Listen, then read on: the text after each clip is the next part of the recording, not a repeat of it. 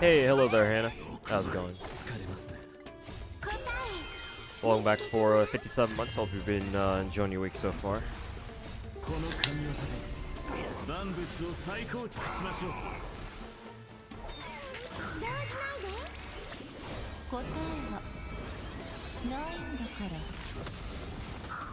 How old am I? Too old. Too old to be playing gacha games, that's for sure.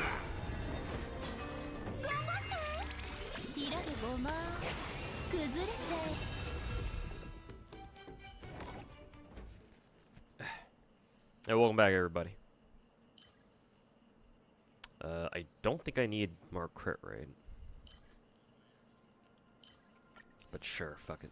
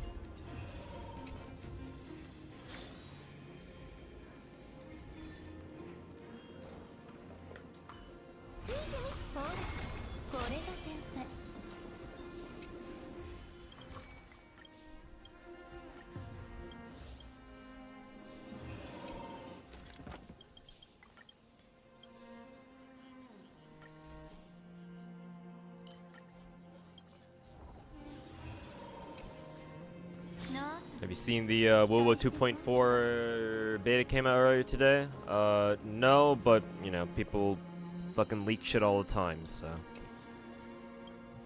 was gonna see it one way or another. Which one is this? Oh, this is Harmony and Propagation, I think.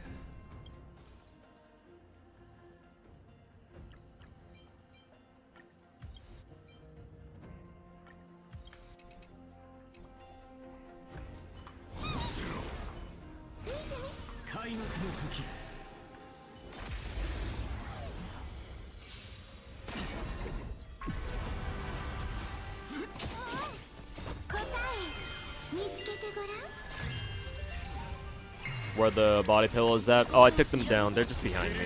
I'll put them back up soon. Probably tonight or tomorrow. Took them down to do some interviews. Actually, the interview that I did today, actually, what? I noticed that the software they were using lets you put up like a background filter. So technically, I didn't have to put down my take down my body pillows for that because I could make it so that they couldn't see it in the first place. But I took them down yesterday. I didn't bother putting them up again. So probably do that later.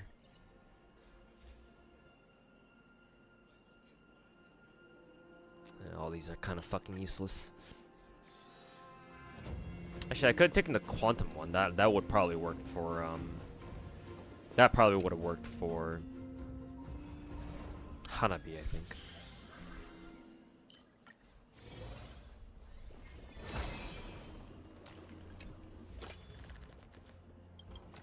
Hey, Rich, welcome back, man.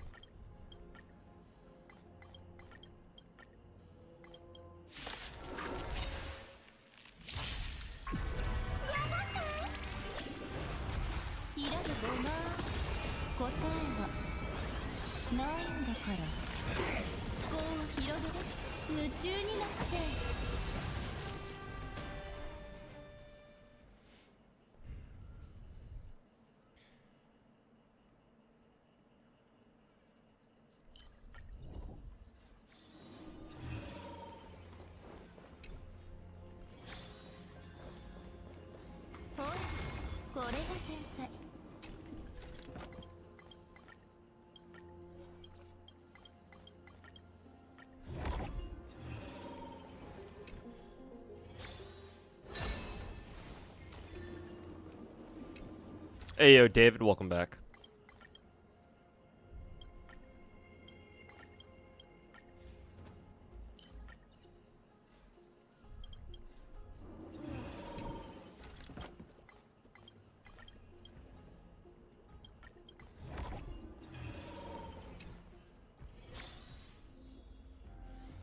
What do you think about Tribe 9 EOS? Because it was too generous.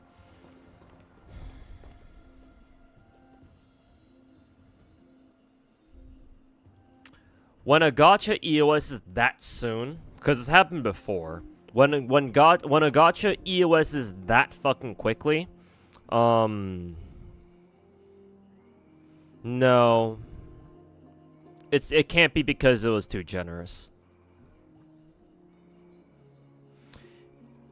The way I see it, whenever a gacha EOS is that fast, the game already had big fucking problems to begin with.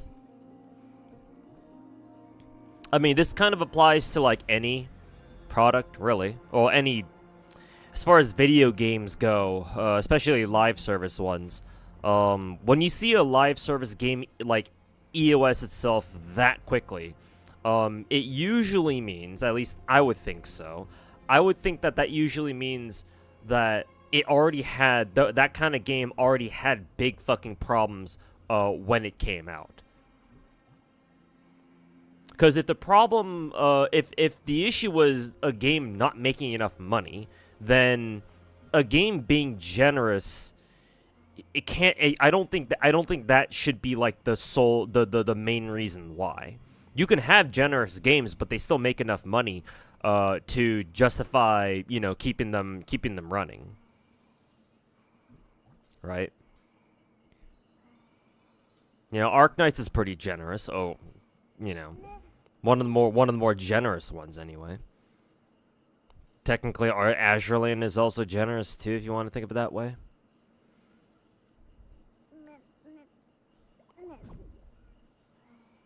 Like, I'm aware of what Tribe 9 did to, like, quote unquote apologize to its players back when it first came out. I heard about that, so I understand the context, I think. But no, it wasn't because of that. I think I saw a Fobmaster put out a tweet saying, or was it Fobmaster, or it might have been somebody else, saying something like, no, I think it was Musaki. Was it Musaki? I think it was him. And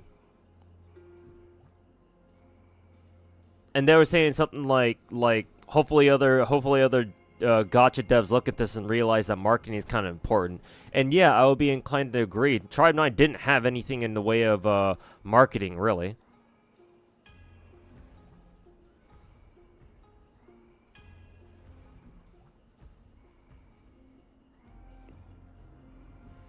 Obviously, that can't be the only reason why.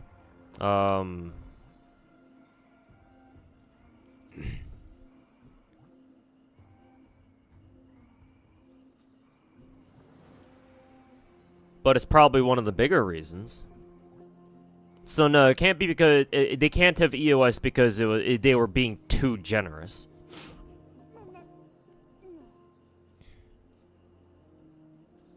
Because even if a game is considered generous, if people consider the game good, they wouldn't mind paying for the game, or at least enough people out there wouldn't mind paying for the game.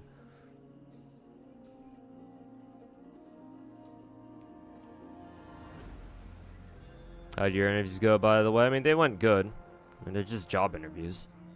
You get used to them after a while.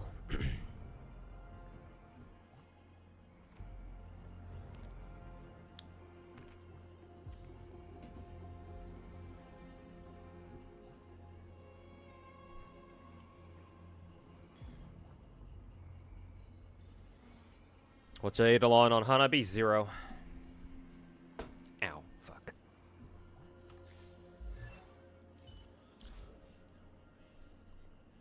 All of my 5 stars in Star Rail are E0 except for like the first 6 months of the limited characters and obviously the some of the perma characters. The only 5 stars that I have above E0 are, well, technically Ruin May, but if you want to count her, because my E1 came from the free copy we got with Second Annie. But Kafka's one of them. She's E2. Selly's one of them. She's E2. Silverwolf E2. I think that's it. Yeah, pretty sure that's it. Yeah.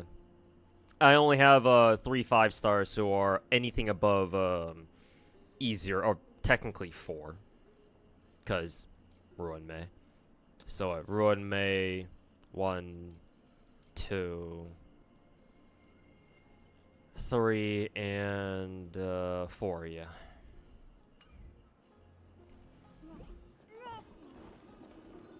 Everyone else is E0.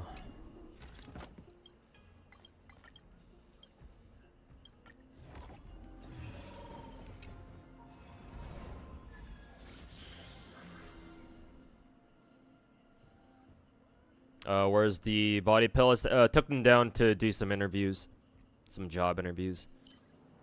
I'll probably put them up like either tonight or tomorrow.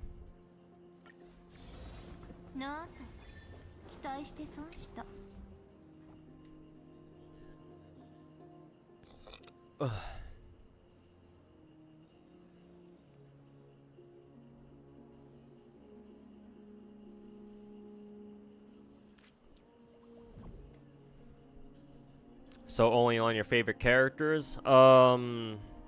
Technically? No, I started off Star Rail, what, 2 years ago? Initially spending quite a bit of money on it, but then I stopped spending money on it as much, over time. If I had the money to spend on characters, then yes, I would absolutely have, way more, like, I don't know, E1 or E2 characters and their signature light cones. Yeah. I would spend more money on my gacha games if I could, assuming I had the money to begin with.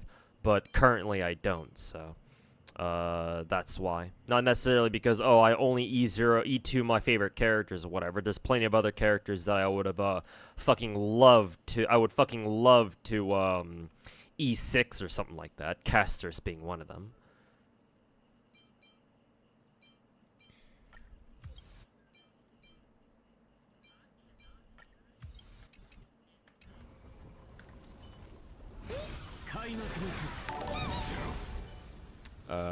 Quantum. Also, Cinelava, thanks so much for the 14-month resub. Welcome back. Also, hey, what's going on, UI? Welcome back.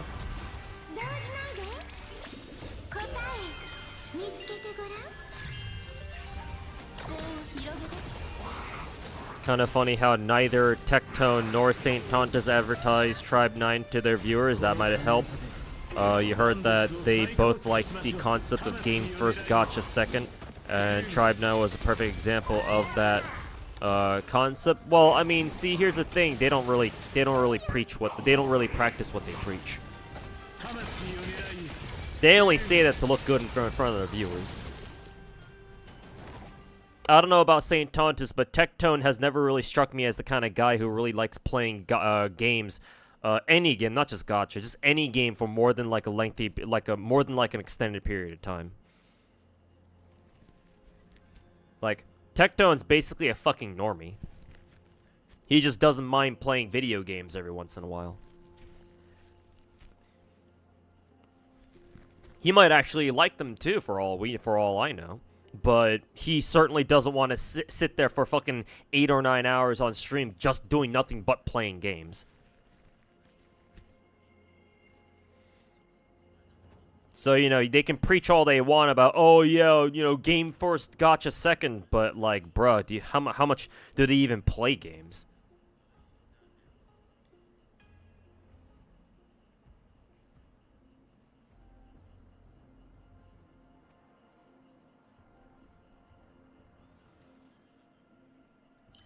But to be fair, if Techie advertised Tribe 9, then yeah, maybe he could have helped it out. I don't know about St. Tontus, though.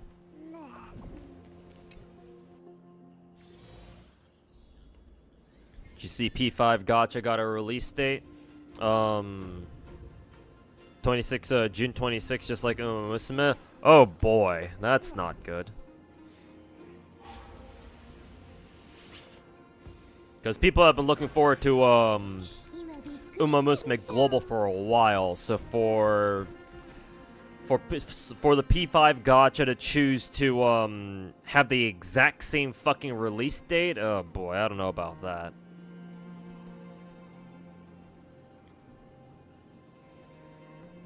That's kind of like that Paladins game coming out on the same day as fucking Overwatch.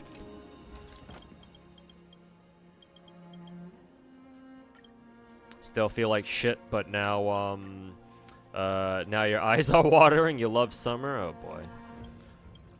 Hopefully you get better.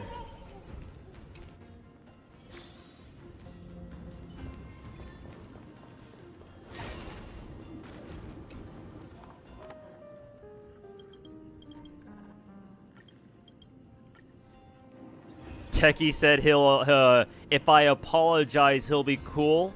Apologize for what? For hurting his feelings?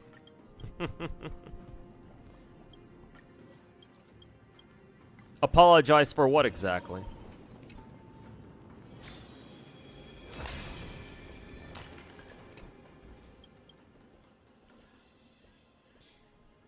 I plan to pull for a heist scene. Yeah, both her and Cypher, if I can help it. We'll see if I can though.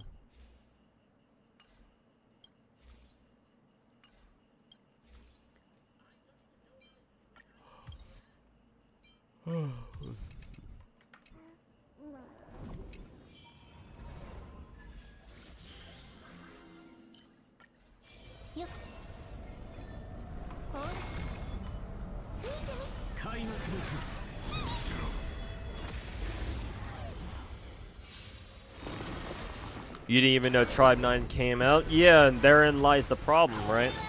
Because I don't remember Tribe 9 like doing like ads or whatever the fuck.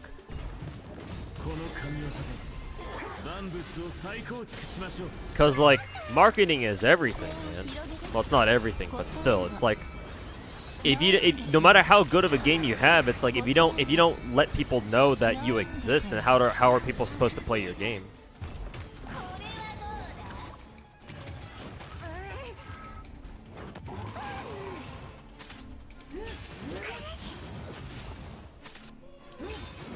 Blue Protocol Star Residence. Oh god, Blue Protocol. Well, let's see if they're any more successful than they were last.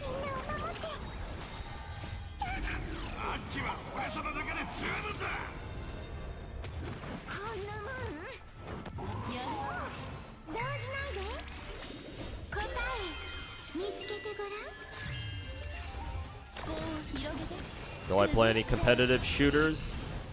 Not really. Not unless you consider Call of Duty to be a competitive shooter. I mean, people do play COD professionally. I think I followed the COD esports scene for about 7 years? 7 or 8 years? Because I started watching COD esports, started watching like the MLG leagues back in like, starting with Black Ops 2, I think. Because I still remember watching the Black Ops 2 World Champs, where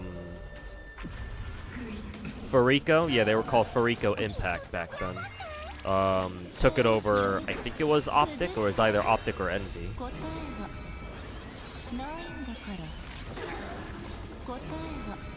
I think I stopped watching at around or maybe after Modern Warfare 2019. I have played Counter-Strike before. Not very good at it, but...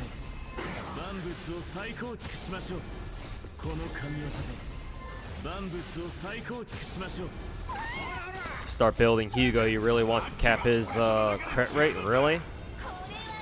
So try going for as high crit rate as possible.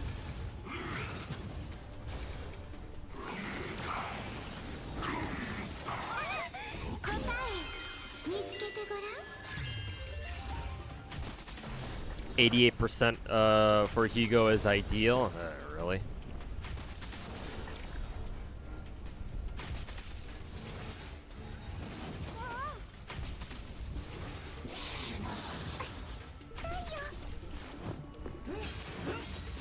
What about CSD? Oh yeah, I've watched professional CS:GO, obviously, or it's called CS2 now. Yeah, I followed CS2 quite a bit. At least I used to.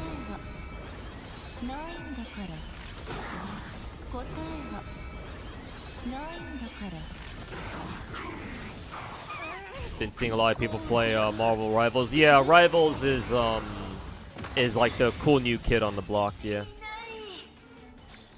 I don't even know if Rivals has a professional scene yet. It probably will soon if it doesn't already. But yeah, Marvel Rivals are what people are playing right now.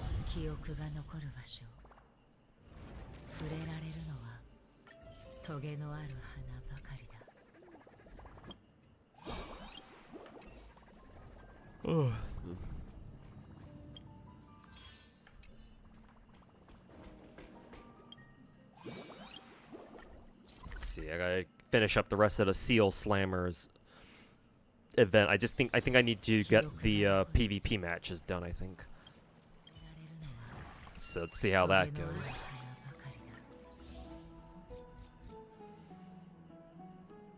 Yeah, complete 3 multiplayer arena and then reach arena rank of Seal and Rising Star or some shit.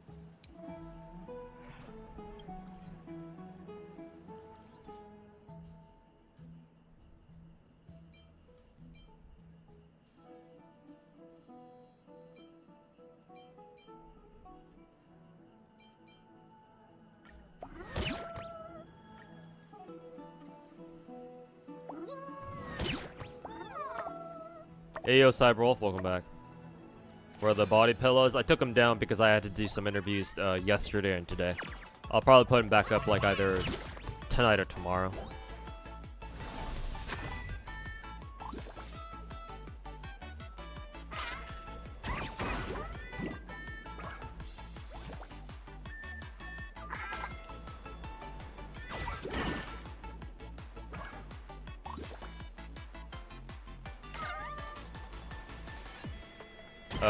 I don't know what the middle fucking thingy is for, but whatever.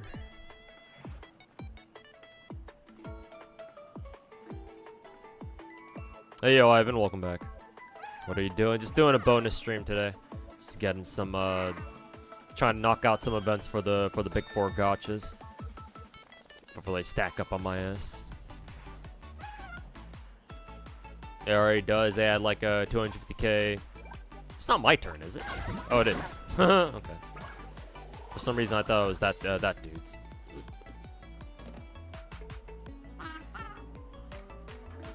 It's still my fucking turn? What the fuck?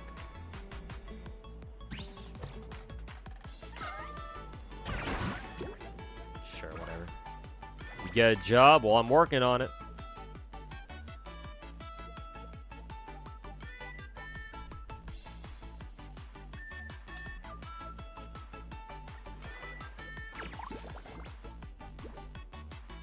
Middle gives you an extra turn, really?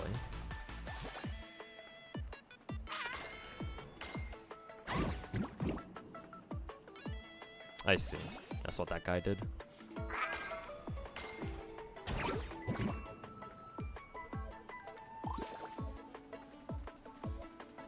Okay.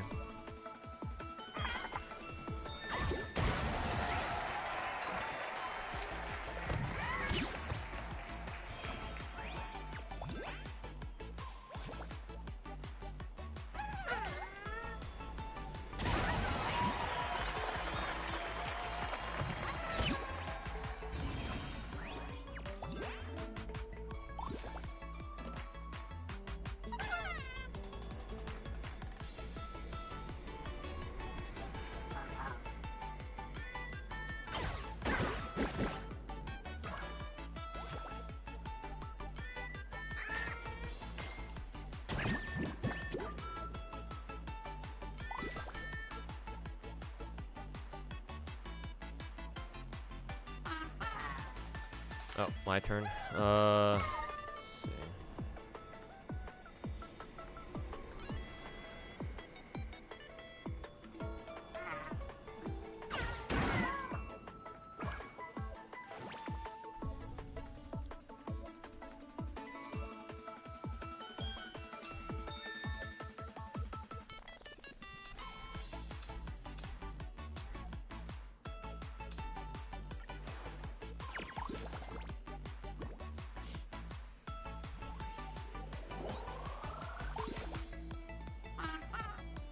Rolling for any Zenless Husbandos? I already rolled for Hugo yesterday, I think.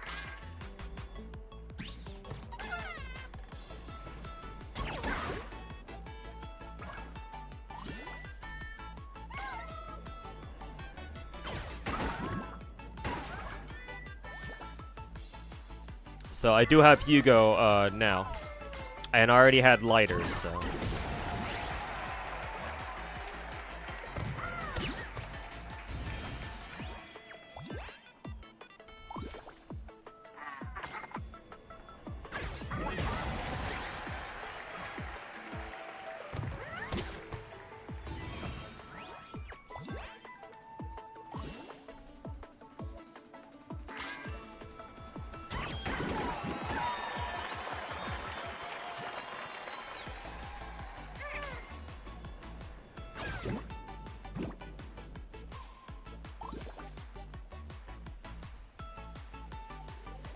Is PvP really with real players? Cause matchmaking seems suspiciously fast. Well, when you have a really popular gacha like any of the Hoya ones, then yes, matchmaking should go by really fast.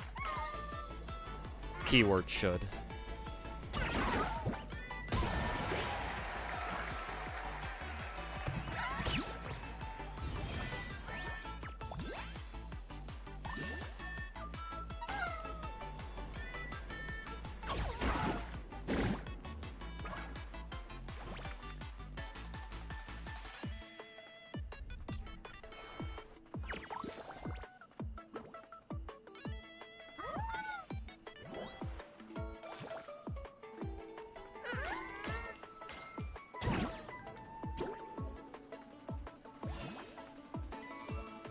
How do I react to horror games?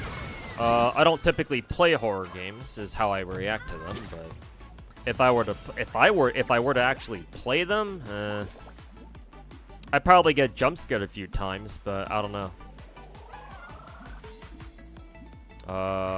I'm not exactly sure how I would react. To be fair.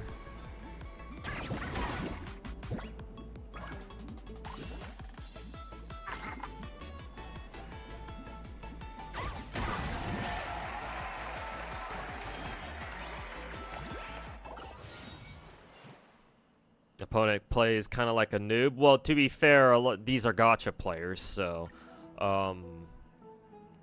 can't exactly expect them to know everything what they're can't really expect them to know what they're doing a lot of the time.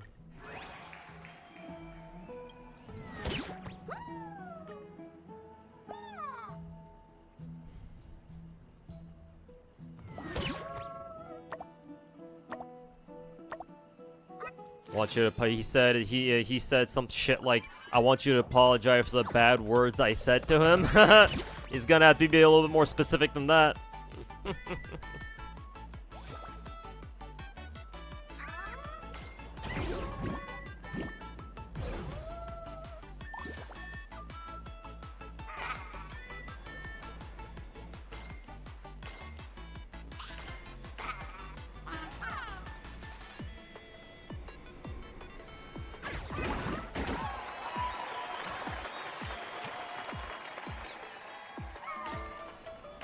Best gacha OST? You mean individual song or overall soundtrack? If you're asking overall soundtrack, then that would be Arknights. If you're asking single best song, then soundtrack number 59 from Blue Archive, called Ri Aoharu.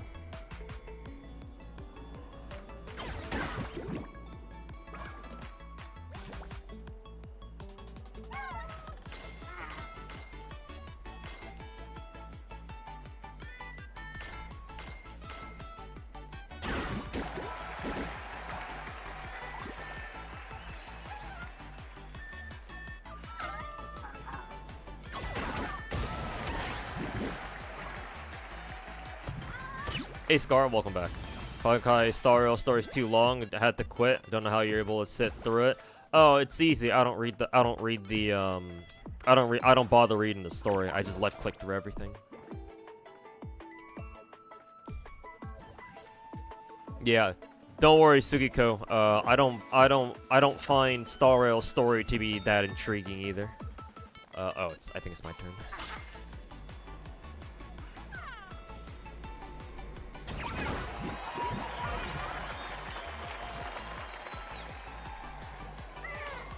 I think Star Rail's story is a bunch of fucking horse shit.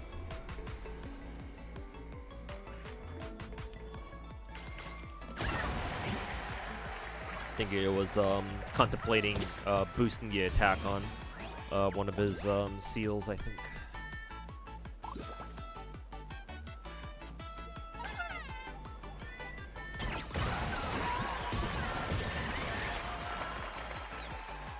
Triple kill.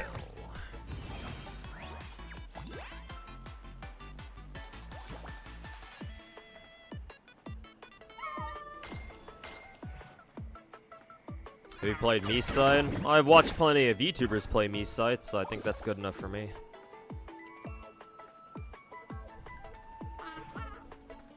Oh, it's my turn again.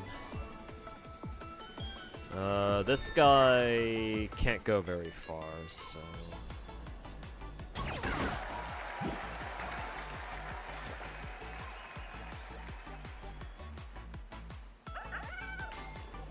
That's what happens when FGO spoils you with its insane story writing. Yeah, unfortunately. Yeah, when you start off with peak, everything else seems like trash in comparison. That is certainly very true. Now it's enemy's turn first.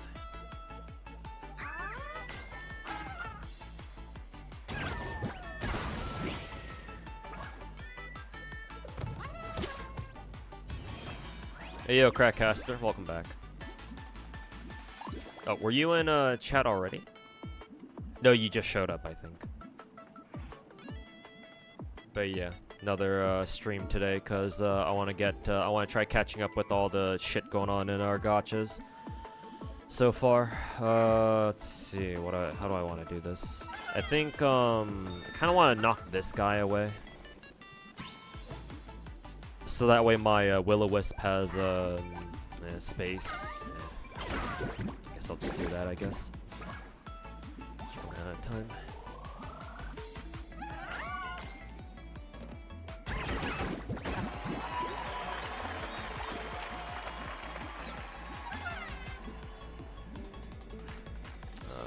Let's see. I don't want to do that because that'll block the way. So. Barely hit it.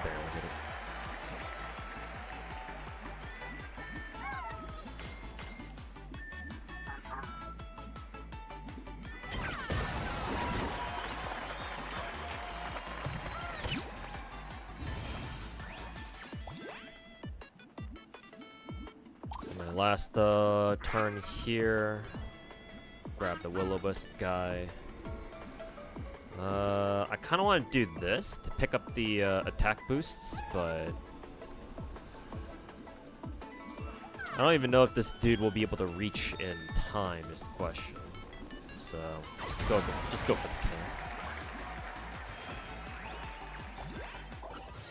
Oh yeah, I just needed one more kill anyway. Cool.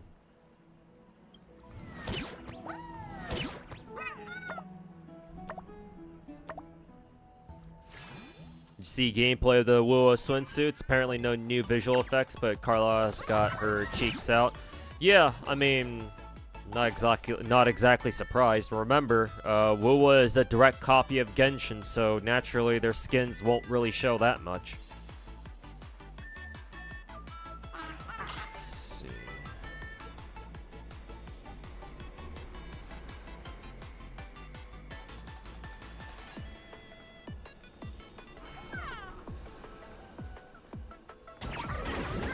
Ooh, that was actually a good hit. So yeah, I don't know why y'all were expecting, or maybe not just you guys, but I don't know why people are so surprised about how, you know, like the skins don't even show anything. It's like, well, yeah, of course they were never going to show anything, or nothing of substance anyway.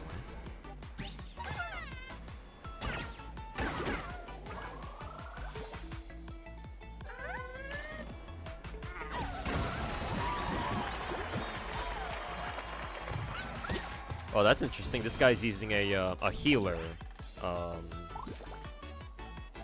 healer seal. This is kind of a bad angle, though.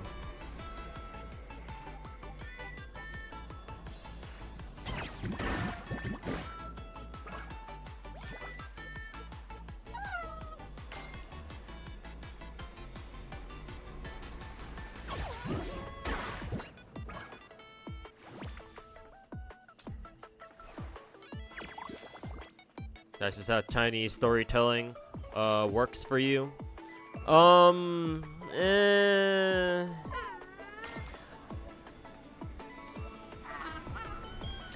a certain extent, yeah, definitely. However, there are some Chinese gachas that actually do have compelling stories. The two gacha games that I either play or used to play that had that, or that have that, are what is it? Girls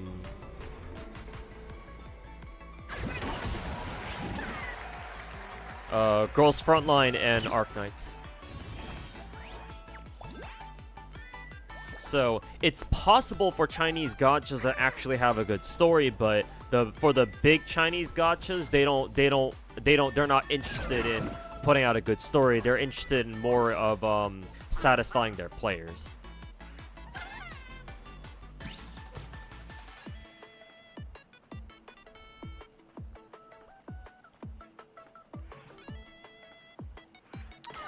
Will-O-Wisp.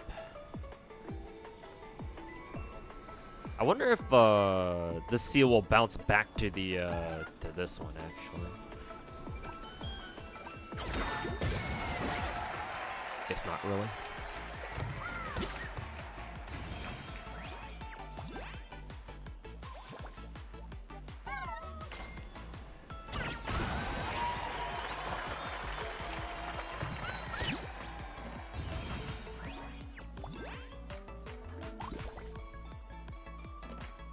Tutu. Bad angle here too.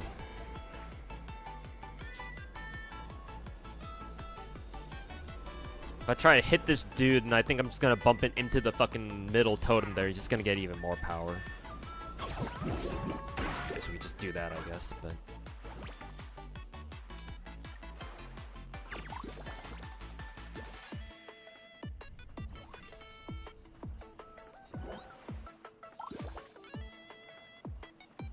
Is Kuro even known for degeneracy? Maybe some skins in PGR. But outside of that, I don't know. I can't be sure.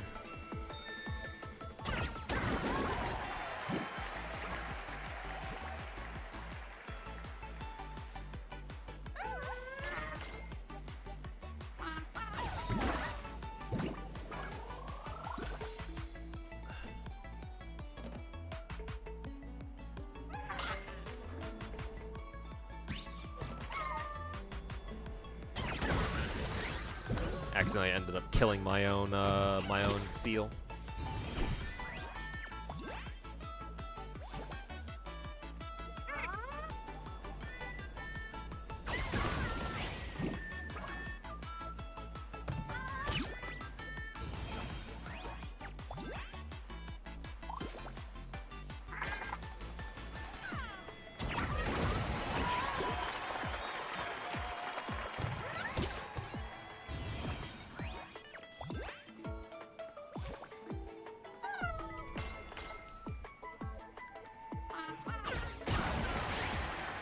Was that a double KO? That's funny.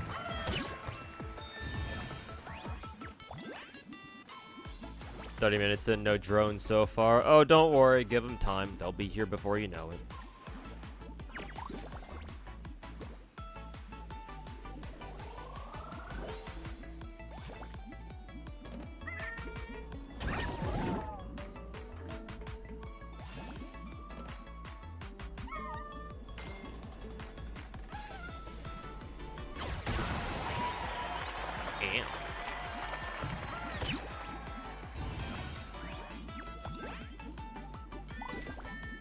Its first is 6 kills, right? So I should just win with this.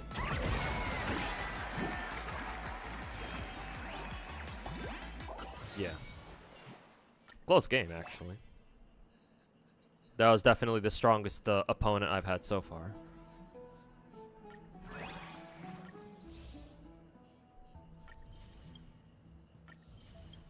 Okay, cool.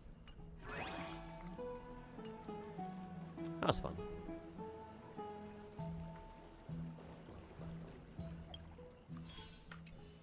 Okay, let's get, what reset this week? Was it MOC? Yeah, I'm assuming it was MOC.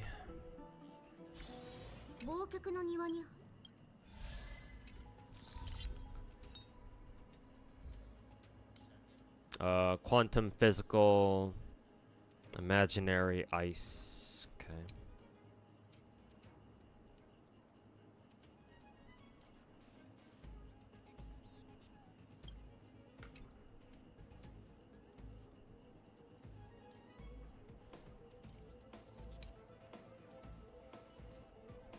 Quantum physical. That's kind of a well, actually, I say it's kind of a weird one, but quantum. Oh yeah, that's right.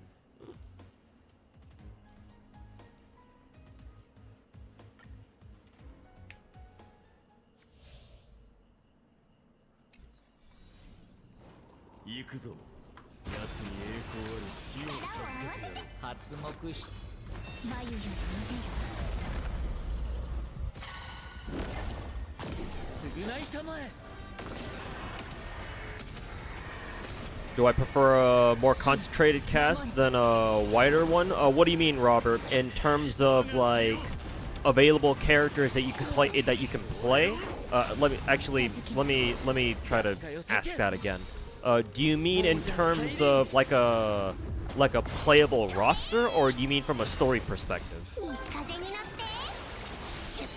How'd the interview go? As well as it could.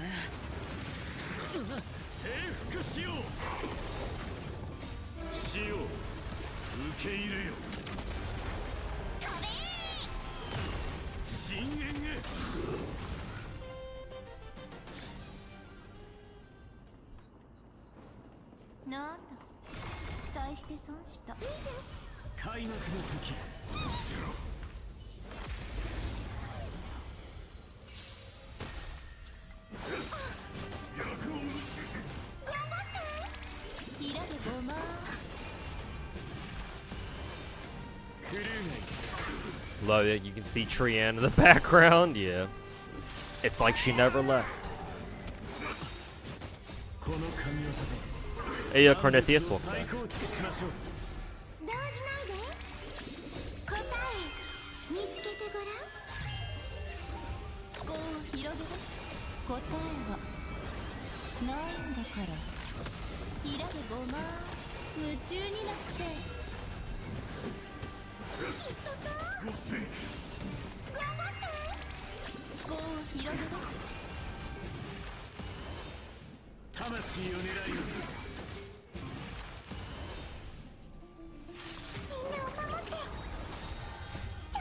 On story perspective,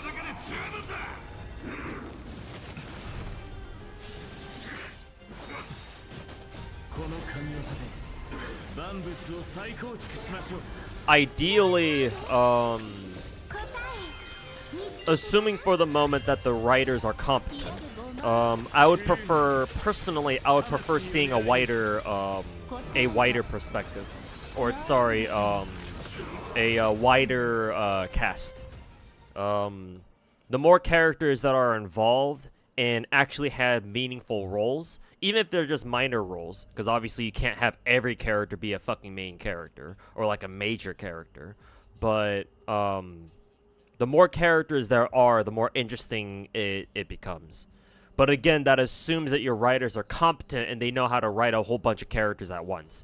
And they take the time and they put in the effort to make sure every character is involved somehow and has a meaningful role to play. Again, doesn't have to be. Not everybody can be a major character, but even the minor characters can do a lot to, like, enrich the story experience.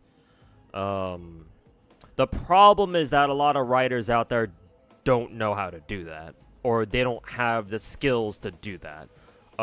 So in that case, assuming that your writers are not that good, and they're more suited to, like, they can only handle writing like a couple of characters at a time, then in that case, just to make sure that your story is as good as it can be, just, you know, ideally you wanna stick to just a couple of characters, who, like, play a major role.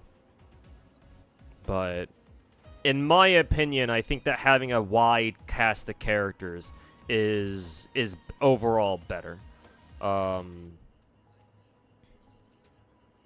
It also depends on story length. If you're writing a story that's not that long, then obviously you don't need a big cast, right? Or if the stories, if the point of the story is to follow like one or two particular characters, or maybe like a couple of particular characters, then sure, yeah, whatever, right? You don't really need a big cast for that. But assuming you're asking that question in the context of gacha games, right? And assuming for the moment that, you know, the gacha game in question is something like a Genshin Impact or a Star Rail or a Wuthering Waves type shit, then yes, ideally you want to have a big cast or a bigger cast. So that way there's a lot of, you know, you have a major plot point, like you have a major overarching plot point, but also you have underlying storylines and side plot points that you can also explore too, that can somehow tie into the main one, you know? And that makes things a lot more interesting that way. Again, the problem is a lot of writers out there don't know how to do that, or they can't do it well. So it's kind of like, well, shit.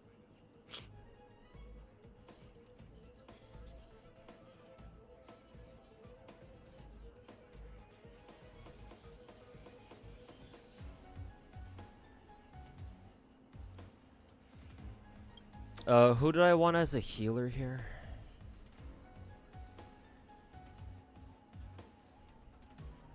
I think normally I would take Huehue for this.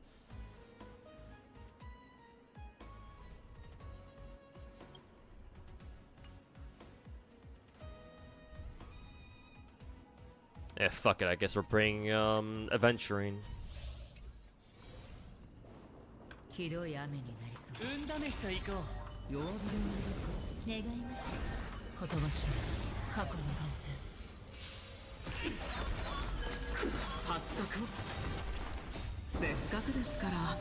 By the way, Baltimore promises to leave my videos alone once I apologize to him. Yeah, somebody else in my Twitch chat already told me, and I asked them what exactly does Techno want me to even apologize for.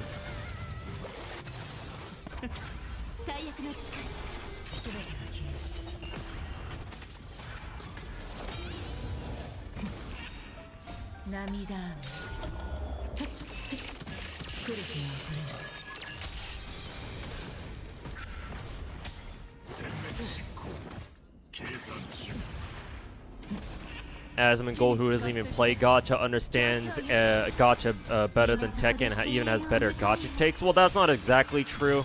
Asmongold has played gacha games before. He's played Star Rail, and he's spent a lot of money on it before.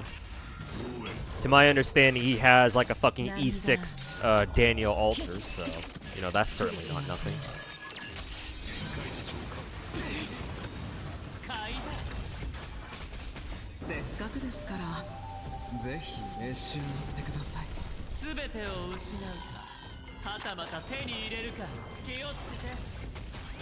"50 minutes in, now there is one." No, I don't think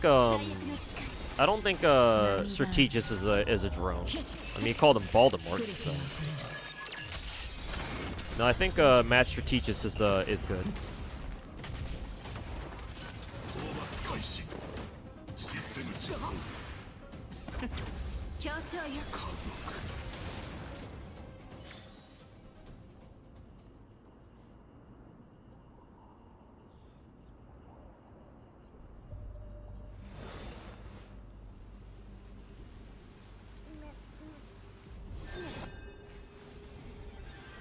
Well, at the very least, he doesn't sound too fond of Tectone either.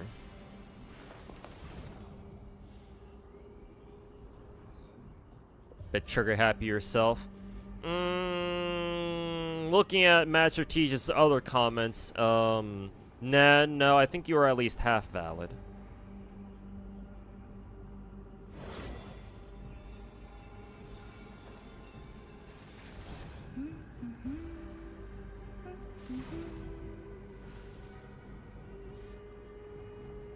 You do plan on being a gacha creator yourself? Oh, perfect. That's the perfect occupation for you then. Now I'll have another person to call retarded like St. Thomas and Tectone. So please be my guest.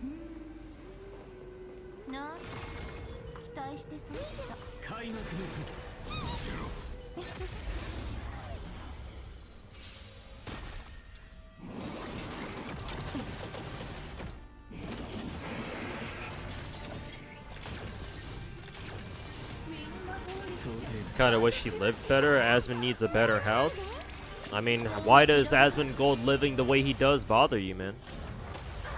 No, it's not like it's your house. It's not like you're ever gonna fucking visit his place ever in your life, so what's the point of worrying about how somebody else lives?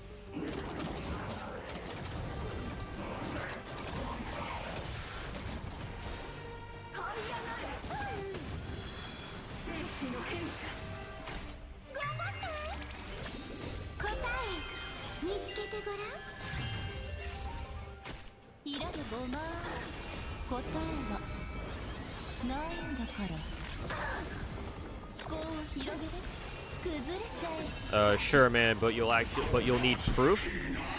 What are you even talking about? I didn't ask for proof. Proof for what? That you're retarded?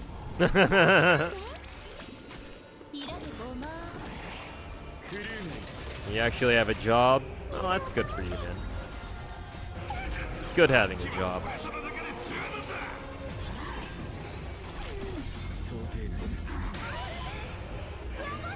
Try not to lose it.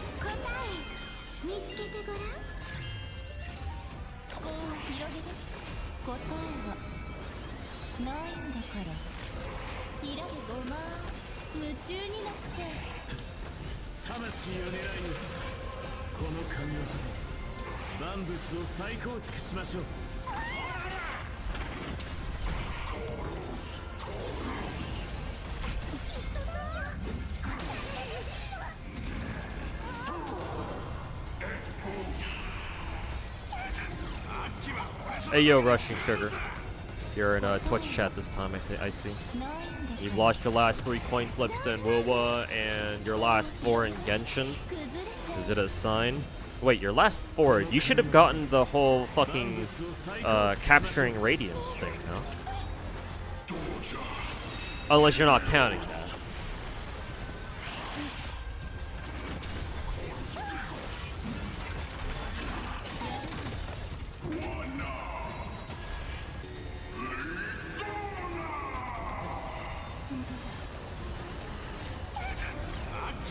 Oh, hey, look, guys. My Casterus global passive kicked in.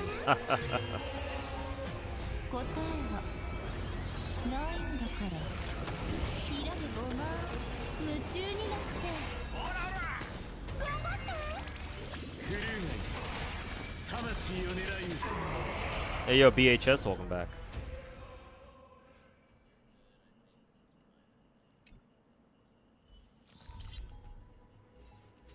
Oh my god, guys, global revive, so fucking broken.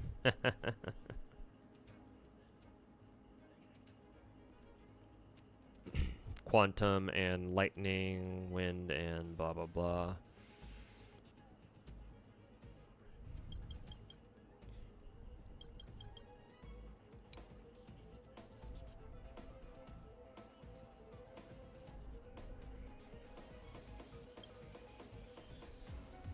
Oh, for this one, we can just run Herta and Anaxa again.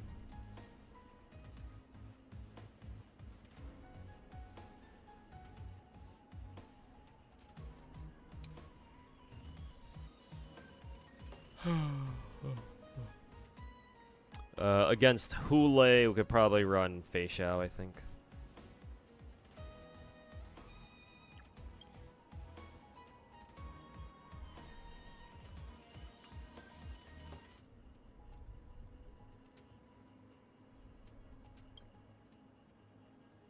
Let's see. I was going to run Fei Xiao and Topaz, but then again I realized they're both single targets, so...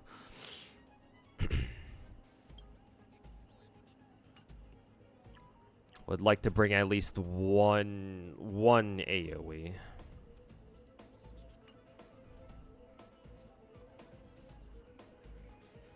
Honestly, having Argenti here wouldn't be bad. I think I'll bring Yunli though. Yunli, you, and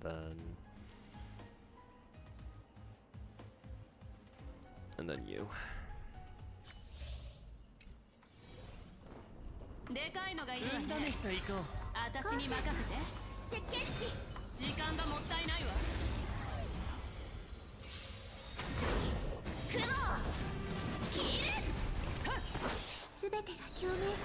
I plan to max Saber and Archer when they're released. No, I don't have the money for it.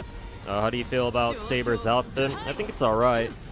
I don't have a problem with it necessarily. I think it certainly fits Star Rail if nothing else.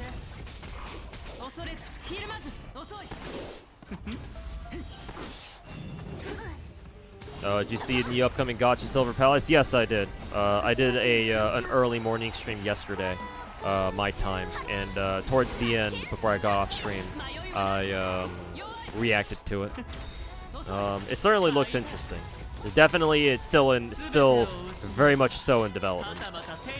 But a couple of things that I saw that I found rather interesting.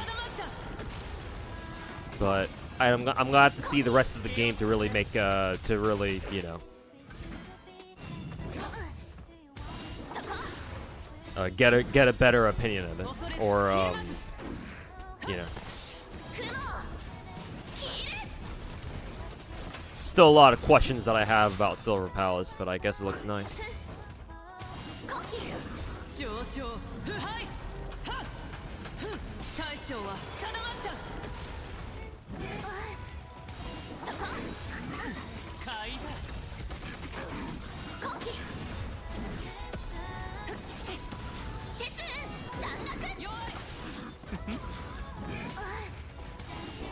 Imagine having Aslan's money and not at least spending some of it to fix or renovate your house. Bro, people do whatever the fuck they want with their money, my dude.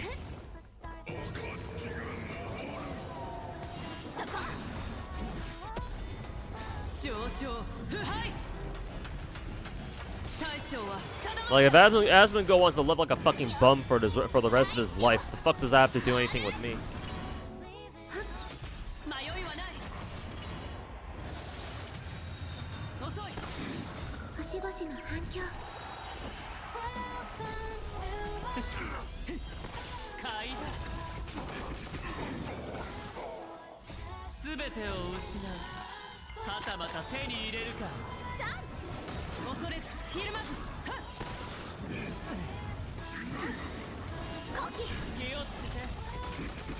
You know that people are fucked up. I mean, if you're asking me, I think that people who care about how other people do or don't spend their money is more fucked up.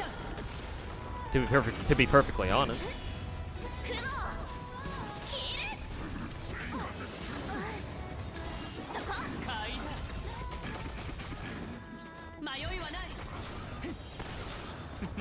You wish these new gacha games would name their games better, like Ananto, Silver Palace, NTE. Why do they all sound so fucking weird? I don't know. They sound fine to me. NTE is probably the strange one because, yeah, what the fuck does Neverness to Everness even fucking mean anyway?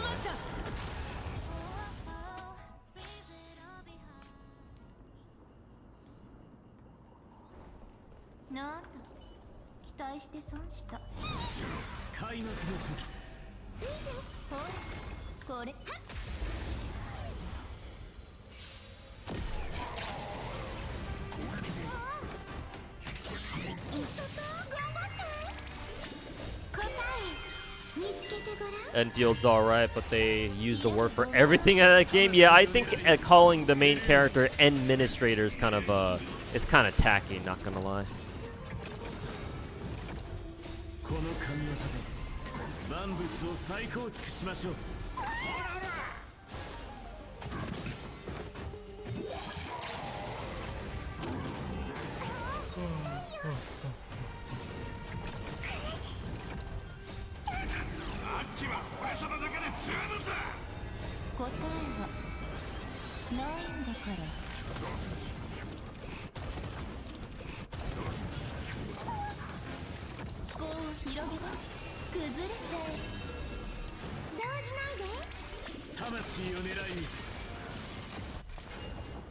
Square Enix sounding ass name.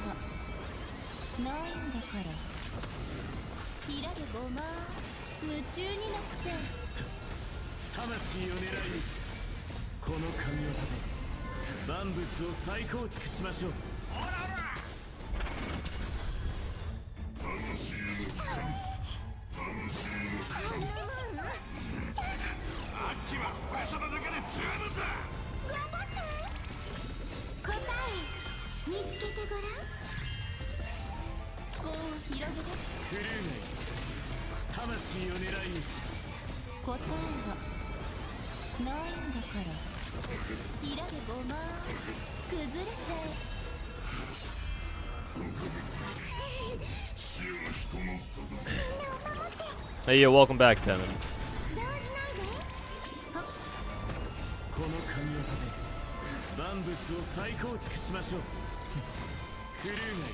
Yeah, I've heard. I've been told that Techie would stop attacking me in my videos if I apologize, stop calling myself. That's a new one, actually. I didn't know he also threw in the whole stop calling myself the god of gacha thing. Which is kind of ironic because I think I saw one of Techie's streams recently on his YouTube channel calling himself the gacha god. Or calling it... I think one of his recent streams earlier this week was quite literally titled God of Gacha Descends from the Heavens or some shit. So I find that rather ironic that somebody who's trying to get me to stop calling himself, he's trying to get me to stop calling myself the God of Gacha, so what, he can call himself, start calling himself the God of Gacha? Fucking arrogant prick.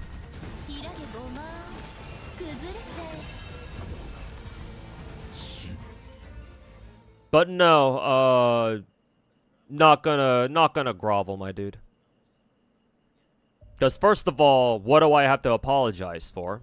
I don't even know what he wants me to apologize for, even. What, did I hurt his feelings or something?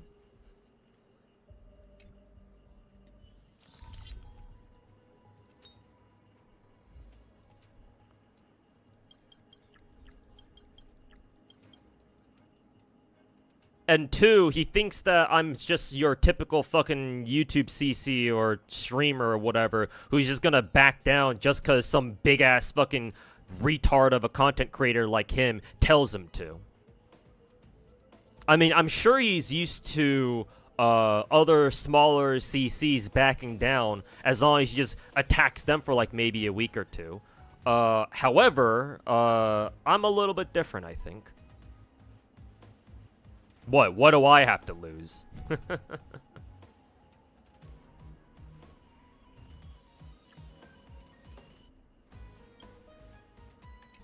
it's just the banana bosses. Where's my Lady Herta team? Oh yeah, they're already all here. Who was this again? Oh yeah, this is the fucking dragon boss. The weird ass dragon, whatever the fuck, from Story, I think it was.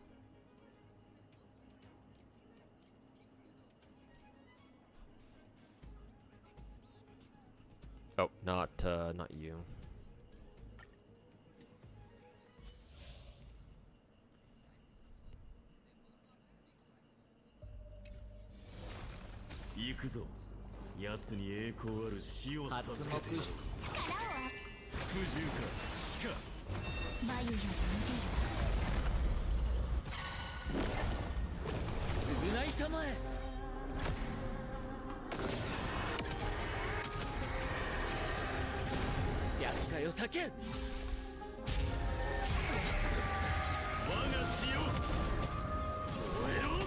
Tectone during Enfield Beta called himself Gacha Jesus? Yeah, I'm aware. Which makes it even more fucking ironic.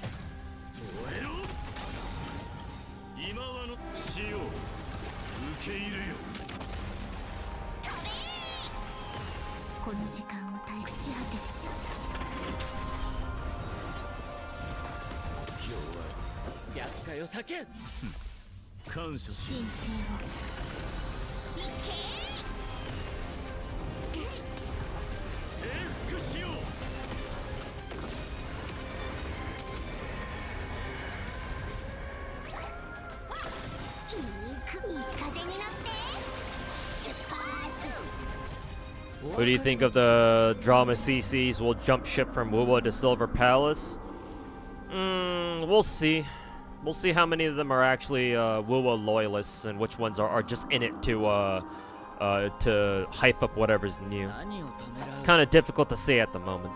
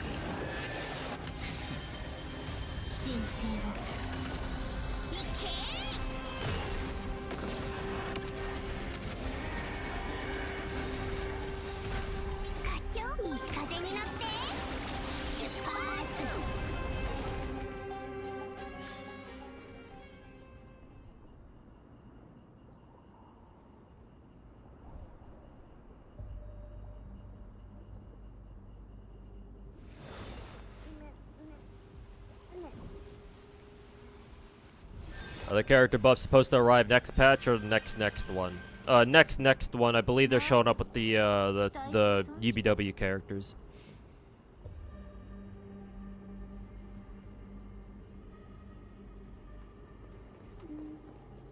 So yeah, no, not with the Cypher and Hysene, but the patch after that.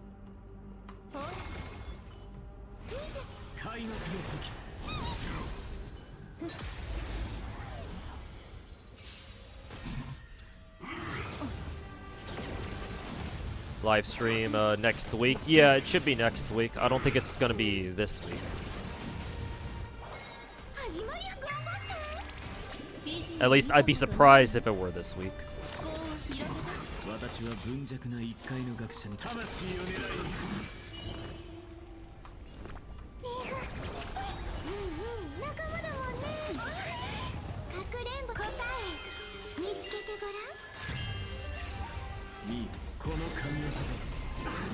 like Cypher's ENVA. Yeah, her ENVA sounds really nice.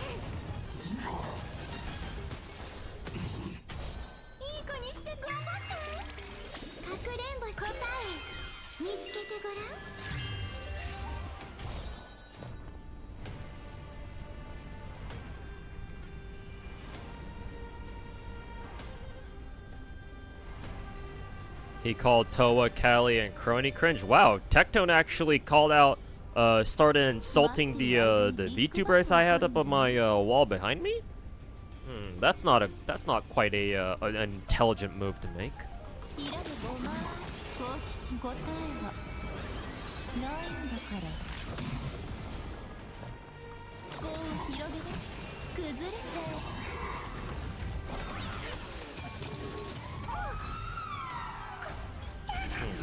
Not sure if I would recommend that.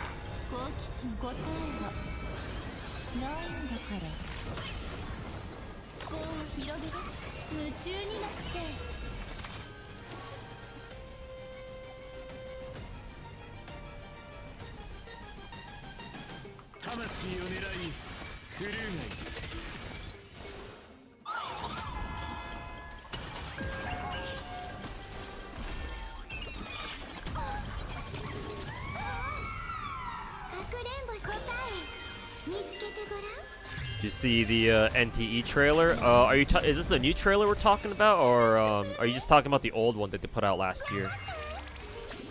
Because I believe I've already seen all the NTE trailers that we've already gotten so far. So unless they put out another one like very recently, like this week, then no, I haven't seen that one.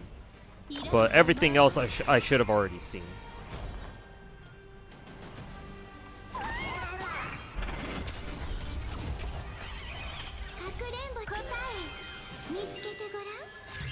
As in, just released today? Oh shit, okay, so it is a new one, alright. Then yeah, we'll go watch it after I'm done with Star Rail today. Oh shit, some new NTE information?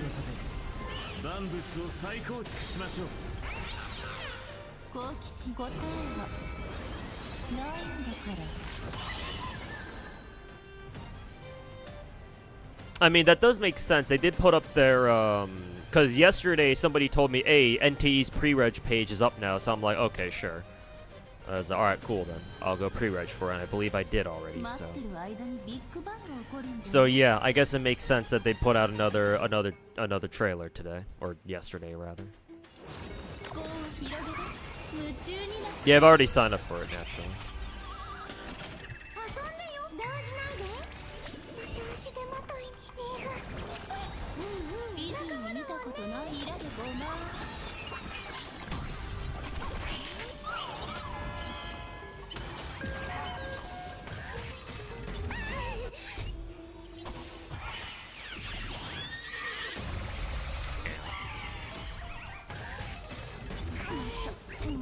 Oof.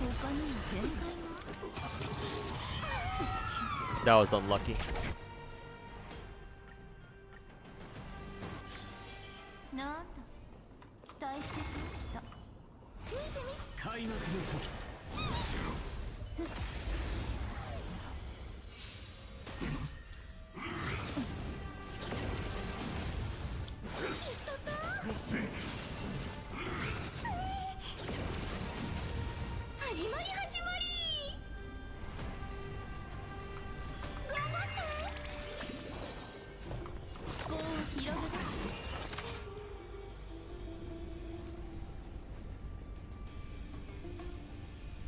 Did you take Tectone's advice and get rid of them? No. I didn't take anybody's advice. I mean, Tectone should take my advice and stop being a fucking content creator. But I don't see him doing that anytime soon.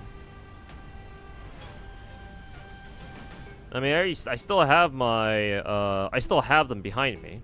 I mean, if you really want me hanging up now, then I can.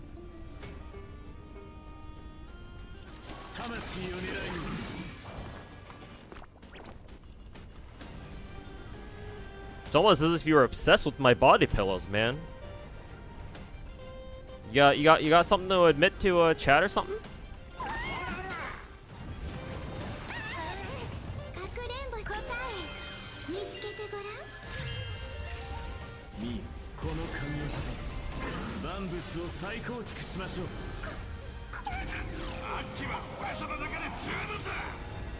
Oh no, just wondering. Oh yeah, I'm sure you're just wondering. Oh, I'm sure it's just wondering, my dude.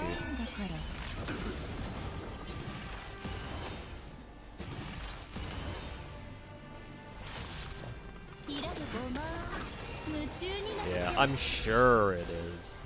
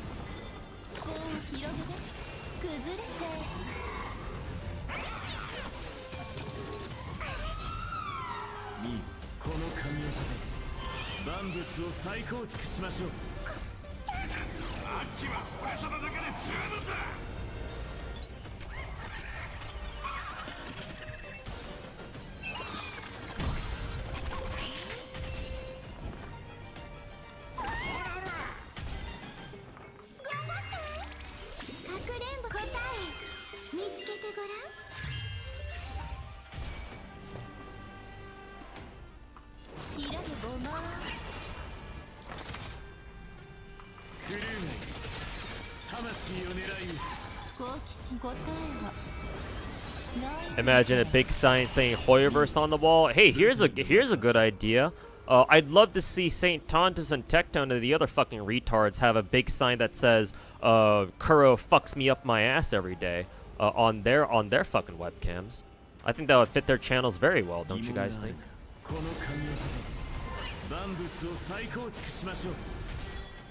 Wouldn't that tread into copyright? No, not really. People have up signs.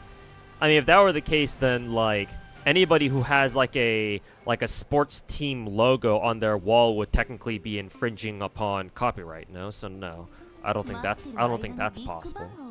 I don't know how well that would even hold up in court anyway.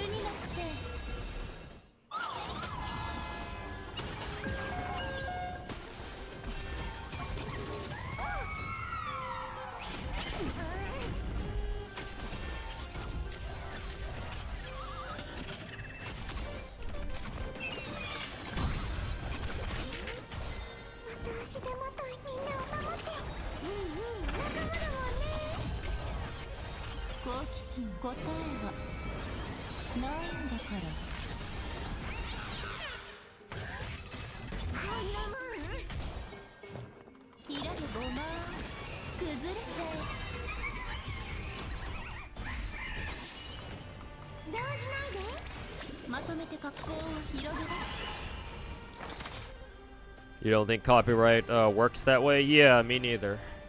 It shouldn't, anyway.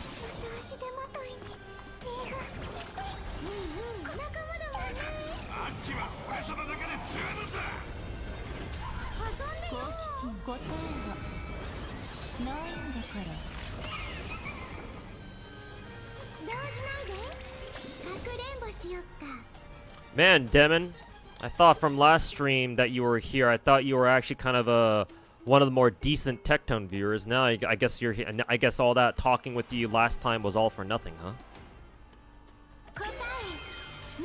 Guess I shouldn't be surprised.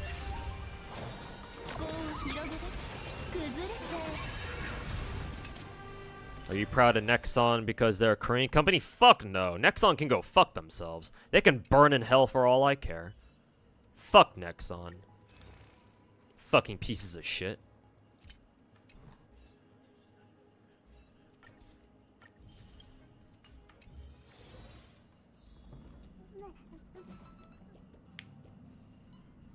Hell no, I'm not fucking proud of them. Fuck them.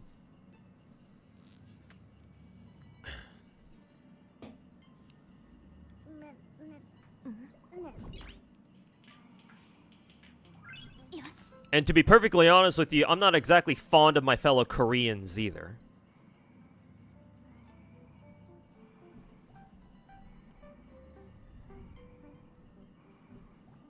Personally, I'm of the opinion that every single fucking Korean on this goddamn earth, speaking as a Korean, has something fucking wrong with them. Every single one of us has something very fucking wrong with us.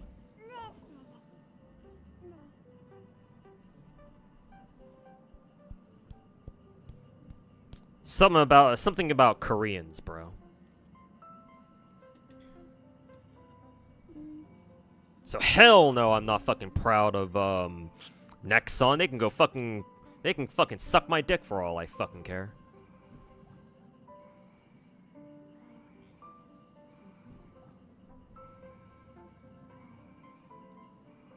It's a fucking travesty that Blue Archive, they were the ones who came out with the fucking Blue Archive, man. Blue Archive would be so much better under somebody else's fucking development. Or if it were owned by somebody else.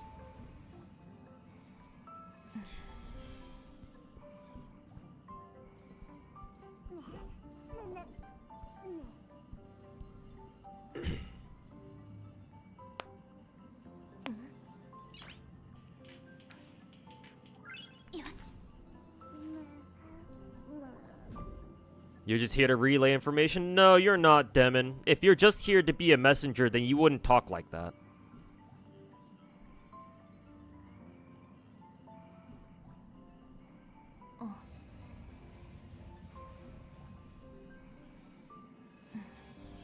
And yeah, student, I've heard Tribe 9 EOSing when I woke up today and I pulled up Twitter. One of the first tweets I saw. What do you think the reason for the fast EOS? Whenever gacha games EOS really quickly like that, because it's happened before, and it will continue happening. Usually whenever that happens, to me, I want to say that's because those gachas already had big problems to begin with.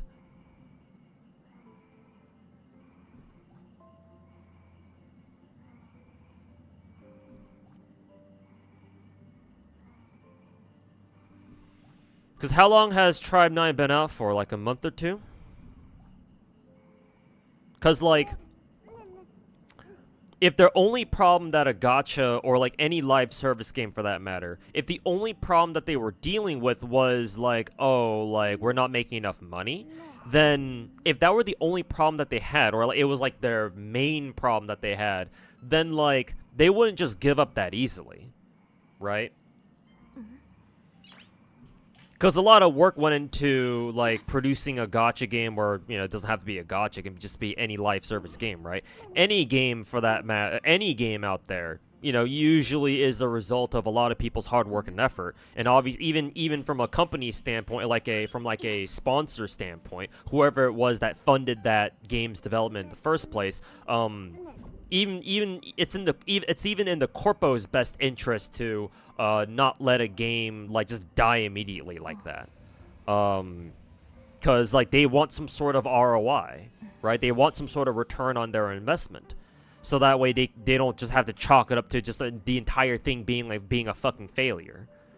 And so, again, if a gacha or another live service game, if their main problem was, oh, we're just not making enough money, then typically they're not going to EOS that quickly, because they're going to try a couple different things first before EOSing, right? Usually whenever a live service game or a gacha game EOSes that fast, then I would think that it's because they had other bigger problems going on in the background already. And then all these problems stacked up together convinced like the devs or the publisher or whoever's in charge to be like, nah, like this is too much for us to handle, just fucking wrap it up. And you know, fucking EO it just axed that shit. As for why Tribe 9 got axed specifically, I don't know.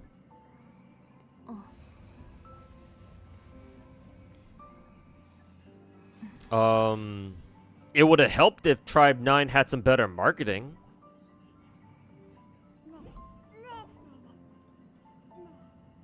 But I don't play Tribe 9, so I can't say for sure.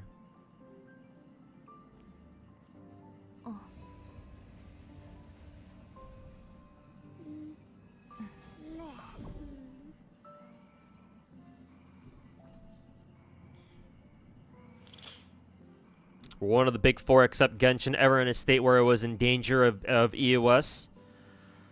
WUWA launch or Z3 launch? No, well, WUWA maybe. I'm under the impression that WUWA, well, we know that Wuthering Waves had to launch early.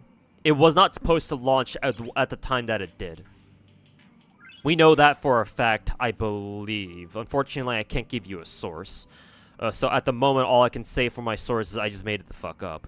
But I believe I've either been told or read somewhere that WUWA was not supposed to launch in the state that it did. Which would imply, which for me hearing that, I'm like, oh, okay, they had to launch the game early because they need to start making money now in order to start repaying their loans or whatever other, basically pay back their start paying back their loans or start paying back Tencent or whoever the fuck, right? Unless Tencent wasn't involved in the initial development process and they just came in after WUWA launched and was really successful. That could be the case. But, I believe WUWA launched early. Much earlier than it should have been. Because when Wuthering Waves launched, y'all should remember this, because it wasn't that long ago. But WUWA launched in a not such a great state. Right? Plenty of bugs. Lots of performance issues, especially across like mobile devices, I believe. Even across some PCs as well, for that matter. Like, performance issues out the fucking ass. Yeah. Just, it did not launch very well. Thankfully, it still did really well, though. Enough people liked it enough. But there's a reason why they did their whole 2.0 relaunch thing. It was because they wanted to try getting back a lot of the players that they lost during their initial launch. Because a lot of people were like, nah, I can't play this. For whatever, for one reason or another. Whether it was because it was performance-based or, like, maybe WUWA just wasn't really what they were looking for at the time. So while I hesitate to say that any of the big four gachas, like, were ever in danger of EOS, WUWA would be, like, the closest one to having experienced something like that. Because I want to say, like, WUWA launching back last year during May felt like a situation, like, in hindsight, it felt like a situation where the devs were like, well, we got to start making money because we're losing too much money. We can't you know, keep going on like this without launching the game. So just launch the game now, and then we'll worry about fixing it afterwards. Because, like, they need to start making money now in order to start paying back their loans or pay back their sponsors or whoever was paying for the development.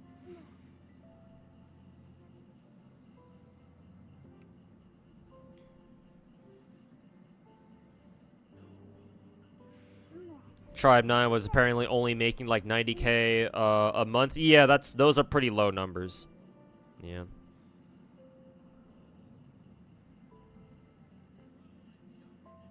So, not exactly surprised.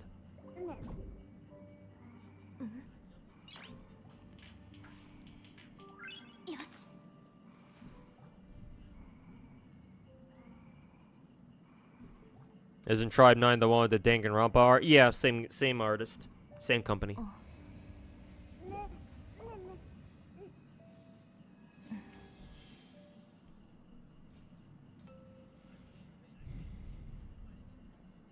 WUWA was supposed to launch originally the same week as Zenless. That I don't know if I've heard before. Now that I know that, yeah, that makes a lot more sense now. Because now that adds another layer to it where Kuro was like, well, not only do we need to start making more money, we need to start making money now, but they probably wanted to jump the gun and be like, oh, let's beat out Zenless by releasing our game early. And like be the first ones to the table before Zenless came out or something like that. So definitely layers to that decision, I'm sure. Have I ever tried out Street Nova? No, I've never played it. I've seen people play it, but it doesn't really interest me. I'm not a big fan of like the quote-unquote tactical shooters like that. Like I can play them, it's just not my favorite. So, I don't really care about them too much. I like arcade shooters like Call of Duty, COD, Combat Arms, Dirty Bomb. Like I prefer shooters that are, let's see, how do I explain them? Like I like high mobility movement based and like sort of low recoil-ish shooters. Like COD and Dirty Bomb, but like I don't want them to be so fast where I'm starting to play like fucking Quake or some shit like that.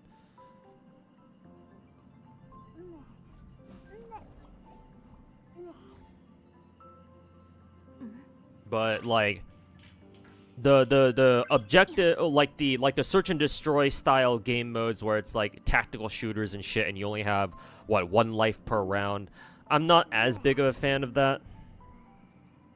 I mean, I can play them. I don't mind playing them, but I have a lot more fun playing the arcade shooters or arcade style shooters like COD.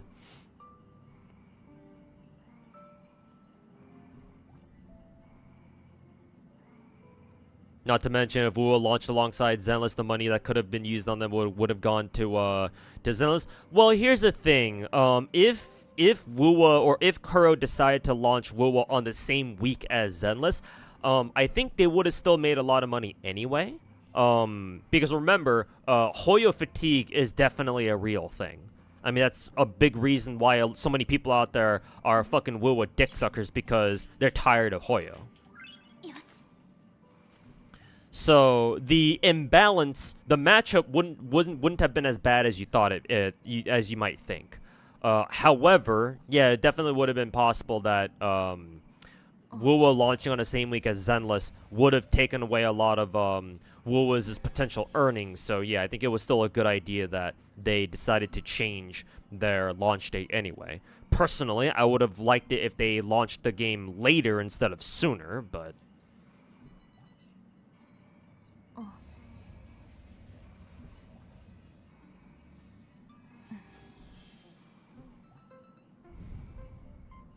most of the complaints about the TV section was people bitching about not getting the action fast. Yeah, that's the one of the problems that I said about one of the problems that I said Zenless had from last year.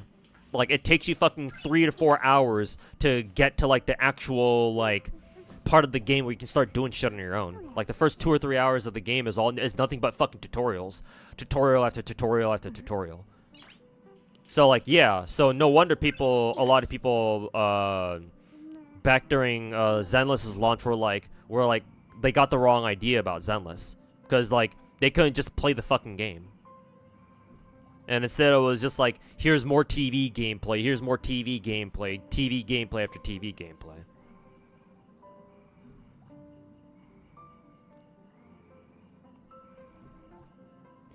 And what's your gut feeling? Do you think Zenless 2.0 will be an impactful patch? Well, I mean, it depends on what they have planned for it. Because, like, 1.4, they actually treated like a soft relaunch, right? Changed the gameplay, changed an important aspect about the gameplay, where now you can use everyone's ultimate instead of just using it on one person only, or on one character only. They, unfortunately, got rid of, they stopped developing more TV gameplay, again, which is unfortunate. But that's the decision they decided to go with.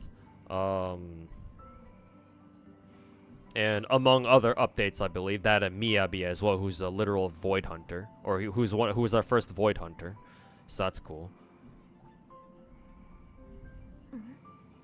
I'll wait until we get our 2.0 preview stream, which should be next week, and then we'll see what they're cooking up for 2.0.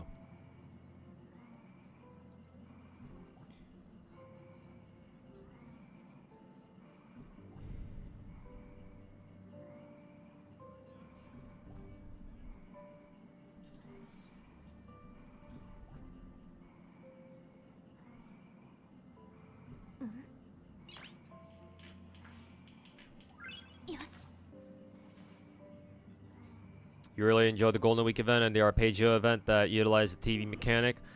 Yeah, the Arpeggio event was fun. I do think that event kind of overstayed its welcome. I think some of the missions were a little too long, but overall I thought it was a good event.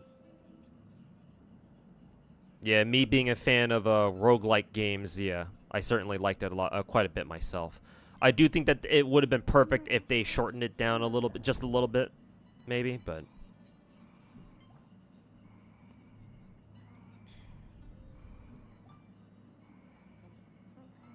the subreddit doesn't like Faith in becoming another trailblazer. Probably. Unfortunately, that, from what I've been told, that's probably the direction that they're going in. I'm not, to be fair, I'm kind of on Reddit's side on this, where I'm not exactly a big fan of it myself, but it's like, oh well, if it happens, I guess. And even if it does happen, at the very least, it's still a little bit different from the other two Hoyo games, because at least this time around, the main characters didn't start off as fighters or combatants. They like had to train to become them at the very least. So you can kind of see it as a sort of character development, maybe, if you want to think of it that way, but yeah, I'm not too sure how I feel about Faith in becoming an actual fucking playable character. Like, and especially if they just turn out to be fucking ass, like Traveler is in most of their fucking forms, except for DMC, obviously. Like, at least Trailblazer in Star Rail now has two really good forms, both HMC and RMC. So it's like, okay, we can actually use them in battle now. And, like, not have to feel bad about them being fucking dog shit. So it's like, if Faith and actually turn out to become playable characters and they're actually usable, obviously I'm not saying that they should be, like, top tier or anything. But at the very least, if there's a reason to use them, then sure, whatever. I'll take it for what it's worth. Like, the only thing I don't want in a situation where Phaethon becomes playable is that they become playable and they just turn out to be fucking dog shit. It's like, oh, now this really is just fucking Genshin all over again, huh?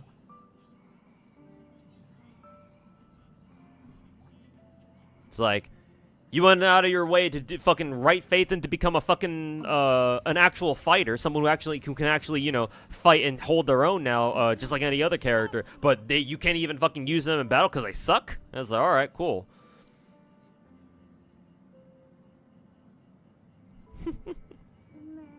Alright. Here we go again. Back to Genshin. Close enough. Welcome back, Genshin Impact. Yes.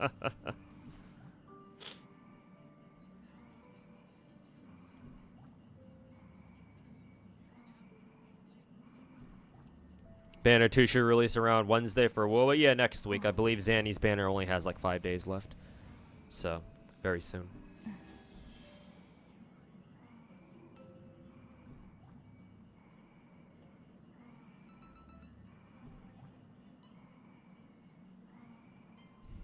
The real enemies are the wokes on Twitter calling every gooner an incel and shitting on Zealous. And WUWA, people need to realize who our real enemies are. I mean, ideally, yes, but unfortunately, people are too concerned with protecting egos and pushing agendas to rally together to see who the real enemy is.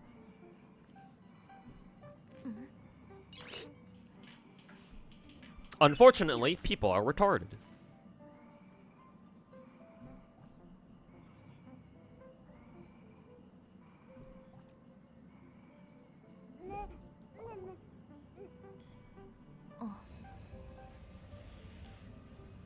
Or maybe kind of follow FGO with how they treat MASH. With every major patch, we get like a nice upgrade. I guess so, yeah. It could be a slow burn too.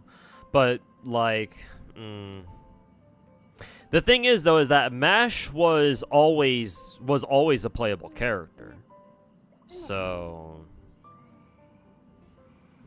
like, if Zenless wants to do that too, where it's like, oh, they like incrementally like make Phaethon stronger and stronger and stronger, then like I guess that's cool. But like they need to make it very clear in the story itself, right? If that's how they wanna develop Phaethon, then like ideally in the story they should explain it very clearly to the viewer, like, oh, Phaethon's not very strong now, but you know, over time as they keep training, as they keep, you know, practicing and whatever, and like learning new shit and like developing their powers and shit. It's like, okay, over time, eventually they will become a lot stronger. But and even then, even with that sort of communication, it's like some people won't really like that either, you know. I guess we'll see what they want to do. Did you see new MASH? I heard that though. I heard that MASH got a new upgrade. I don't know how good she is though.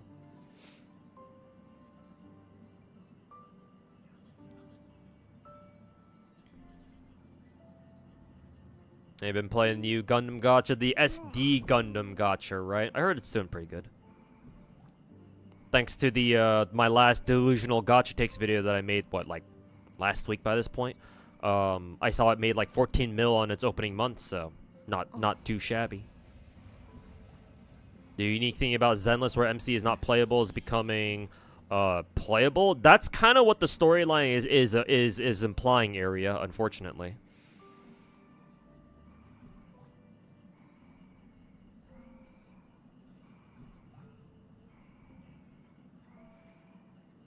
People who like Kamo or like Skirk. And JP loves their white-haired waifus. Yeah, I heard Skirk is doing numbers over in Japan right now.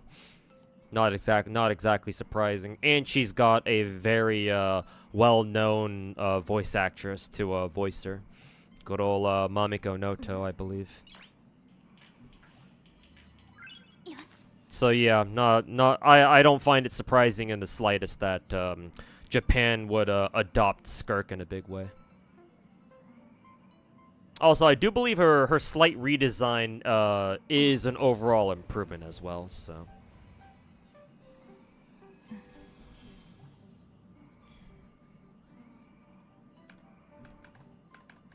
Let me pull up the allow me to pull up the new NTE trailer. And I will react to it on stream. Man, this video came out just not even a day ago, and it already has over 1 million views. Okay, this one's doing fucking numbers. All right. Color me impressed.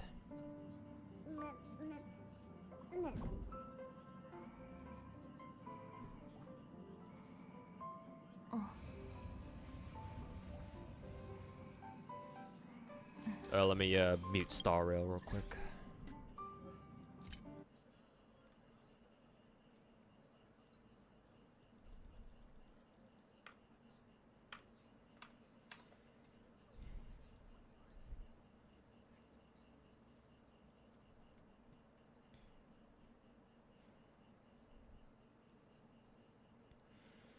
Becoming playable is kind of meh. Yeah, area. I'll admit, I don't know how I feel about that either. Yeah.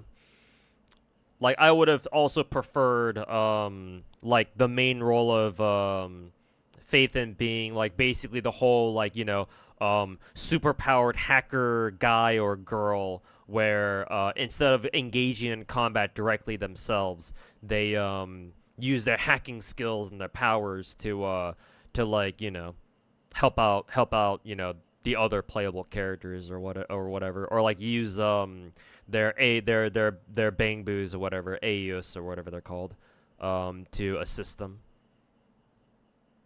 Like, I hope that even when Phaethon does become playable, they still maintain like a good degree of like their usual hacking shit. And like their whole like role of like supporting characters from the sidelines, and they like um, if they have to get the job done themselves, then yeah, sure they'll do it. But like, I hope they still stick to their main role of like assisting the other playable characters from like the sidelines or something. But I guess we'll see how that turns out.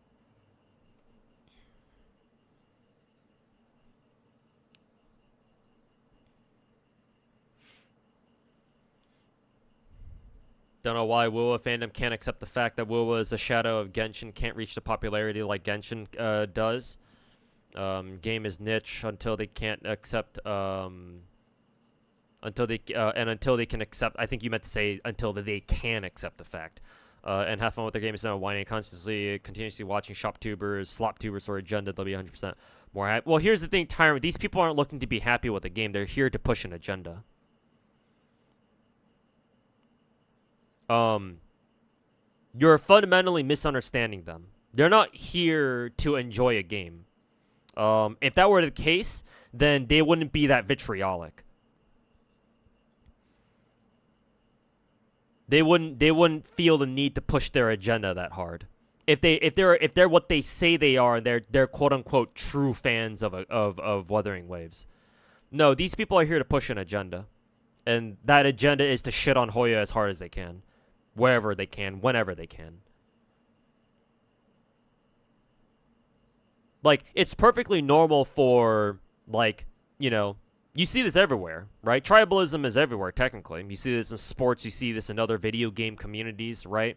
I still remember, I grew up with the whole Battlefield versus Call of Duty fandom wars back in the old days, right? Where COD players and Battlefield players would go at it back and forth on YouTube video comment sections or whatever, right? But at the end of the day, we just wanted to play our own games, and that's it. Back when, COD was still considered quote unquote good, and before, Battlefield went to shit. Um, right? At the end of the day, even those COD and Battlefield fanboys, all they cared about was just playing their own games at the end of the day. This is different. These guys aren't playing WUWA because they're actual fans of WUWA. No, they're here. They're here to cause problems. Like, it's one thing if you're a fan of one game to talk shit on another game. That's fine. People do that all the time. But the shit that these so-called WUWA fans, more like fanboys, are doing, that's not normal behavior. At least not to me.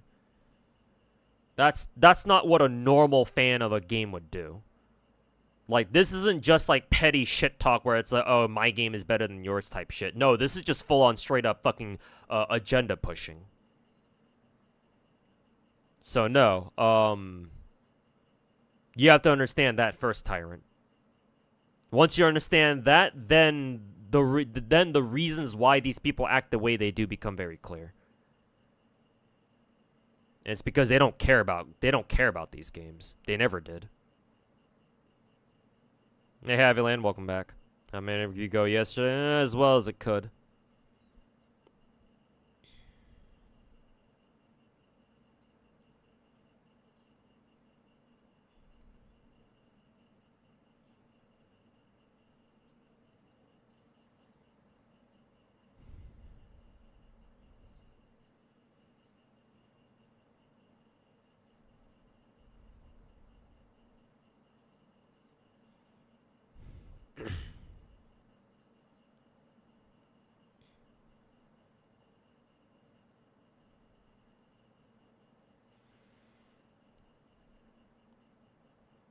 Tencent does have a vendetta against Hoyo because they tried to buy Hoyo, but that way refused. Then Kuro's the perfect partner for them, so it's not below them to push an agenda. Yeah, but that's like on a corporate side.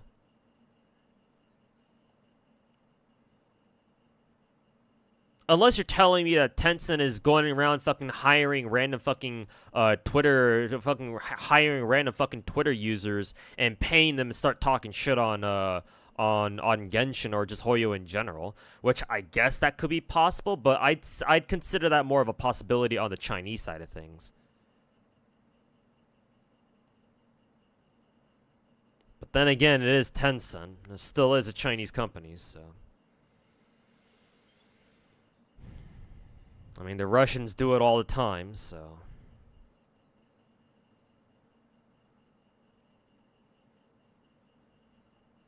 But yeah, no, for now, I don't think it's anything quite that sophisticated. I think this is just more of, yeah, just as you said, Rich, gullible kids just hating on hating on what's popular, the being fucking contrarian and shit like that. For now, I think that's all it really is. But it is starting to get out of hand. Well, technically, it's already gotten out of hand a while back, but.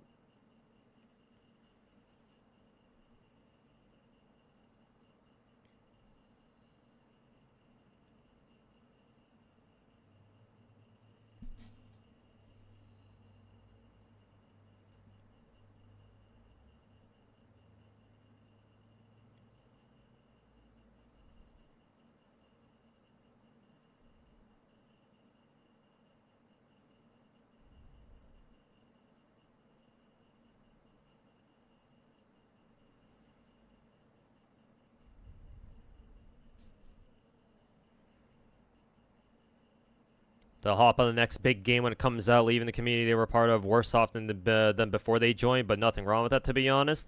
I mean, you just contradicted yourself right there, my dude, Demon. I'm pretty sure I already responded to that before. Remember my my national park analogy that I gave you last time?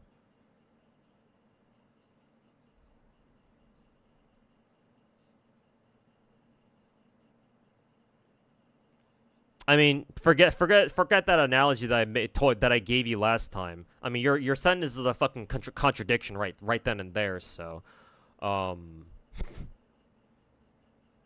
yeah, I don't know, man. You try to sound smart, but you're kind of falling short. I can see why you watch Tectone.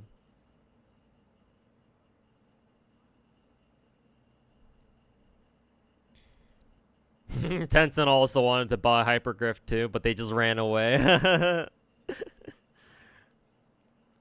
They used the ancient JoJo art of running away.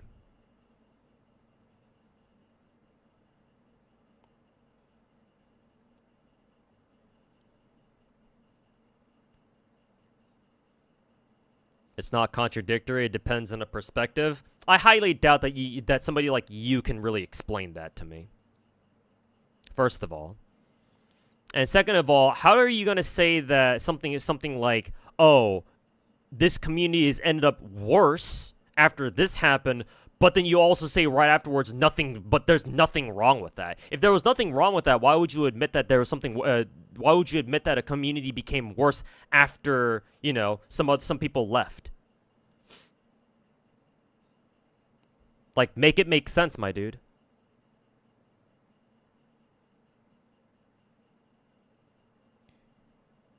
Like, yes, perspective and opinions can factor into this, but like, I don't know if you can hide behind that excuse there, my dude. It's either that or you gotta choose your words more carefully.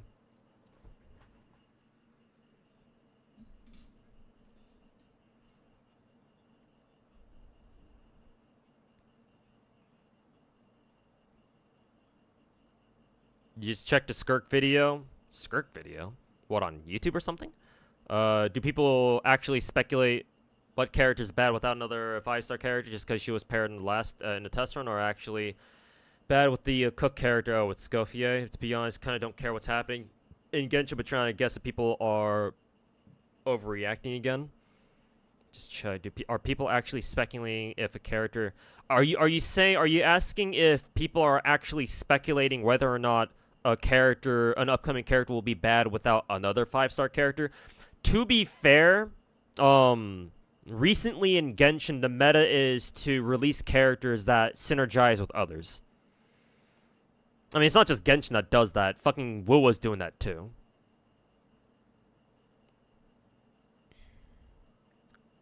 If Zanny and Phoebe are any indication. But without dragging WUWA into this, yeah, no. At this current moment in time, I don't find that terribly surprising.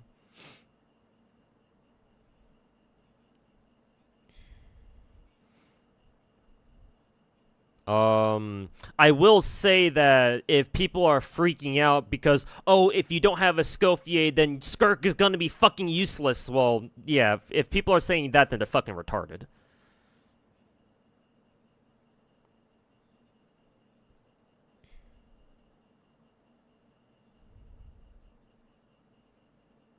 But assuming that people aren't overreacting like that per se, and people are just more concerned that, oh, if I don't roll for a Scofier now, then how will how will Skirk do without her type shit, then yeah, that's perfectly reasonable. That's fine. Or that's a reasonable concern to have. Cause Genshin lately has been like that. Especially with a lot of Natlan characters. Well, specifically Sitlali and Mawika, but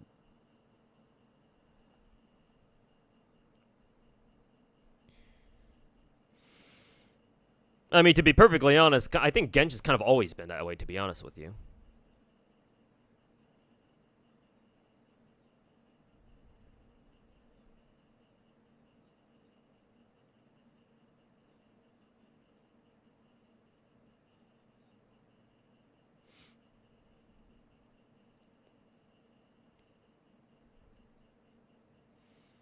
What is Zenless even elitist about? Being gooners. Oh, and not letting a fucking retard like Saint Tontus be able to be able to dictate their fucking narrative too.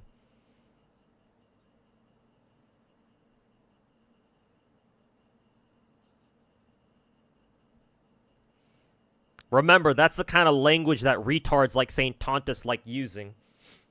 If he's not accepted into a community, oh, their community's trash. They're elitist.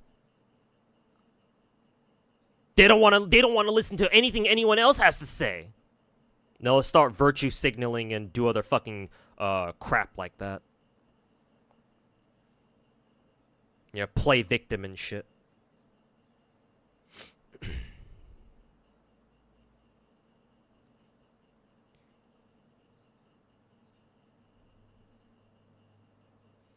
If most people agreed with you, then these CCs would have been driven out already. Well, yeah, a lot of people, you know, this is going to be a bit of an extreme example, but a lot of people agree with Hitler back in the day. Does that make him a good leader?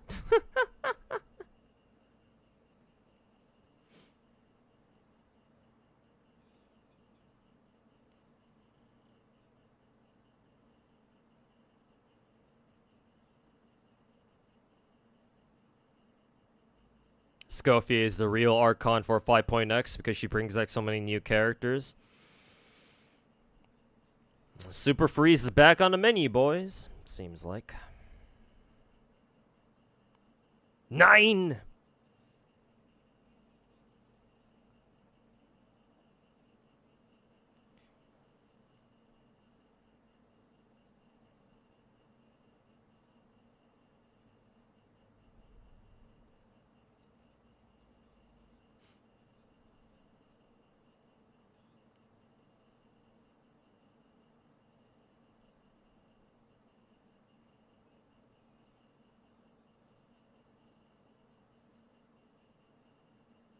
I like how Bench Gamer and Lobster Salad both brought up the same exact situation. But But no, I didn't see Saint Tontus's last whatever fucking retarded discourse. I mean, it's fucking Saint Tontus, bro. If nothing else, he's consistent at the very least. At this point, you know, I think we all know we all know exactly what to fucking expect out of him.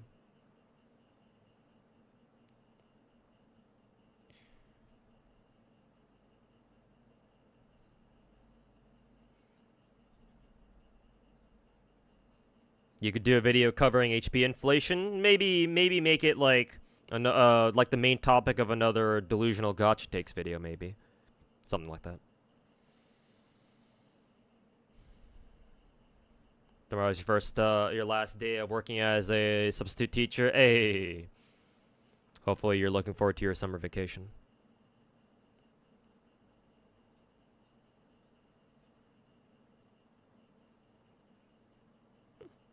Can't wait until Escoffier makes an idiot sandwich out of A. Surely somebody has to make a fan art of Escoffier putting, you know, slapping two pieces of bread, two slices of bread, and you know, against Raiden's face or something, right?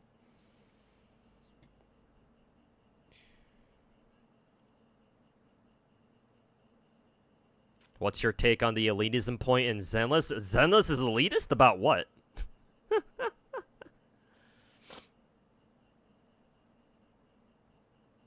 Like, if you were accusing the Genshin fandom of being elitist, then sure, I can sort of see that.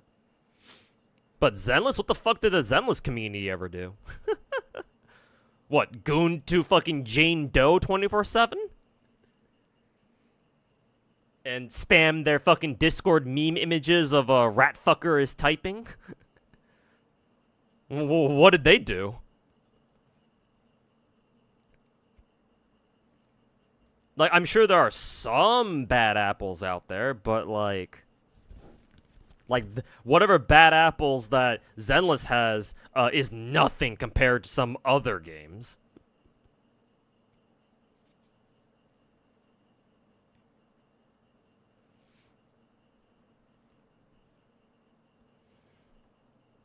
Specifically about endgame being only for hardcores and not casuals. Well, they're not wrong. That's not being elitist. That's the truth. It's always been that way. Like, it's called endgame for a reason. It's called endgame because that's what you do when you're at the end of the game's content and you have nothing else to do. You have nothing else to get done because you've played the game for long enough.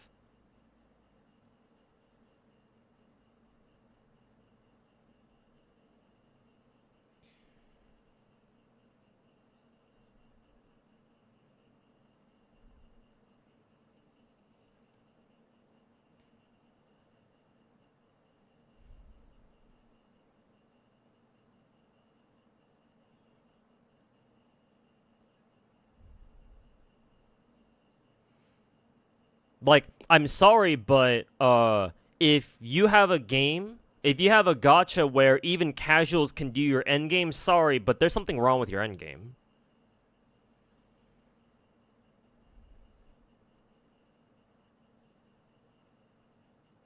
Like, I'm not saying that casuals can't ever do endgame, but by the time they even get to endgame, if they're doing endgame content on like a regular basis, they're no longer casuals. To be honest with you,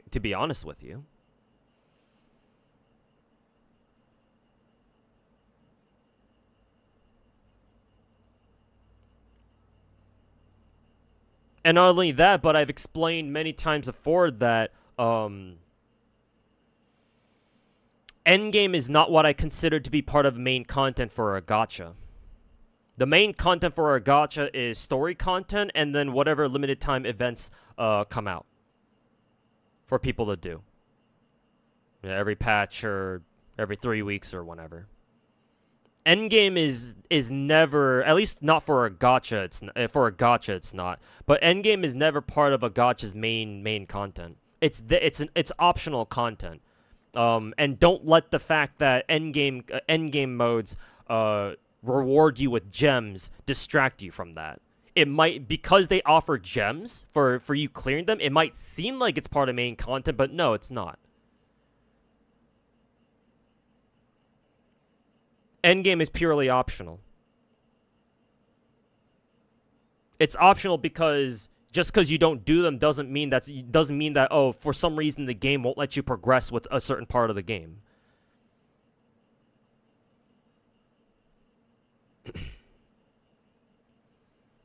So, if you think that the Zenless community is being elitist by saying that endgame is only for hardcore people and not for casuals, then no, I think you're wrong. Like I don't like no lies detected. They ain't lying.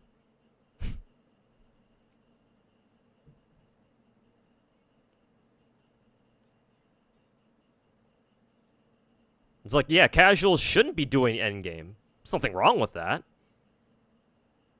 Like, if either you don't feel like doing endgame content, or you can't, or where am I going with this? If either you don't want to do it or you can't do it, right? You physically cannot do it. Like, there's nothing wrong with that. Obviously, you're gonna miss out on gems. It's not a small amount either.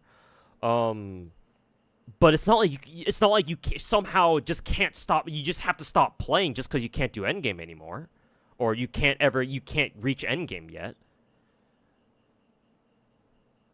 So no, that's not being elitist at all. That's kind of how gacha games are.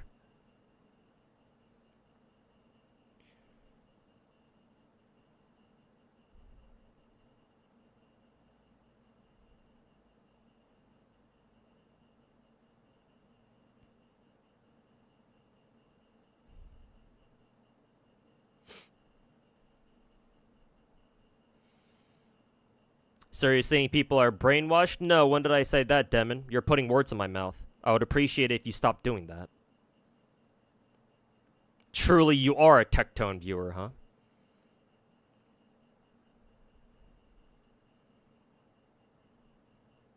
Even in my extreme example of bringing up fucking Hitler of all people, I'm sure a lot of people who supported Hitler weren't brainwashed. They just supported him because they thought at the time that he was legitimately the best leader that they could have had. I'm not saying Tectone viewers are brainwashed either. When did I say that? Did I say that verbatim? No, I did not. The fact that I'm even talking to you right now, having a fucking conversation with you, should be proof enough. That I don't immediately just assume that everybody who watches Tectone is a fucking brainwashed retard. I mean, some of them, sure. But clearly it's not everybody. I even have some people in my Twitch chat who say, oh yeah, I watch Tectone, but I don't agree with everything he says. I just watch him because he's entertaining. So I don't know where you're pulling out this fucking I'm trying to say that people are brainwashed card from.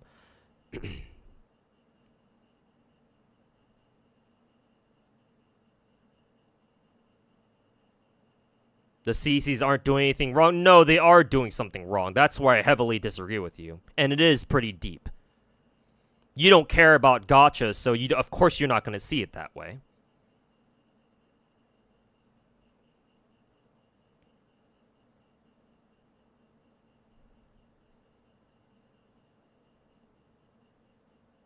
You're comparing them to Hitler, my dude? Yeah, and I just explained to you my rationale behind that.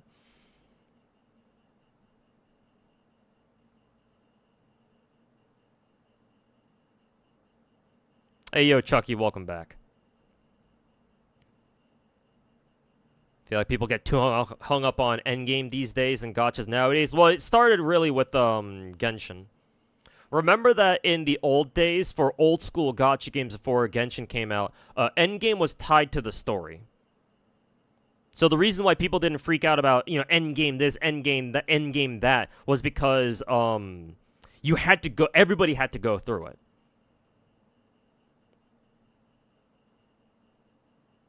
Like, it's not a choice now like it is with all these new gacha games coming out. And to be fair, I prefer it with this new way. I prefer gacha games being like this, where endgame is a choice. And that you don't have to engage with it if you don't want to. It's a lot better than how older gacha games used to do it, where because endgame was tied to the story, you were going through it one way or another.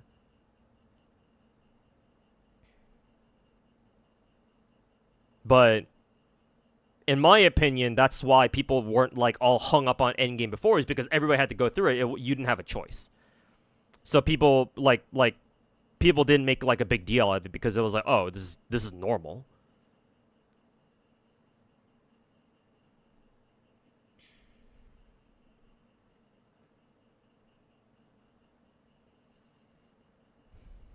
You're gonna share this really good-looking Yishuan art, but it's AI. I mean, you can still share if you think it looks good. Just make sure to tell people, you know, oh, this is AI, but I think it still really looks really good. I've told you before, Bubba, like, I'm not pathologically anti-AI. Like, I don't mind AI art. I mean, obviously, I prefer real art. But, like, you know. Personally, I don't think there's anything wrong with looking at some AI art and saying, oh, yeah, that looks good. Yeah. Nothing wrong with that. Just make sure that, you know, if you know it's AI and you want to share it, just make sure to tell people, oh, yeah, this is AI, but still looks pretty good, so I still want to share it. As long as you're transparent about whether or not it's AI or not, then yeah, I don't really care.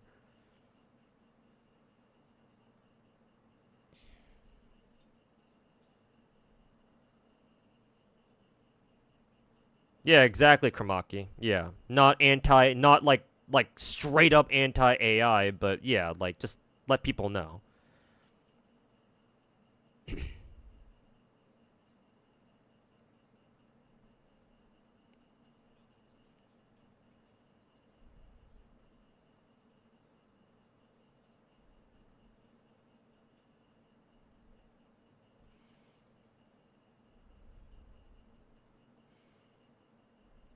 I mean, propaganda had a lot of influence in Hitler's rise to power, so yes, you assumed. I mean, if you assume that, then you should also assume that St. Tondas and Tecton are also spreading propaganda of their own. Why are you saying that they're just filling a demand in the market then?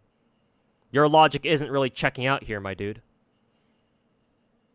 If you assume that propaganda had a big influence in Hitler's rise to power, then okay, why don't you apply it to St. Tondas and Tecton too? I think they're spreading a lot of their own fucking propaganda too, don't you think? So how can you say there's nothing wrong with them doing that?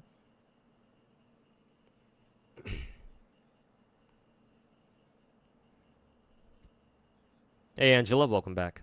What are your thoughts on Tribe9 EOS? It's unfortunate, obviously, but I would assume that they had a lot of problems going on already for them to announce EOS this soon.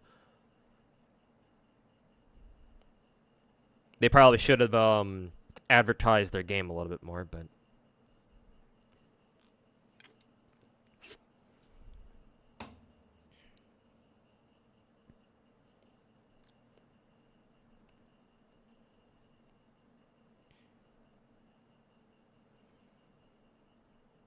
all right. Let me I've already stalled watching this fucking trailer for this long. Let's go watch this fucking trailer first. Make sure the volume's up.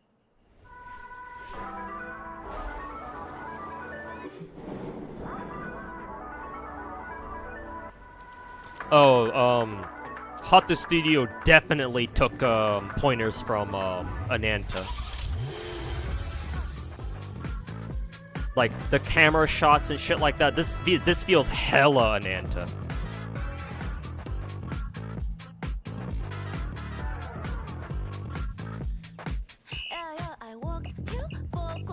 Hopefully this music isn't fucking copyrighted.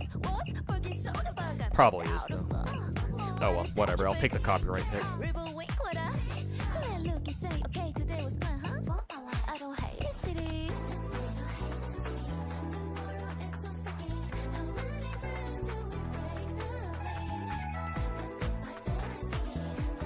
Yeah, and suddenly bot claimed.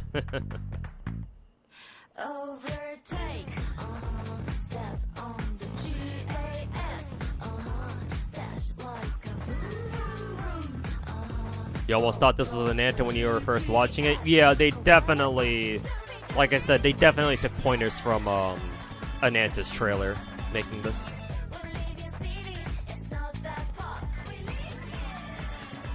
Close enough. Welcome back, Chlorine from Genshin Impact.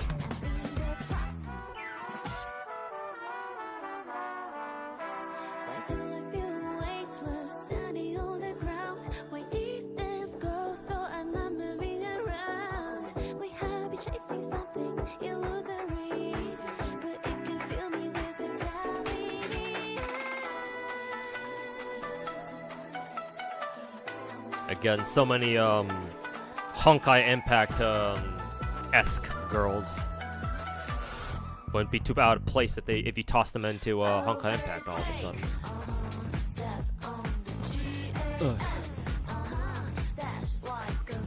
Hello, not Luocha. Gee, a lot of these characters seem really familiar. I wonder where I've seen them from.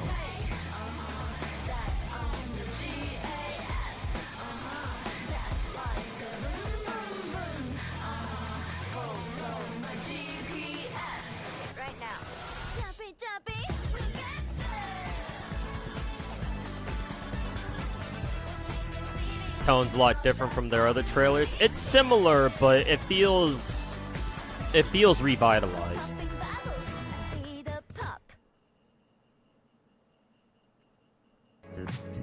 I don't know what's with that. I don't know what was with that last shot there.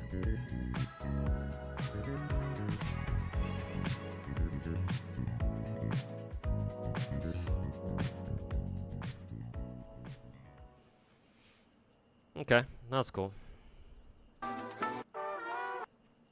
Introduce a couple new characters. No, actually, not even a couple. A handful of new characters, I think. Some of the beginning characters, some of the early characters, like this girl, the lolly. Some of the starting, the first few characters, the first few girls that they show, were already in the game, or we already knew about. I'm surprised they didn't show off the MC. I don't think I saw MC even once throughout the entire trailer.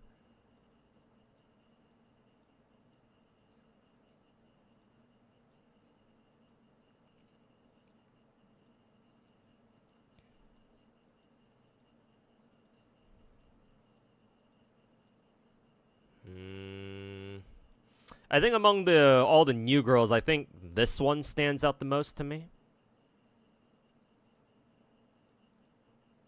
There we go. That's a good shot.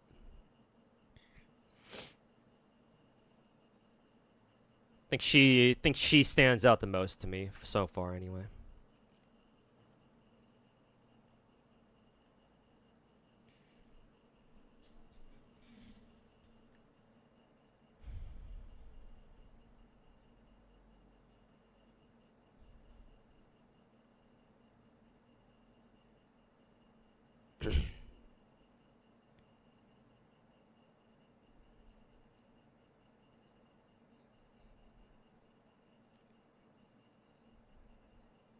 You don't believe that they're spreading propaganda of their own? I think I don't know which content creators you're watching, Demon. Whoever you're watching, they're certainly not Saint Tondas and Tectone. It's either that or you're willfully ignoring what they're fucking saying.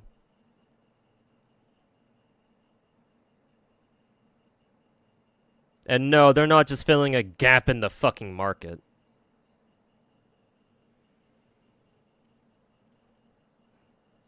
And even if we were to believe what you're saying, what is this you're talking about filling a gap in the market? What, are you assuming that people want to look for fucking trouble online? Even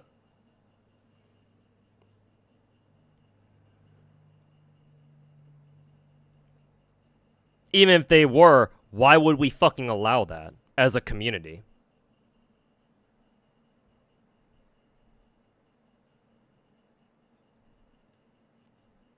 And no, it's not just a light bit of tribalism. I know what a light bit of tribalism looks like. This is not it.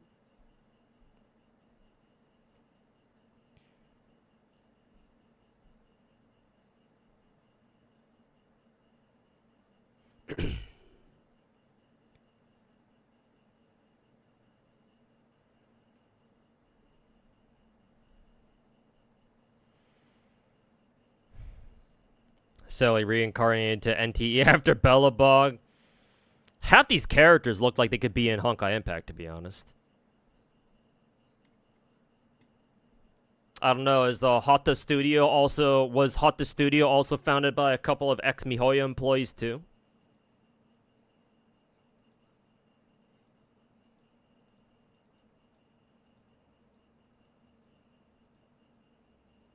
Just replay it from the start, I guess. Hey yo, Finkel, welcome back. Yeah, another the true bonus stream this week.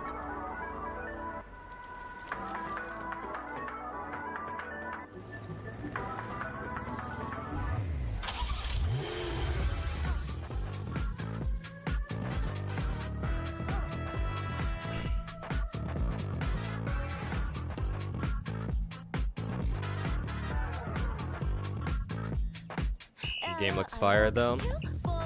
Yeah, looks good. Hopefully, hopefully I'll be able to live up to expectations. But we'll see how it goes.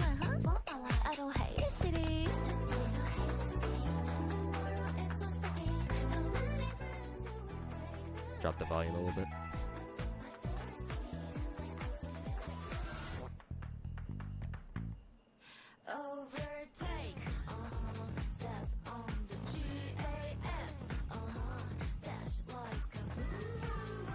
Oh, the green-haired girl was from the beginning, from the first couple of trailers. Still didn't see MC though, the white-haired girl.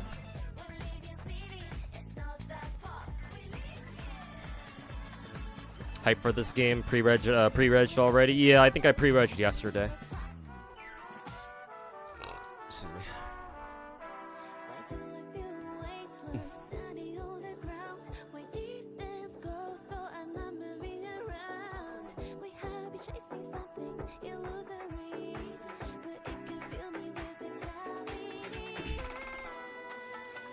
The Selly lookalike definitely feels like a character who'd be voiced by Ishikawa Yui.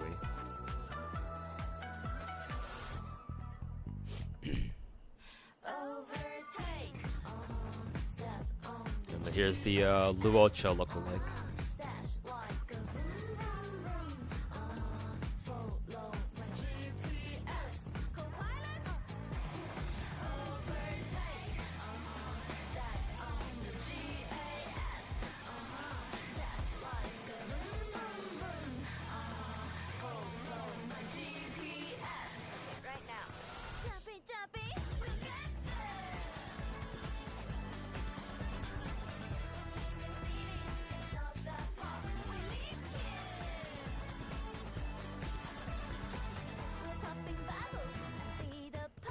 Actually, was that MC?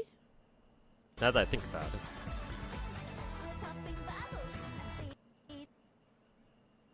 Go frame by frame here.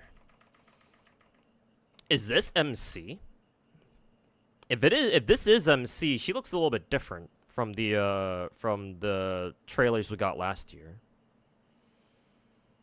Don't know if this is MC or not. Probably not. Because if it is, then MC must have gone through like a really big redesign or something.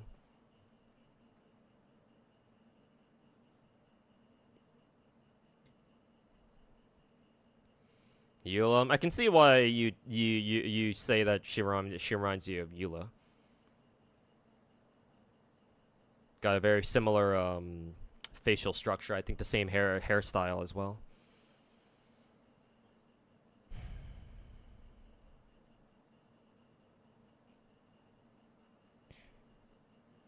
This is MC? Well, shit. Well, color me surprised then.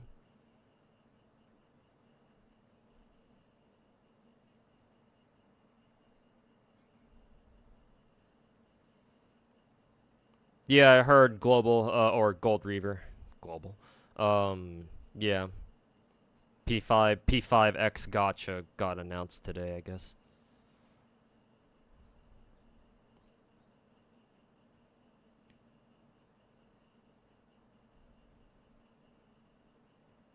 They did update her model. Okay, that's what I figured. I don't know. I sort of preferred old MC look, but that's just me.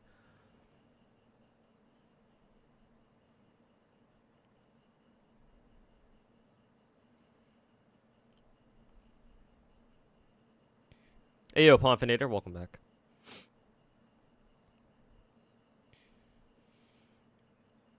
Male MC looks like male MC, Rover from WUWA, but just with the white hair. I mean, male pro tags all look the same basically. I mean, it's not even just for Chinese gachas. Even in Japanese gachas, they all more or less look the same. Because, you know, self-insert this, self-insert that. I believe they showed male MC in the trailer, no? Yeah, this guy right here. Isn't this basically, isn't this male MC? Yeah, it has to be because he's wearing a similar outfit to female MC here. Black jacket, purple tie, white hair, yeah. So they're probably same. Oh, her name's Mint, just like her hair color. I think he was riding a scooter as well. Male MC, yeah, right here.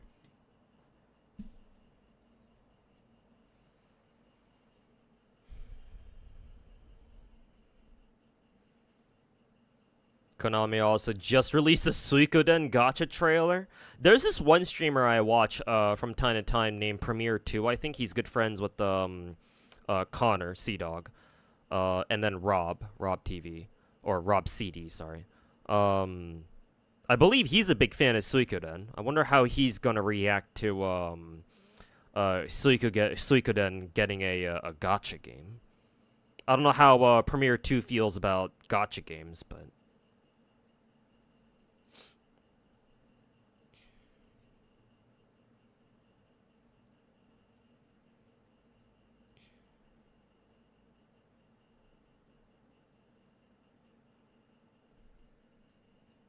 Saki already made a review of it. Oh, I see.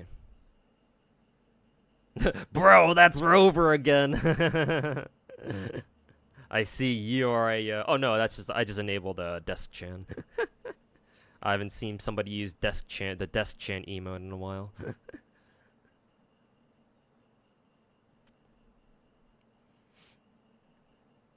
This is like the new Kirito-like protagonist era. To be honest with you, that's how male MCs have always been. To be honest, well, most of them anyway. You've got some exceptions here and there, but as far as gacha games go, yeah, they all sort of look like this.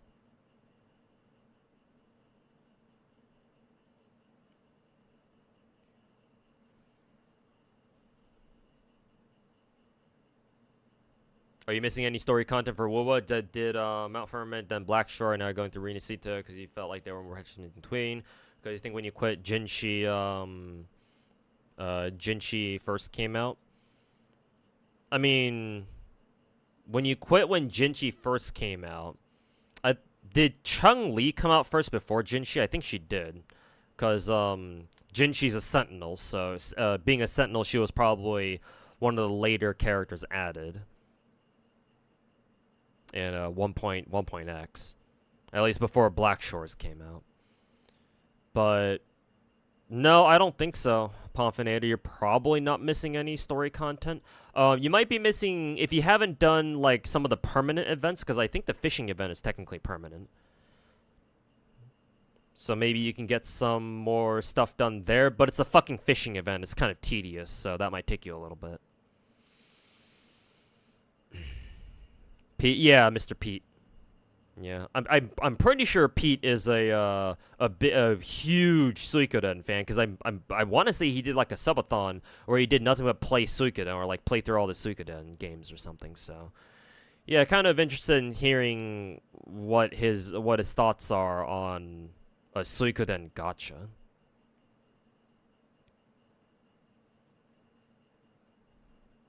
Have you ever laughed at someone before, like on the internet? Everyone's done it. It's not that serious. I mean, you seem to be taking it a lot more seriously than you imply that you are, though. If it's not that serious, then what are you doing in my chat, Demon?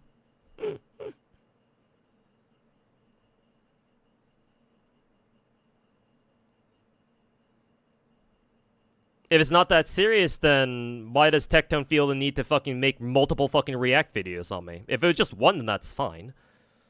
But how many has he done on me again? Like 4 or 5 at this point? I don't know, I lost count. If it's not that serious, then I don't know, man. You should probably tell all those other guys who fucking dislike bombed all my videos for the past 3 weeks to tell them the same thing. It's not that serious, my dude.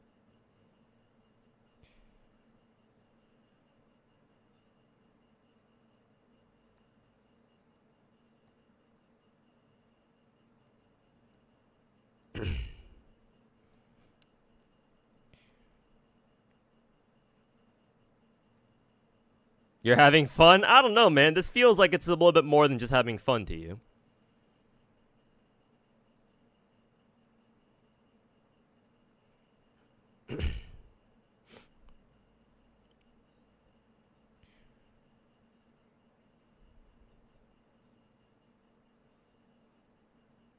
He's making money. Next question. God damn, you sound like fucking stupid ass parents, bro.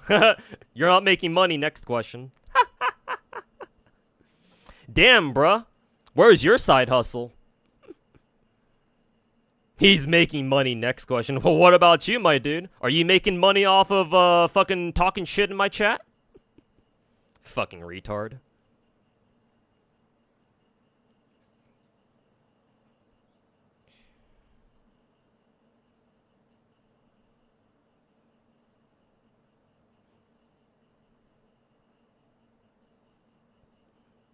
Like, hey, I'd understand if Techno was actually paying you to fucking sit in my chat talking shit this entire time. At least I'd be able to understand. Maybe I'd consider doing that too.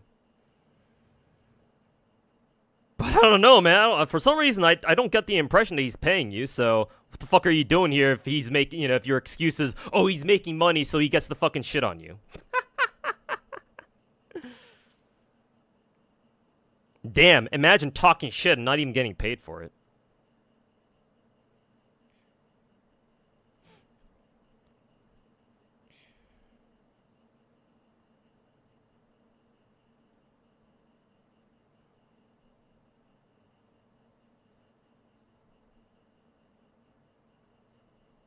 Responding to my question of why is Techie making so many videos of me? Do you have goldfish memory? Is he though?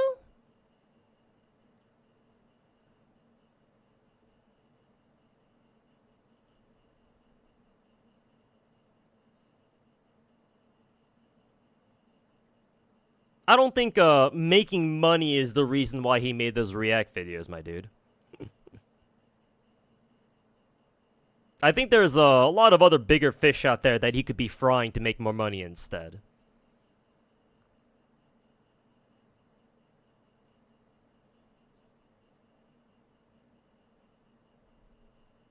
Not personally attacking you there. Man, it seems like you have fucking goldfish memory.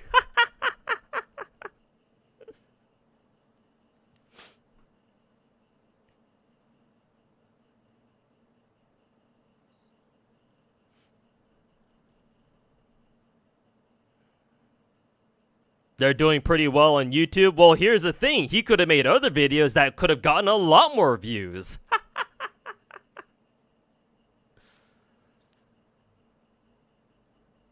I mean, however well those videos are doing, I'm sure they could have done better if they were on somebody else. Don't you think?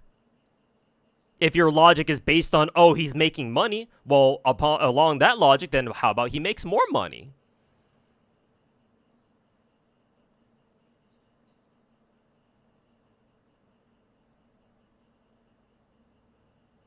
Ever think about that? Again, if it were just like 1 or maybe 2 videos, like, okay, sure, whatever. But like, how many react videos has he done on me by now?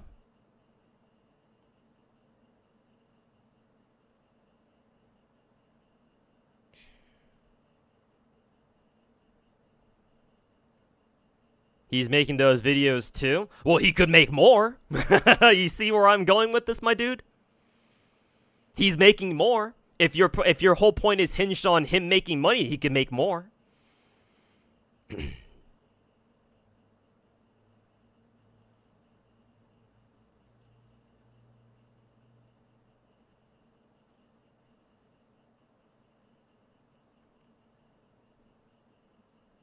His fans already got bored of Techie making shit on me by now. Really? Did they?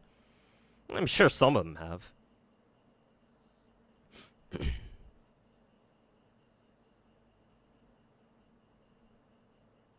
What, ban that Devin guy? I'm considering it now. Like, last time that I talked to him, it at least sounded, he at least gave off the impression that he wanted to have a conversation with me. But now, I don't know what happened since the last time he was here. Now he's just solely focused on being a contrarian now.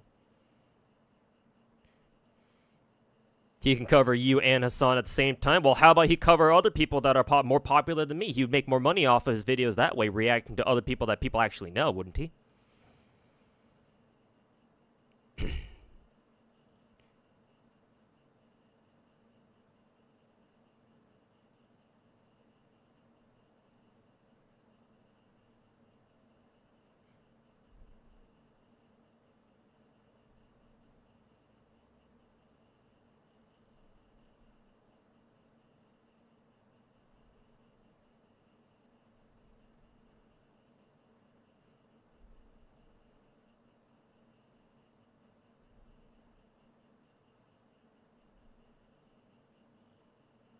So what's your point? My point is that money ain't shit.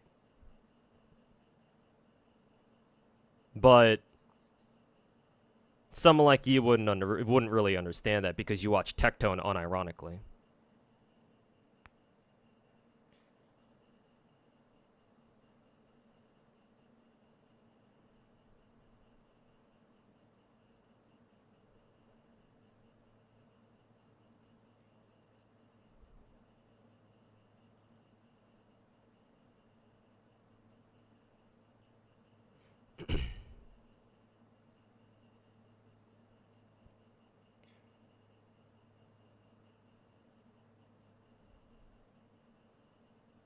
Is there anything else you want to add, Demon, before I leave your ass in the dirt and move on?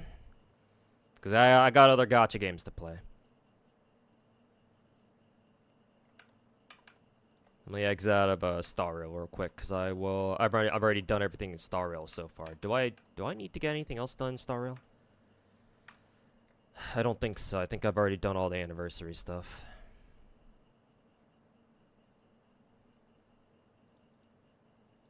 Let's see, already done with Seal Slammers. Already did a whole Star Rail world thing.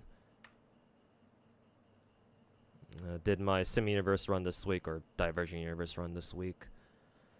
We did MOC. Already. Oh, I guess I can do the fucking trial things. Yeah, I guess I can get the trial shit done right now before I fucking forget about them.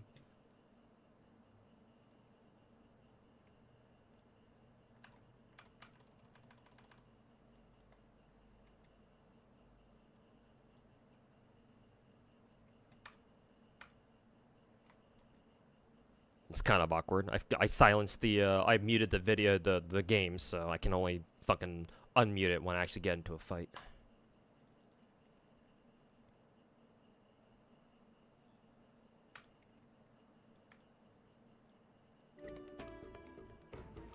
There you go.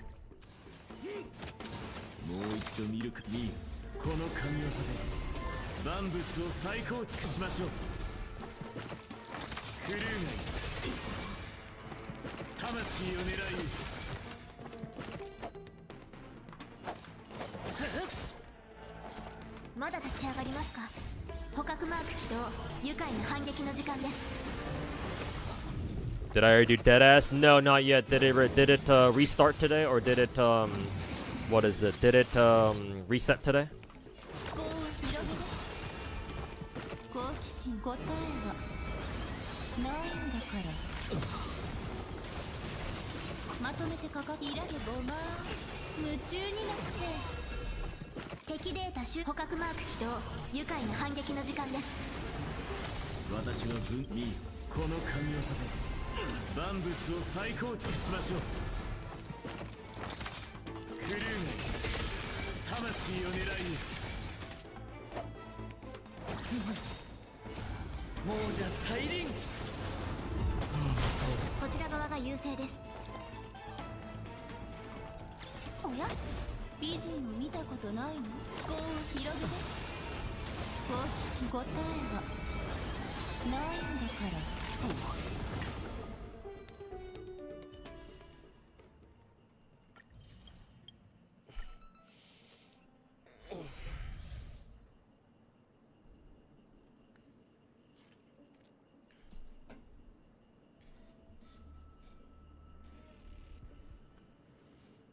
Because there seems to be an echo chamber here that's against Tectone here. Oh, I love how you're using my own words against me. That's not how it works, my dude.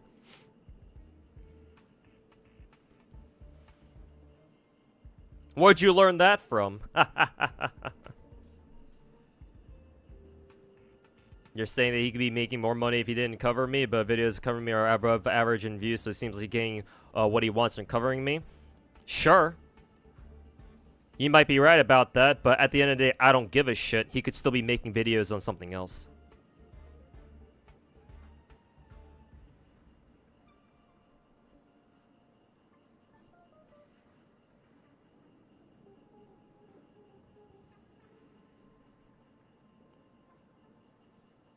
I mean, hey. All I'll say is that considering Tectone felt the need to fucking make videos on somebody like me, then holy shit, his content must have been real fucking dry this year. Pathetic.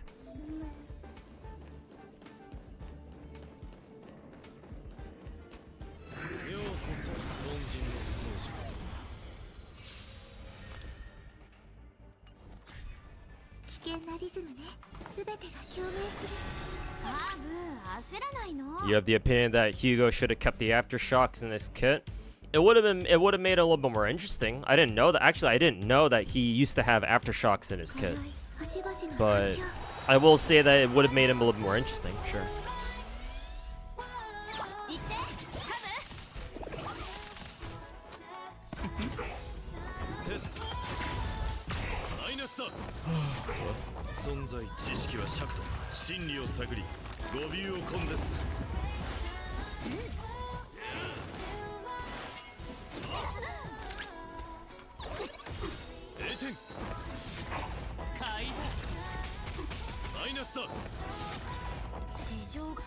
You get the resets earlier because you're in Southeast Asia? Yeah, you should.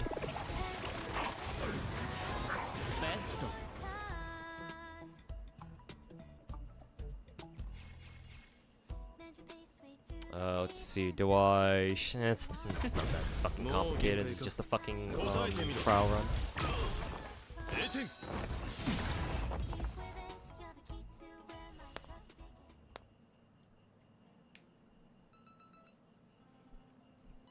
Can't believe you got Dexter Ronox, I don't know who that is, to report about TD's... How did you manage that? I have no idea what you're talking about, Size. That reference is going way over my head.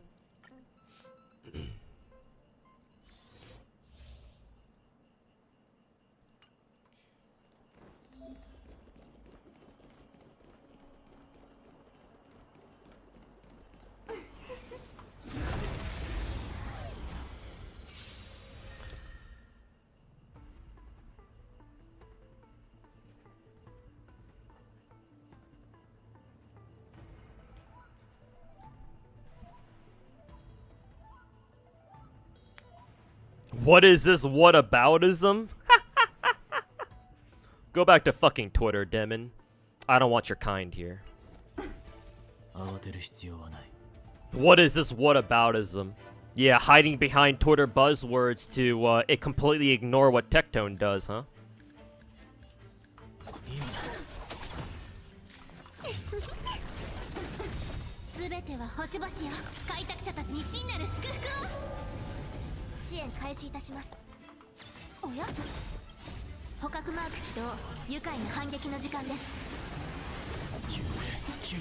Notice that people in some regions Hugo's banner earlier. Don't the regions start the same time? If it's a new patch, then yes, all the servers should start the same time. I think, at least I think that's how Hoyo servers do it these days. However, when it comes to their Part 2 banners, since there's no server maintenance required for that. It's just whichever time zones get it first, get it first.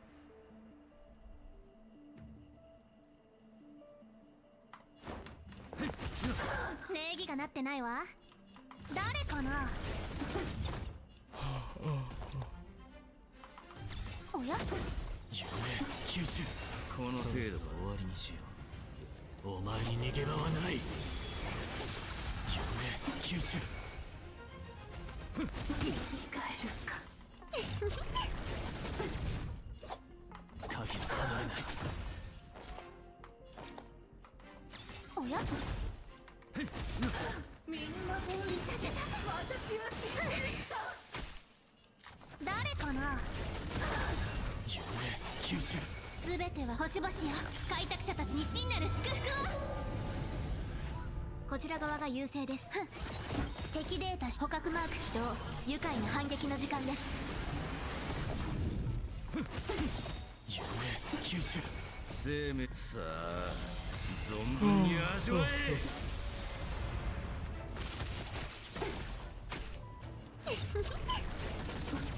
夢吸収。おや。誰かな。おし今だ。生き返るか。 Okay, 2 more.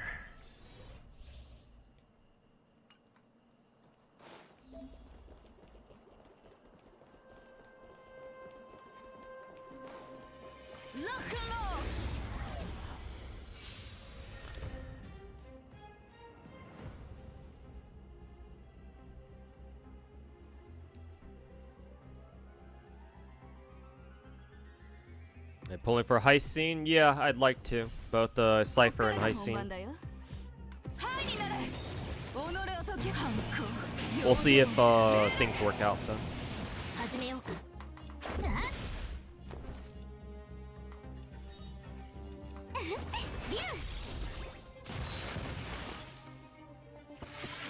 痛くなかゆくない。この曲はあんた。この機会を逃さないで。逃がさない。うちなかなかやるじゃん。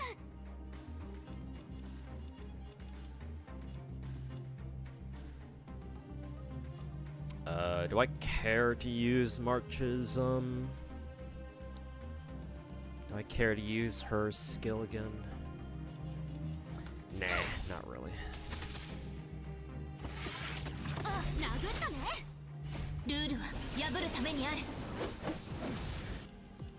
あっ、や。盛り上がってるじゃん。乗ってる。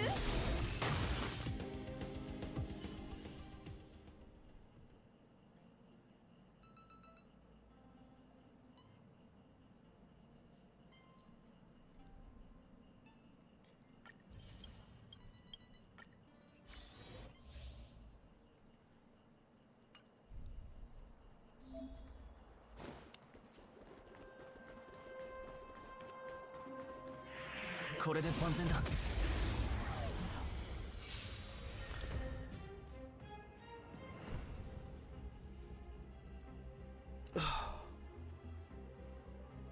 You guys seen the Silver Palace trailer? Yeah, I watched it on stream yesterday. It seems interesting. Would like to see a little bit more of it. Hopefully we will. How much energy does he need? 生死拒絶一年同点元気勝負一角。うちなかなかやる Are じゃん。 you moving? I wish I was. 始めようか。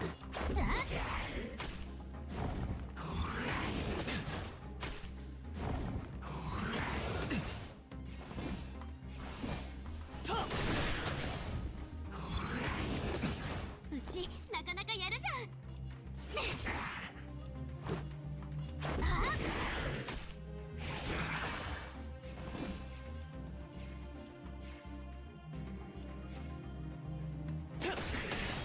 生死拒絶同点元気勝負一角。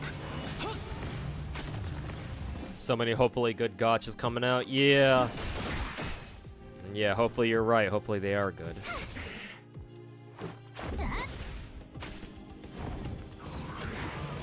Hopefully they are good, and even more hopefully, they don't end up having dog shit dick suckers like Wuthering Waves got.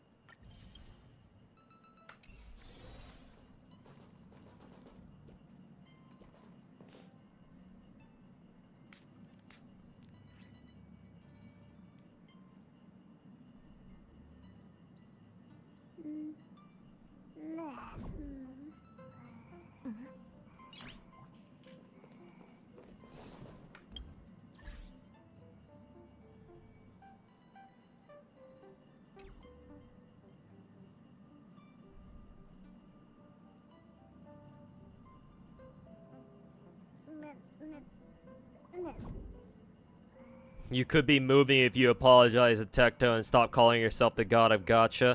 Again, I think you asked that when you first joined my stream, did you not? Again, you didn't answer my question.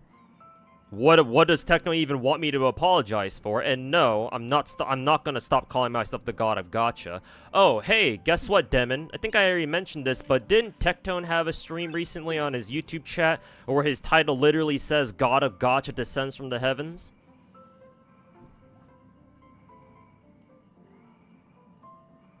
I don't know, man.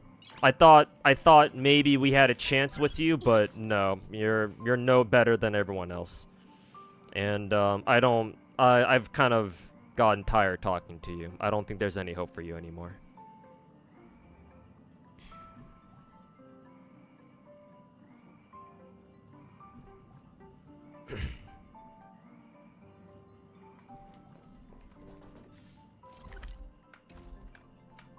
Alright, let's switch over to some... I think for me, Zenless Deadass hasn't reset yet, so I think what I will do is I think I'll pull up Genshin right now because I want to get a head start on their shit.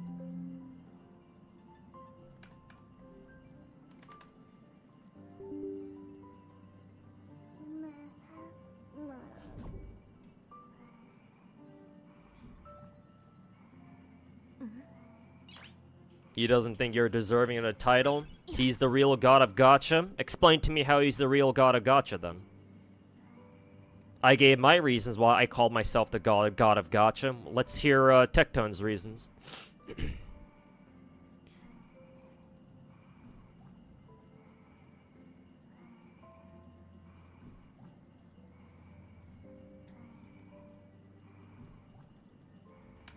And let me guess, you're gonna say his reason is because he makes more money than you.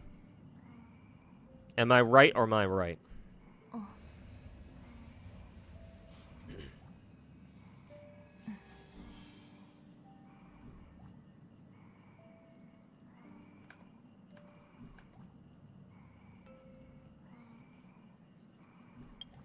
exit out of Star Rail.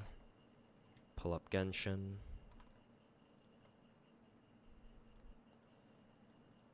Let's get the event done first.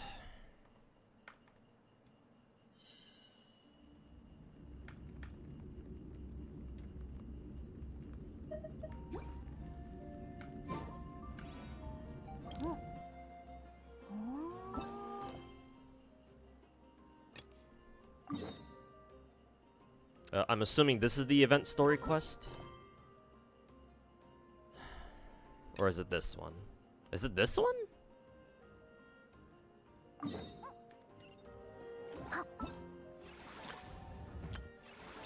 Yeah, it must be. Yeah. Okay. Let's go do that.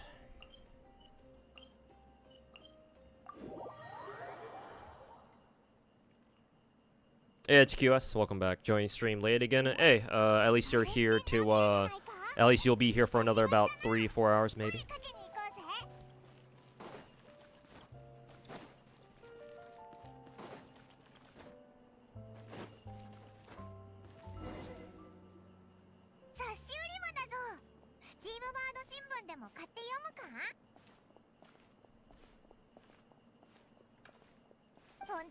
Let's put this shit on auto.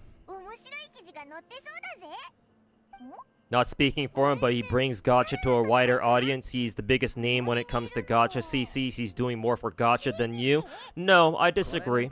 That's kind of like saying that, oh, you know, a celebrity plays Street Fighter and all of a sudden they're the god of Street Fighter. No, I don't think that's how it works.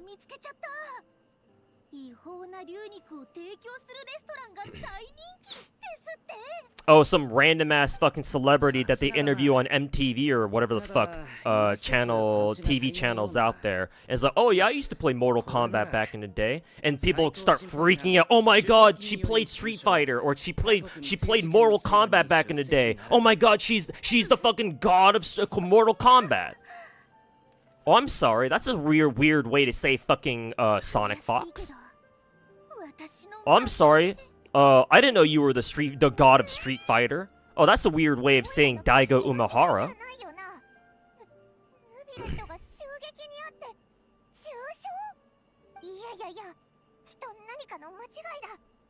He's not a tourist? No, to me he is. At this point, he's basically a tourist. I think you've heard me before, Demon, that I consider Tectone to no longer be a gacha content creator. He's a normie, he's a variety streamer first and foremost. He's more familiar with gacha than other variety streamers, but he's still a variety streamer first and foremost.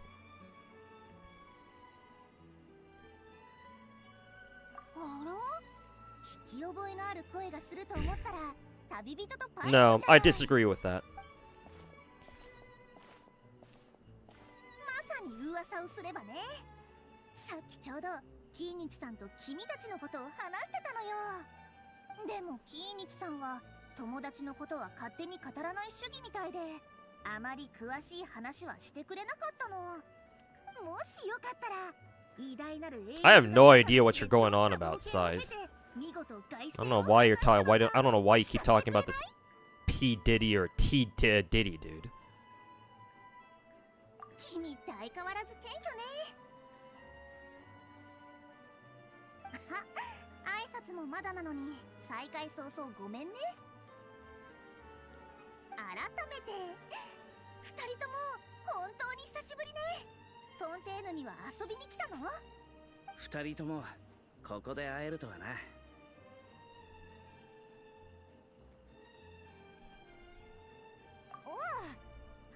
ついでにドッキリもな。さっきちらっと聞こえちゃったんだけど、牛肉を出すレストランとか最高審判官が重傷とか、まさか本当じゃないよな。ああ、ゴシップ記事のタイトルのこと？ゴシップ記事？ああ、どっちの方がより無茶苦茶な記事を見つけられるか勝負してたんだ。運よく。いや、そもそもネタが豊富だったからかもしれないが、勝たせてもらった。Oh, he's referring to Tectone? Oh, okay. Was a little bit confused by that. フォンテーヌには衝撃の真相みたいなタイトルで人々の目を引いて販売数を伸ばそうと目論む三流の新聞社があるの。両親を捨てきってはいないのか。 To not skipping story. Well, story is kind of playing in the background as I continue to shit on this dude who's in my YouTube chat being retarded. 一方で完全にでっち上げて書いちゃうところもあるの。さっき私たちが読んでたのがそう。1% ぐらいは事実も含まれてるだろう。 He does spread around gachas with his influence. Maybe in the past you could say that, and I probably wouldn't disagree. But with how far up he's taken the fucking WUWA agenda up his ass, I'm not so sure about that anymore, to be honest.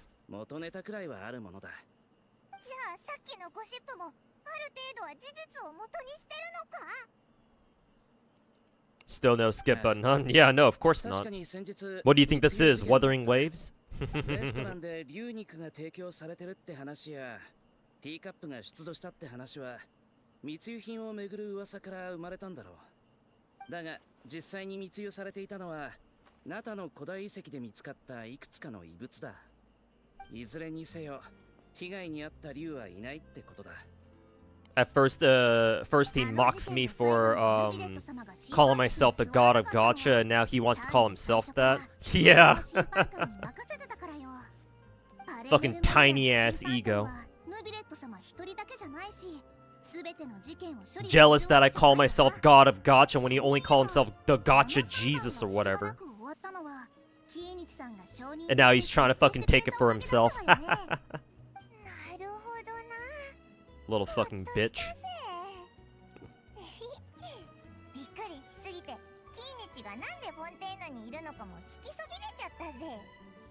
Hey, Decadenza, welcome back.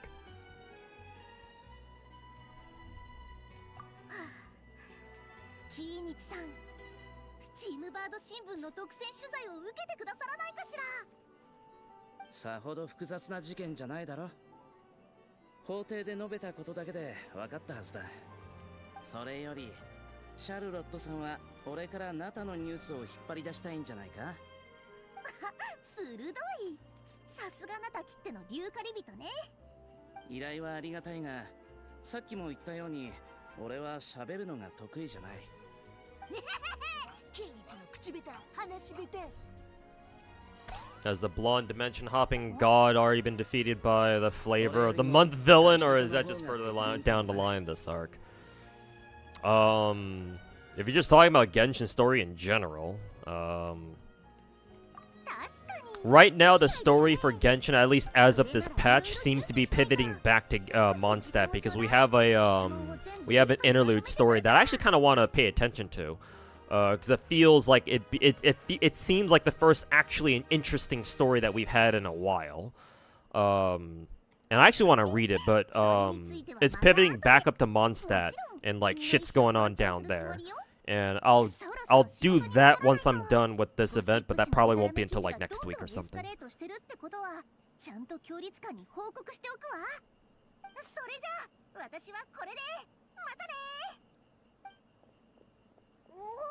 嵐のようなやつだな。あ、そうだ。さっきから気になってたんだけど、さっきアハウに似た何かがちらっと見えたような。なあ、アハウだ。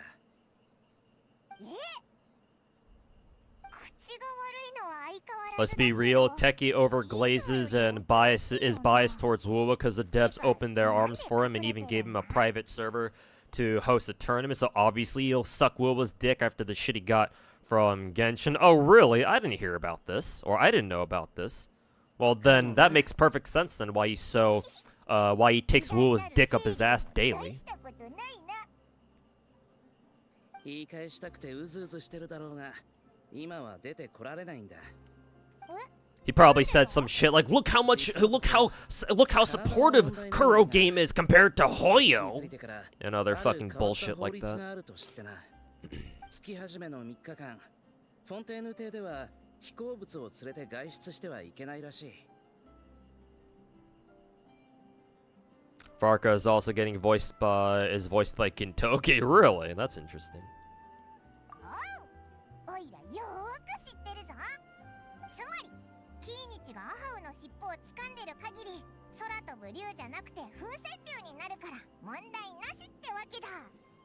Nah, 俺もそう思ったんだが、プンプン起こる小さな風船になるのに抵抗があるみたいで、そのくせしょっちゅう出てきて周りを驚かすから困ってるんだ。ところで今朝パレメルモニアの告知版で見たんだが、街の外で永遠にちなんだイベントがあるらしい。フォンテーヌにはあと数日滞在する予定だから見に行こうと思ってる。このうるさい風船にとっても世間を知るいい機会になるだろうしな。もし時間があるなら一緒にどうだ？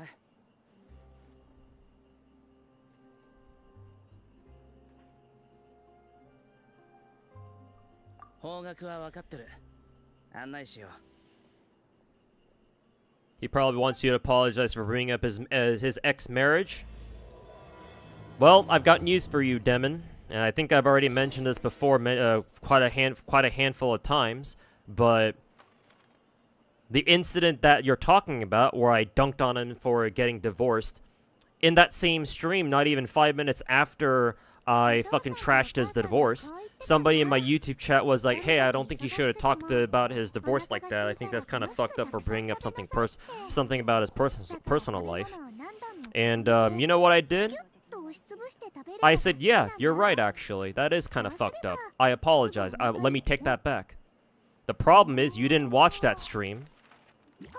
Because you weren't even there when I did that. The only information you know is whatever the fuck Tectone fed you, and that was only the clip that showed me talking shit on his divorce. You didn't see the part where I actually apologized about that, not even fucking 5 minutes later.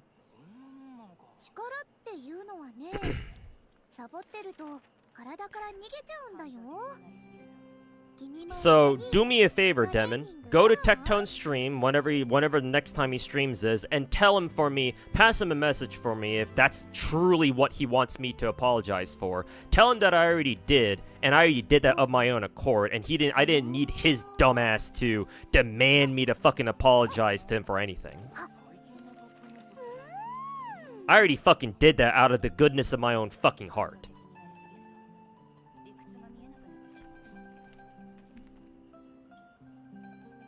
But you wouldn't know that now, would you?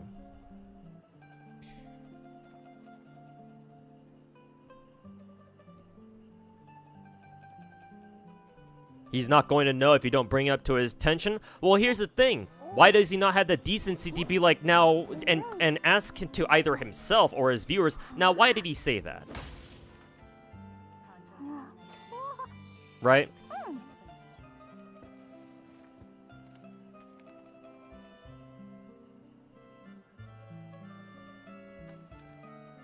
Why is his reaction to be like, why did he react like that is what I want to know.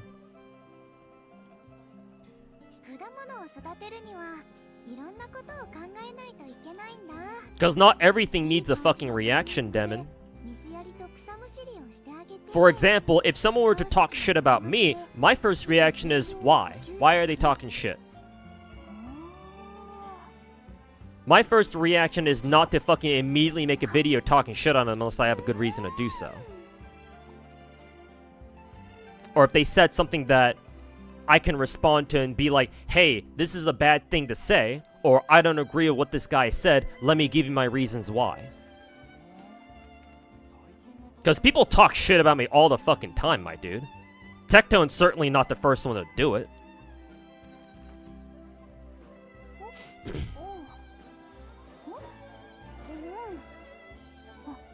We're both content creators.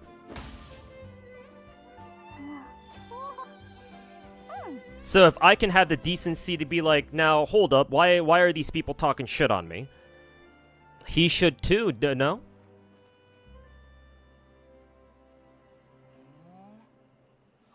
So how are you gonna give him the excuse of, oh, he's not gonna know if you don't bring it to his attention? Bro, that's not my responsibility, my dude. I don't fucking owe him shit.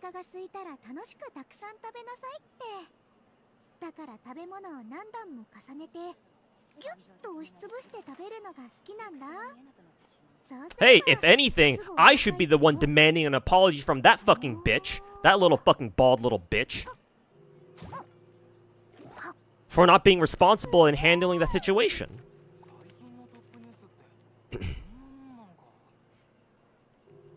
To be perfectly honest with you.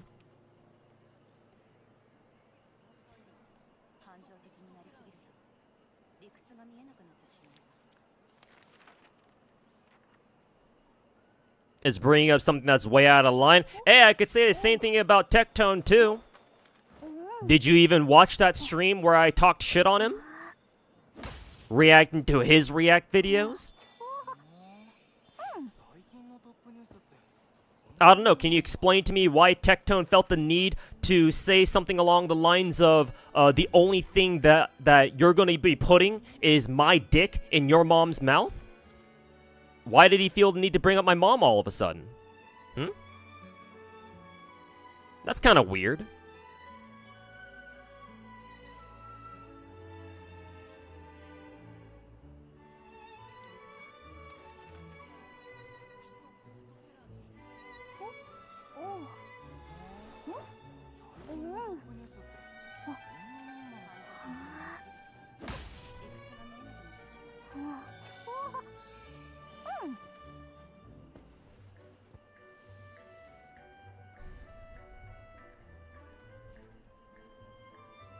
You want to do attorney and ask for the devs, ask the devs for a server to host it, and they agree and was so happy about it. Yeah, Techie's pretty happy that he got recognized by official developers. Imagine all the clout you can get from that.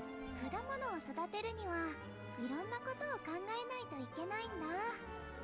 いい感じのタイミングで水やりと草むしりをしてあげて、鉱石の粉末で土に栄養を補給してあげて、温度も快適に保ってあげるの。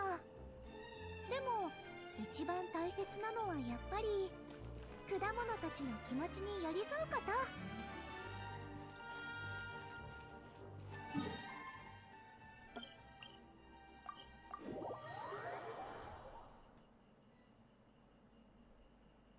誇らしいな。確かに数日前フォンテーヌにも仕事人がいるみたいだな。数日どころか一晩あれば十分ですよ。パパパーっと、Oh, yeah. あっという I 間 don't に want to 完 skip 成で this. す。これぐらいで感心していただけるとは。いやいや。 But it's not as bad as bringing up something that actually happened in personal life. You are right about that. I'll concede on that point alone. You're right that he was only talking about a hypothetical, whereas I talked about something that actually happened in his real life. That's why I apologized. On my own accord.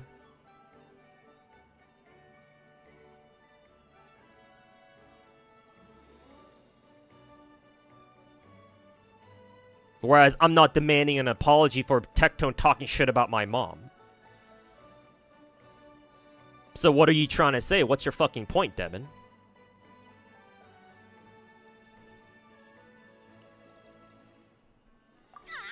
私のことを覚えてくださっていたのですね。そうです。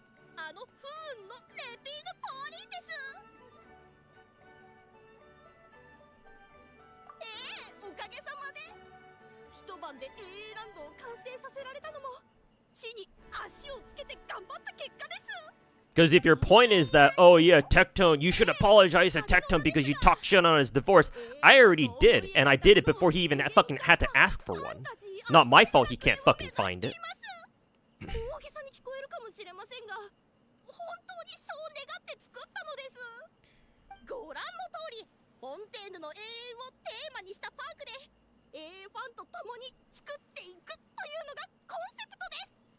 共に作るなら、少なくとも前回みたいに全財産をつぎ込むようなことはしてないよな。いえ、皆さんと共に作り上げるとはいえ、私の全財産もかかっています。 Thought you're gonna get a house if you apologize? Yeah, maybe if Tectone actually pays for my fucking mortgage, maybe I'll apologize, sure. I'll do that, if I don't have to worry about paying a fucking mortgage anymore. Sure. Some things are worth selling out for. At the moment, I don't really see anything that's worth selling out for, though. すまない。このうるさいチビのことは気にしないでくれ。 He's not gonna know if you don't bring it to his attention. I don't really feel the need to bring it to his attention. Why should I do that? Explain to me why you think I should be the one to bring it to his attention. シャルロットさんにも見てもらわないと。もしかしたら量産を模索する価値が。量産だと？無礼な。俺は天上天下唯我独尊、偉大なる清流だぞ。 You derail the conversation to who was in the right or wrong, and there you go, putting words in my mouth again. I don't think I was talking about anything about who was right or wrong. I'm just pointing out what he fucking did too.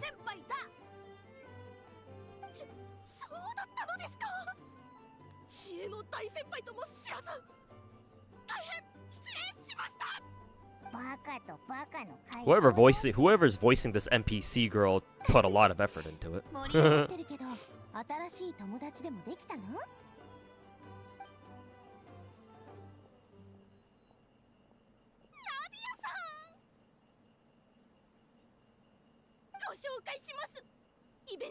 の設営に身を砕いてくださった。フォンテーヌ Why do people keep talking about our beef between me and Techie? Well, you can blame that Demon dude because he keeps talking about it for some reason.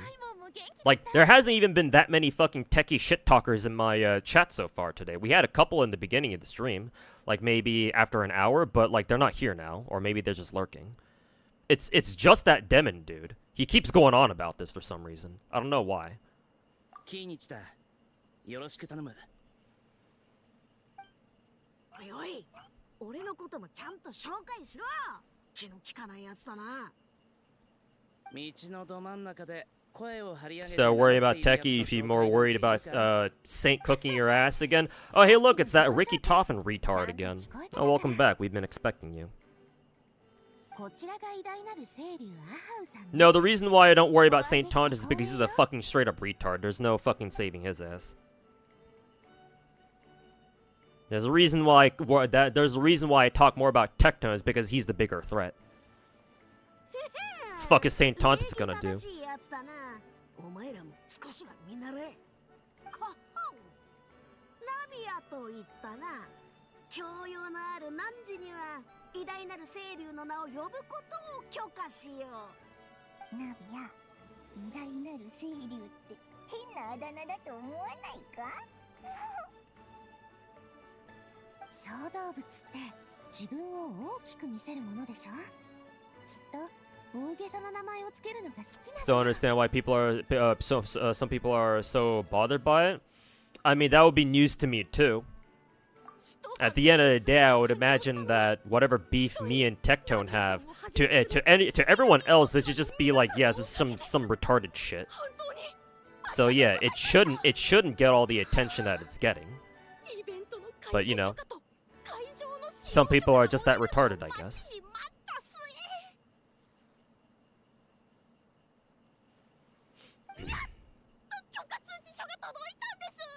その瞬間にナビアさんに連絡し、力を貸していただけないか。 Not like you and him are on the same level as like Kendrick and Drake. Well, yeah, obviously not. Never acted like it was either.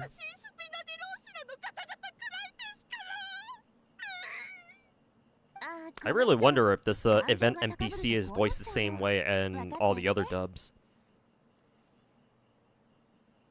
イベントの詳細はまだ話してないだろうから、代わりに説明させてもらうね。簡単に言えば、シュバルマラン AA ランドはレピーヌ・ポーリーンの発想と技術サポートの下で開かれる同好会みたいなイベントよ。テイワットの AA ファンなら誰でも大歓迎。シュバルマラン？ええ、あのシュバルマラン夫人のことですよ。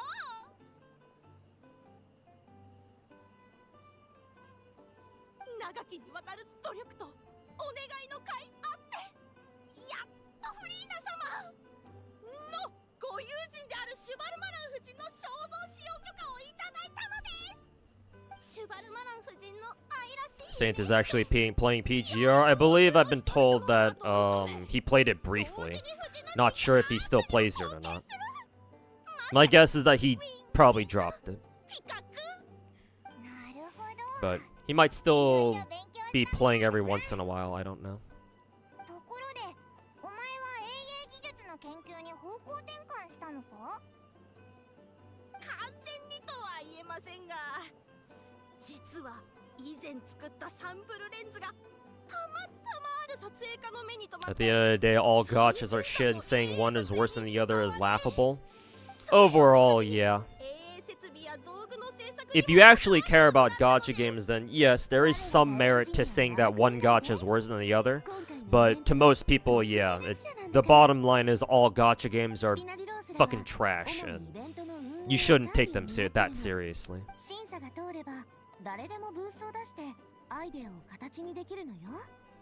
レピーヌ・ポーリーンと私がそれぞれ技術面と運営面でサポートするから。旅人、ここまで聞いてどう思う？収益も見込めるし、あんたの協力が First time you need to take like 2 looks at the screen, yeah. This NPC is certainly interesting. グルメ系 AA に出てくるみたいな超豪華なご飯も欲しいぜ。all the spawns of Tectone want to be Tectone. Yeah, they want to be just like their big daddy when they grow up. 出店側も参加者も食事は欠かせませんからね。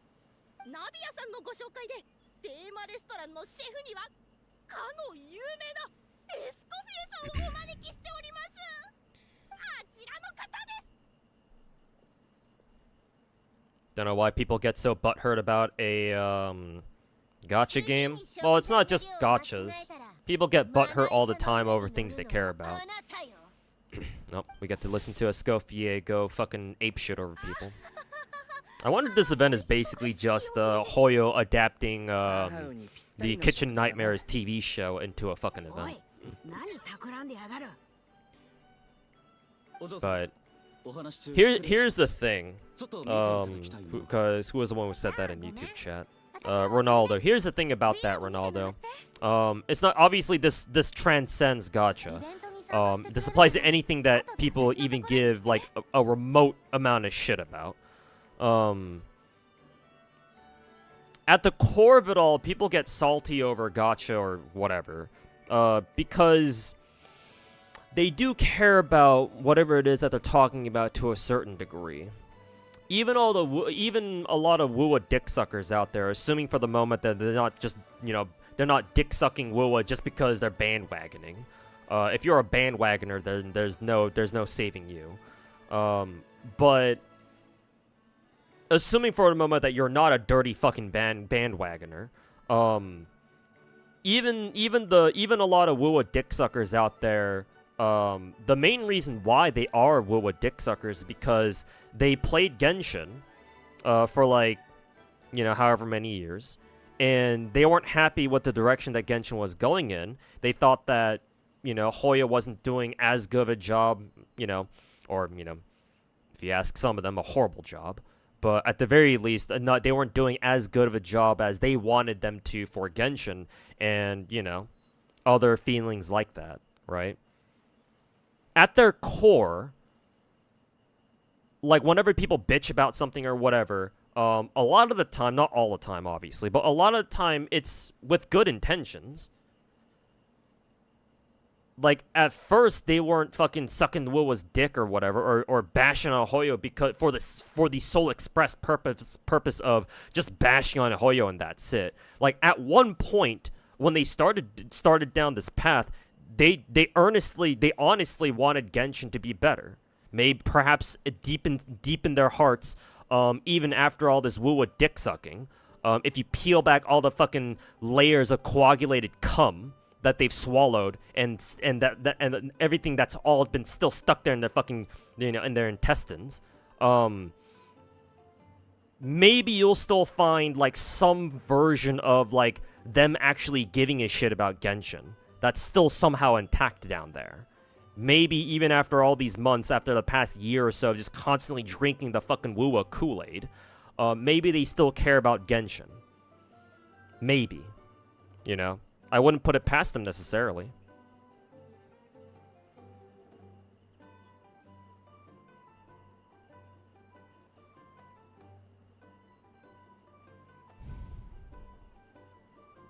But the problem now is that the way they act and the way they talk these days, it's kind of hard to tell if they still do or not.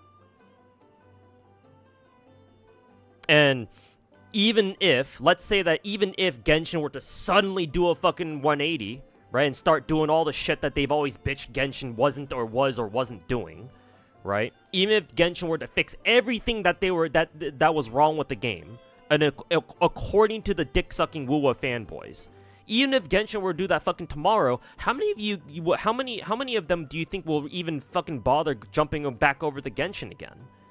A lot of them still wouldn't because they're scared that, if I go back to Genshin now, that's gonna make me look bad.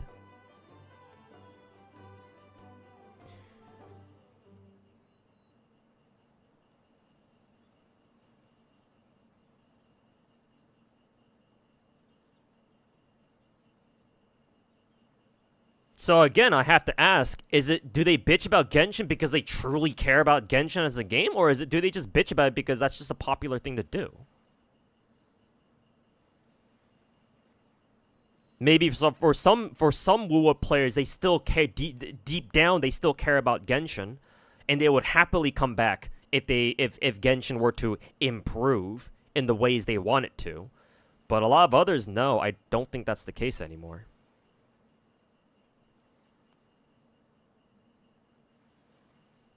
You're a star. Oh, sorry about that, Chase. And thanks for pointing that out. Forgot to change my directory over to Genshin.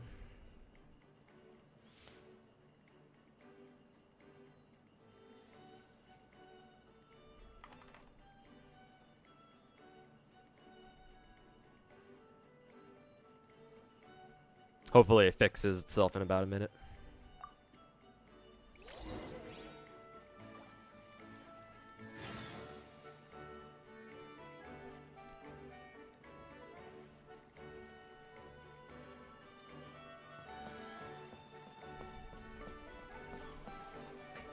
Oh, here's the crazy NPC.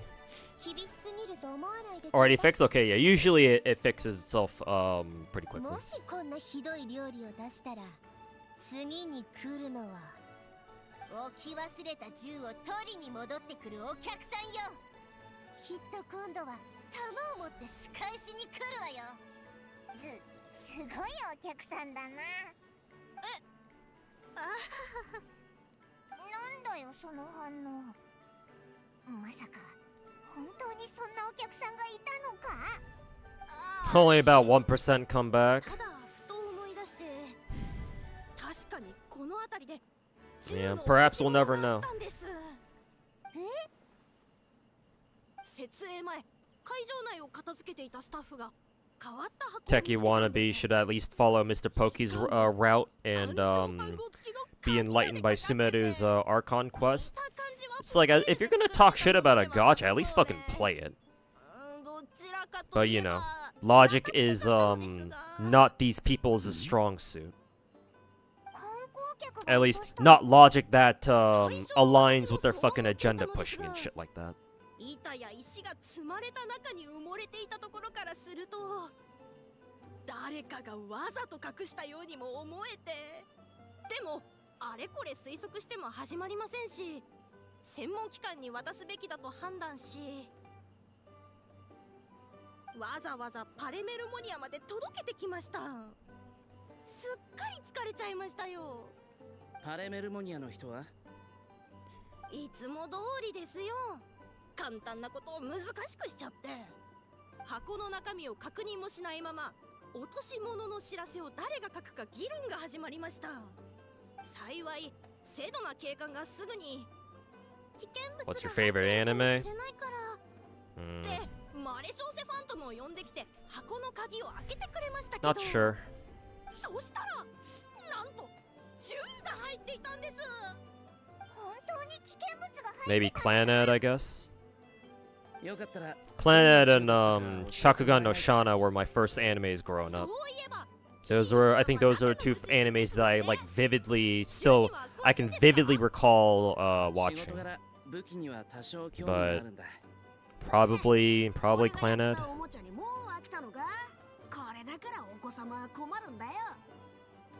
ああ、とっくに飽きた。俺様が授けたものをよくも。WUWA's anniversary is next patch. Yeah, a real anniversary shows up when we get Cartathia and Fleur-de-Lis. Or Fleur-de-Lis or whatever. 説明するのは難しいですが、あまり You really want to enjoy Genshin? You love Escofia's design? Just find the dialogue hard to sit through? Maybe to Zoomer brain? No, it's not. It's not just because you're a Zoomer or anything. Nah, Genshin's dialogue does tend to drag on for a long time.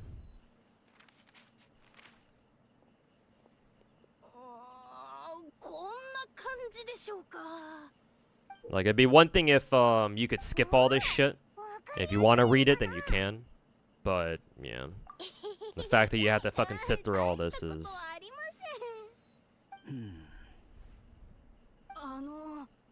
何か変なところがありましたか Clannad was a super tearjerker. Yeah, if I think that because I watched Clannad back when I was like still in like barely in high school or something, like halfway through high school. So I didn't obviously back then I didn't really understand it quite that much, but now that I'm a lot older, I feel like if I were to like somehow if I were to like wipe my memory and like make it so that like I don't remember watching Clannad at all, I just know about it. If I were to watch it again, I'd probably have a different reaction.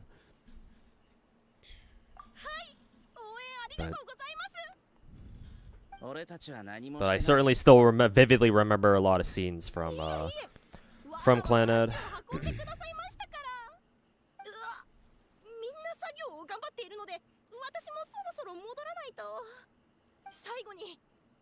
旅人さん、お会いできて本当に Enjoying peak Genshin. I mean, this NPC is making it at least a little bit entertaining. I'm enjoying the performance of whoever voiced this Lapine Pauline NPC. Oh,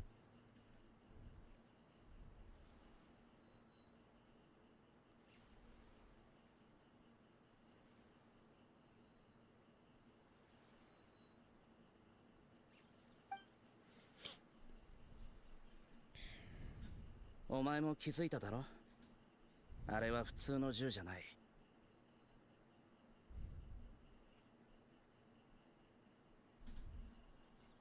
ああ、古竜の遺跡から掘り出された年代物だろう。正確には銃というよりハンドキャノンに近いんだが、まあみんなが銃と呼んでるなら合わせよう。Hand cannon? What are we playing? Age of Empires all of a sudden? それに俺がフォンテーヌに来た理由を合わせて考えれば、例の密輸事件の捜査を逃れたものかもしれない。パレメルモニアに行って確認してくる。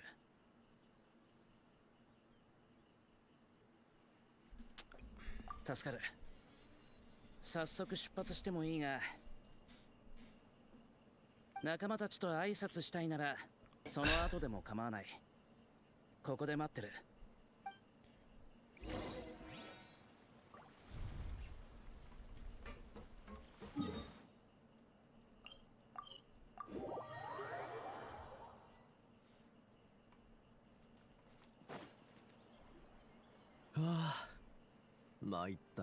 Oh yeah, we meet Aoife here. マジかよ兄弟。俺の真似してる場合かよ。いや、友達を見かけたからつい。オーラル、イファ、お前たちもフォンテーヌに来たんだな。お、あんたたちも来てたのか？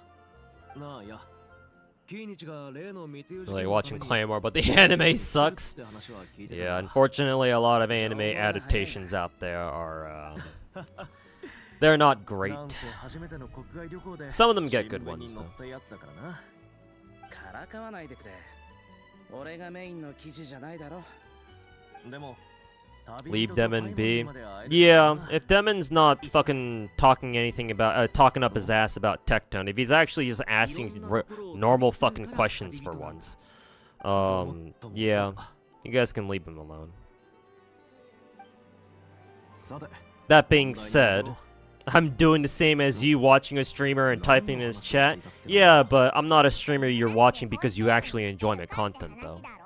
So no, there is still a difference. Demon. 僕から話そう。シュバルマロン AA ランドだったか？シュバルマランだろ。 And yeah, Fahim, that's true. I don't really like banning people. I think banning people from chat is a bit too harsh. I only reserve banning people for either people who truly cannot be redeemed, or if they're just not listening to what I'm telling them to do, or you know, just people who just spam chat or like bots or whatever.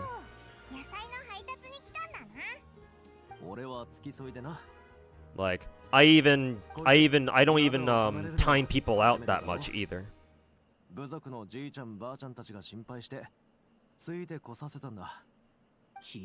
Have you ever played Crossing Void?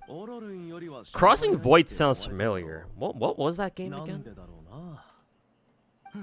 What was... つい最近まで働き詰めだった君を休ませるためだ。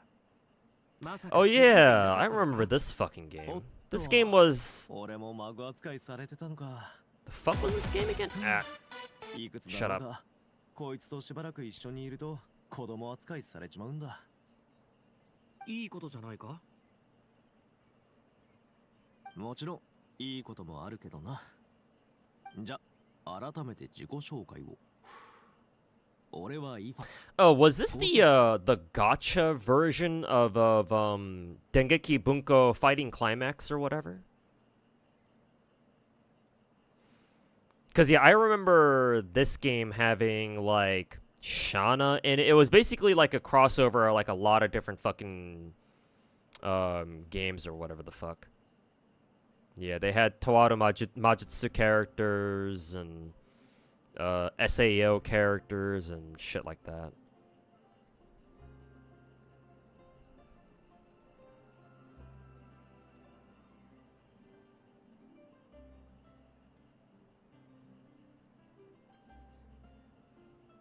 Yeah, I'm more familiar with I'm a little bit more familiar with the actual fighting game, but I did hear that it got it did get a gacha version, I guess. No, I've never played it め though. ちゃくちゃだぞ。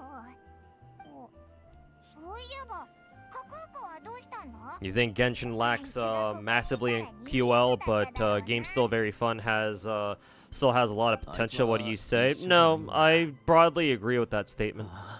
Yeah. 心配だ。 Definitely a lot of things that Genshin could still improve upon that they haven't.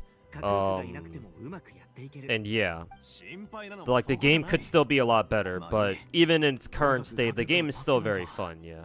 カクー Or at least I が find 危 it 険なことに really なっちま fun. ったんだ。 Like the things that it does well, it's always done well, and the things that it does well, they do it so good, or they do them so well that you know they're the reasons why I still stick with the game, despite all of its flaws. ああ Because Genshin can still provide me an experience that I'm not gonna get in any other gacha. 珍しく口を挟んでこないと思ったら出てくるのを怖がってるんだな。 But yeah, that doesn't mean that Genshin is by any means 1日分 perfect. の無駄話の It can 限度 still を超え use る a から lot of 明日までミュートしておいた improvements and whatnot, and additional content. 俺もカクークをし。マジかよ、兄弟。 So no crack. So yeah, Crackcaster. Yeah, I broadly agree. 居場所がわかる分そっちの方がマシだった。警察隊に追われてこの建物に飛び込んでしまったんだ。今頃刑事物の永遠に出てくるようなスリリングな追いかけっこを繰り広げているかもしれない。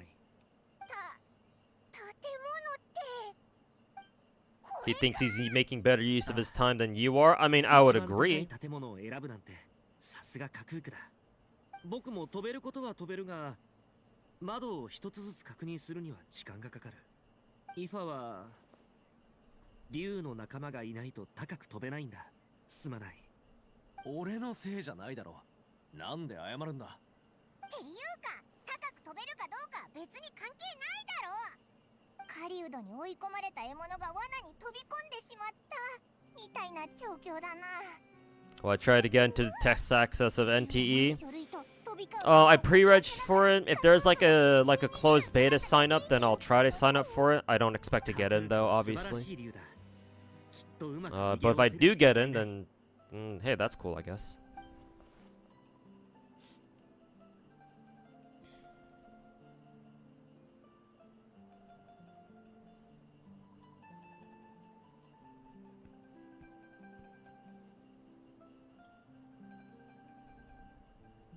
Oi, おいおい兄弟、マジで言ってんのか。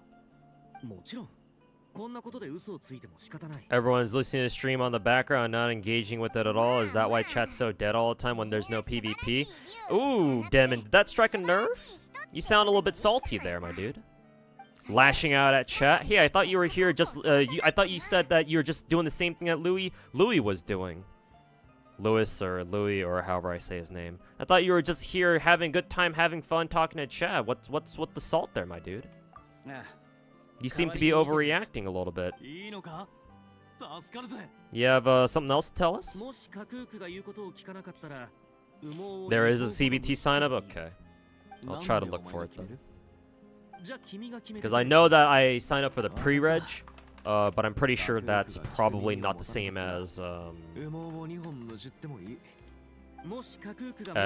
closed beta sign up. 文句は言わないだろうさ。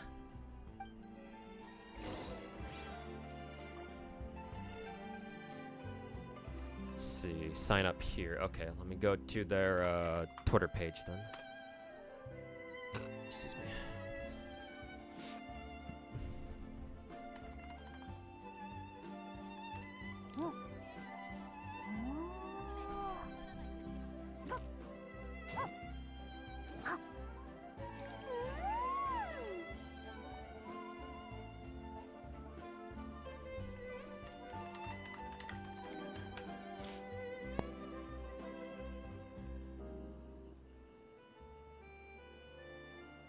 Damn, X is already only is less than 2 weeks away. Holy shit. It's already that time of the year, huh?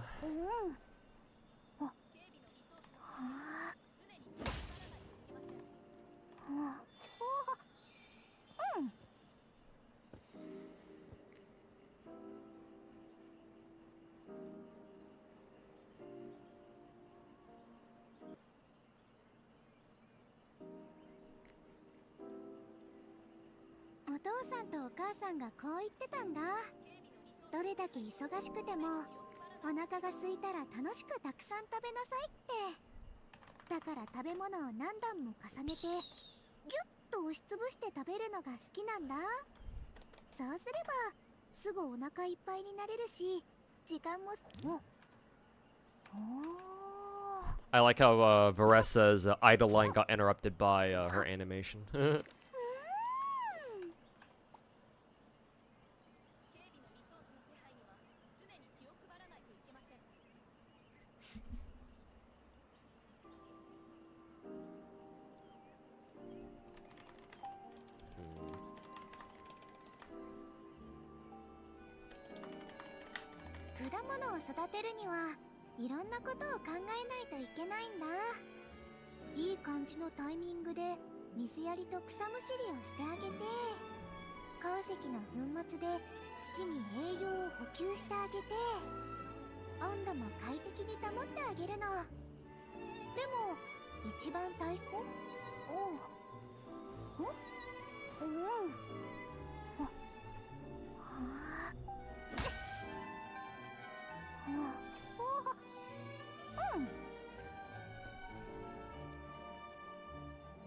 Okay. Sign up says it was successful, so hopefully we'll hear back from them. Do we know, did they say when their CBT was gonna go live actually, or do we still not know?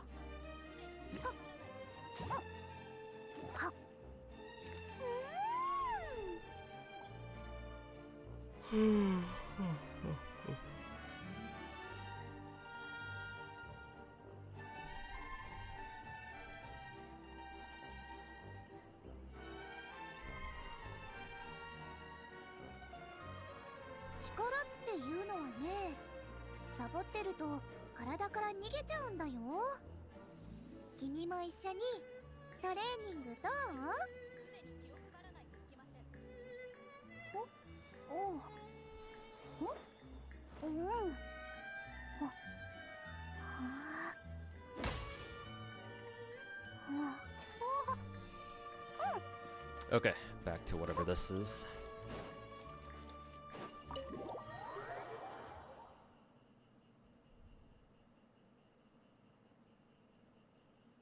You keep getting baited by chat to engage. That's fair, I guess. But, you know.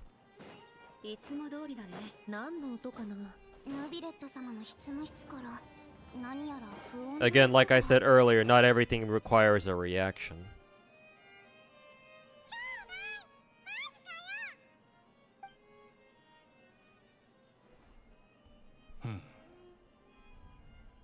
ナタから来たってこいつが言ったのか。いや、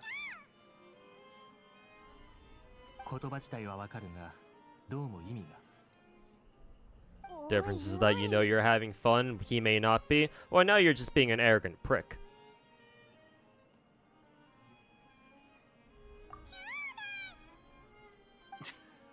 Think we have any chances of getting a skip another star rail like Genshin 2? Not really, no. 知り合いか？ I won't say that it's impossible, but おう、知人じゃなかった。知流だ it's highly unlikely. すぐに主が見つかってよかった。おかげで落とし物の書類が1枚。 Oh yeah, this is where Wrightsley and Novelette try to figure out what the fuck this guy is for. Or what the fuck this thing is. ところで旅人、ヌビレットさんに何か用かい？こっちの話は済んだし、俺がいない方が良ければ先に失礼す We る。 don't know yet. Most likely around June, if you have to guess. Yeah, maybe so. We'll see. そちらの方は先日の密輸事件裁判で証人として出廷したキーニチ殿だろう。あの件について何か疑問でも？さすが最高審判官。鋭いな。キーニチ、ヌビレットと知り合いなのか？でも裁判の時は他の審判官 Hey, と Brett Sapes, welcome to the 言 stream. ってなかったか？ Hope you had a good お day. 互い 新聞に It's 載って going るから alright な so far. そちらはこちらはリオセスリ殿。メロピレ要塞、フォンテーヌの関 Hey, yo, 責 Gray, 任者 welcome to the stream. 事件に関する内容なら聞かれても問題ない。よろしく。ほう、なかなかうまいじゃないか。けど、架空か How much emphasis Starro puts on their story, they're probably the least likely to get a skip button. Well, Genshin, not Starro, Mihoyo puts, Mihoyo treats Genshin's story basically the same too. Both the Genshin and Star Rail teams take their stories way too fucking seriously. Really, Traveler?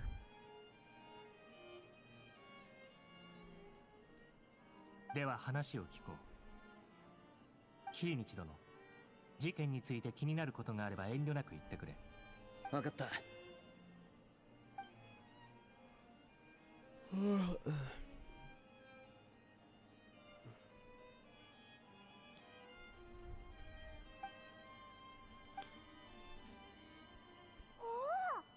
レピーヌ・ポーリーンが描いたのとそっくりだぞ。あいつ本当に絵がうまかったんだな。この銃がこの前の密輸事件でフォンテーヌに渡って They had the Elysium realm and that had a skip button and this doesn't. We're cooked. 分かった。キーニチ殿、迅速な対応に感謝する。すぐにマレショーセファントムに調査させよう。 Need to head out. Got work tomorrow. See you in the stream. All right, Cornethius, take care, man. Have a good one. Thanks for hanging out today. And have a good rest of your night. よろしく頼む。今日がパレメルモニアから諸々の知らせが出される日じゃなくてよかったぜ。銃のことが外部に漏れずに済んだ。フォンテーヌにはもう数日滞在する予定だ。調査に進展があったら、あるいは俺にできることがあればいつでも知らせてくれ。オ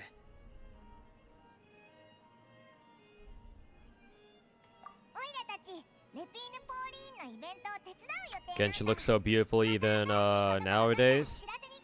I mean, I would argue that Genshin has only gotten better and better looking, technically. 残る問題は Like, to this day, Genshin is still, like, the best at using colors to really make the environment pop. こいつのセリフには驚かされるばかりだ。一体誰から教わったんだ？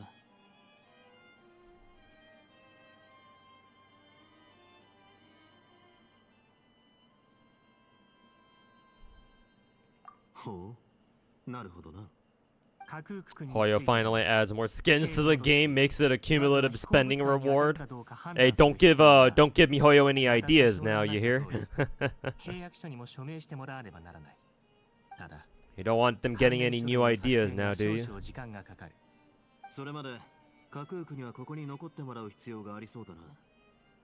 構わないか。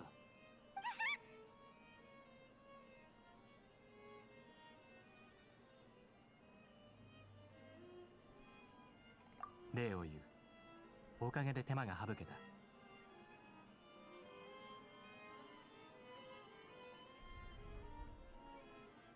じゃあ俺たちはこれで。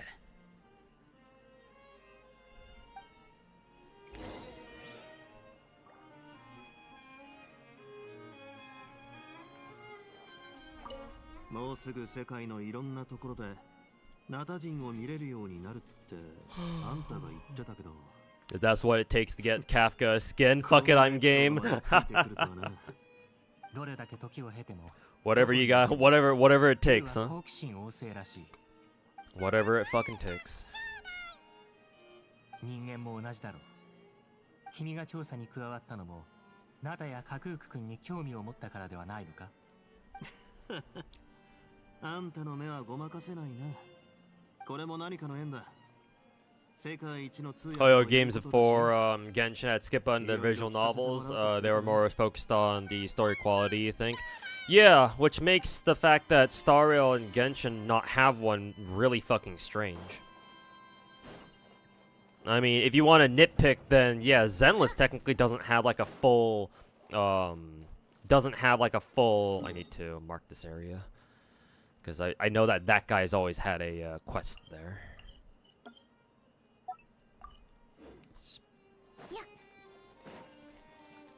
But yeah, it makes it even stranger that, you know, that Genshin and Star Rail don't have a skip button. Even Zenless, if you want to nitpick as well, doesn't have like a full skip button. You can only skip like a portion of the story, and the rest you have to fucking, you know, double click past. But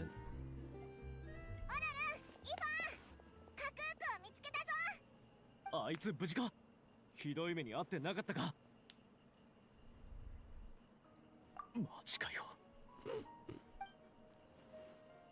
架空区を連れて戻らなかった時点で。are we trolling そう Aoife? 落ち込まないでイファ。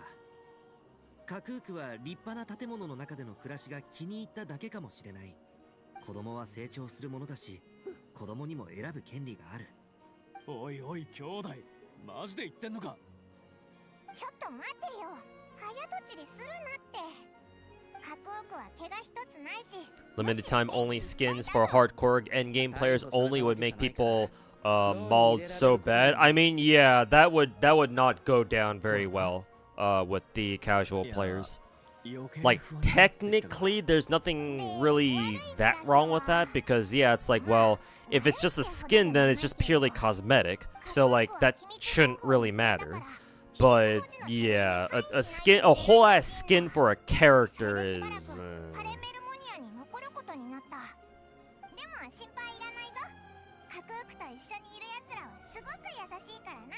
Like, certain things, like certain cosmetics being locked behind endgame is fine. Like, the what do they call them? The echoes? Not echoes in WUWA. Echoes in Genshin. The shit you get after you do those like those challenge stages for like certain characters in theater. They get when you obtain them, they get, and you equip them, your characters get like a cute little like trail effect behind them whenever they walk around or run around anywhere. Like those things are fine, right? Because most people don't really care about them. I mean, yeah, they're cute and all, but like, you know, it's not like a skin. But like, if they gave out a skin and it was actually good and they locked that shit behind endgame, oh yeah, people would have a big fucking problem with it. And to be fair, I don't know if I would agree with something like that either. But yeah, you're right that if Hoyo were ever to do that, then yeah, that would fucking piss off a lot of people, a lot of the casuals. Oh yeah, no, they would let MiHoYo know, that's for sure. They would not like that at all, not one bit. Quite late for you there. All right, Fahim, thanks for hanging out, man. And yeah, take care. Enjoy the rest of your night.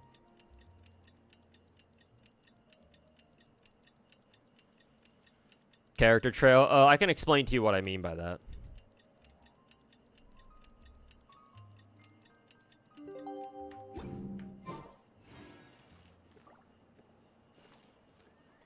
fuck was that telling me to do? Was that whole fucking character, like, conflict, fucking bullshit? Anyways. But this is what I mean, character trail. They're called echoes in this game. Not to be confused with echoes from, Wuthering Waves. But some characters, like Ganyu, have this little cute little cosmetic thing where when they run around or walk around places... Does it work while you're walking, too? I guess technically it does, yeah. You just don't see it very well. You see... It really starts kicking in when, they start running around places. Or, like, dashing around places. But, yeah. Like... And you get them from, theater as well. You get them from here. Quick teleport over there real quick, just so I can show you. But, you unlock them from right over here? No, over here? Yeah, over here. So you go over to this painting in the theater building, and yeah, you see all the characters that have echoes in Genshin. So once you complete the challenge stage for everybody, you can unlock their echo, so to say, and yeah, it's unique to each character. And so when you equip them, and you start running around with them, they just, you know, leave behind a trail of like these cute little special effects. It's nothing really more than that. It's just purely cosmetic.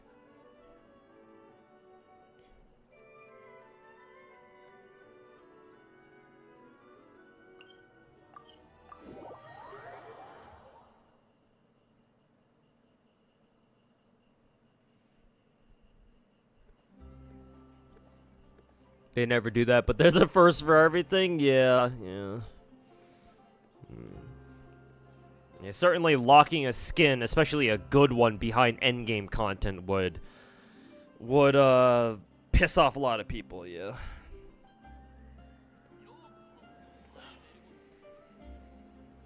So, I'd advise them to not really do that either. Maybe it depends on how they lock it, like an accumulation shop. Sure, maybe like if all you need to do is just accumulate a certain number of stars and then eventually you'll be able to unlock it. Maybe, but like people will still be upset because they can't get it like immediately, right?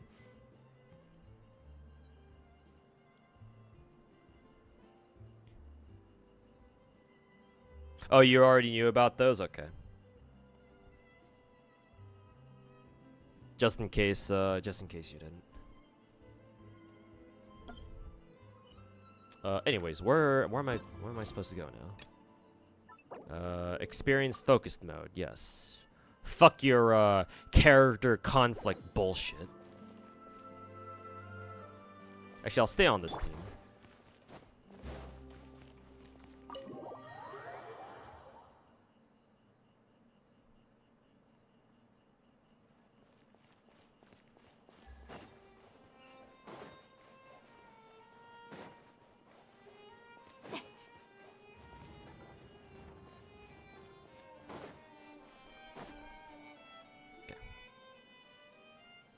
Summer skins for Zenless. You still got your hopes up? Prage.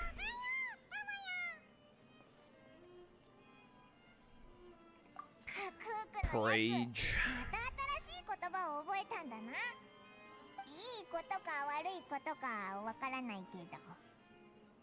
結構頑張って教えたんだが、これが精一杯だった。ここ数日それだけやって過ごしたんじゃないだろうな。まさか。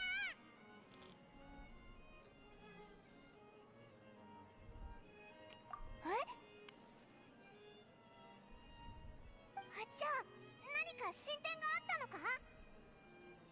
Yanagi in a one-piece swimming suit. Or the golden micro bikini, yeah, the fucking golden week bikini trend on Twitter.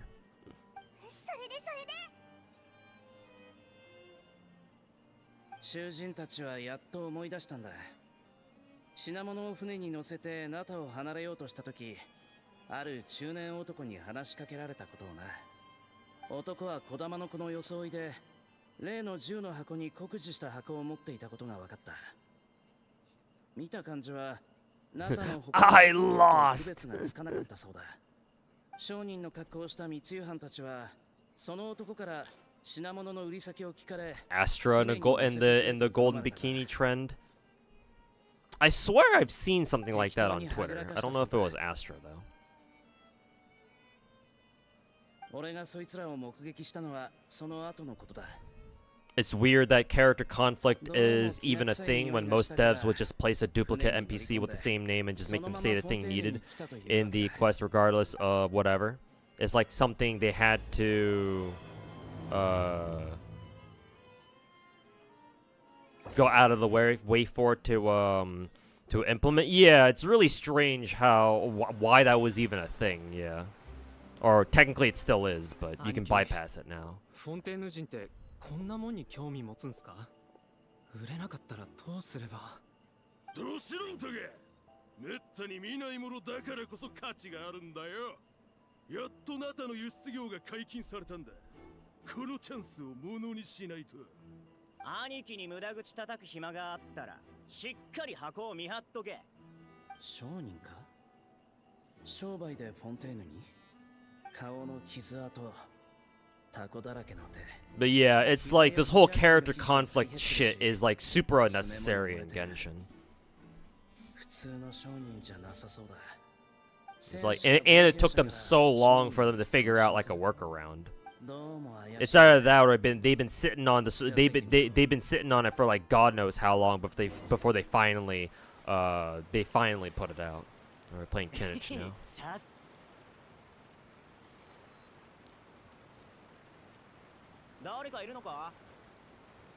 Oh, we're supposed to go over here.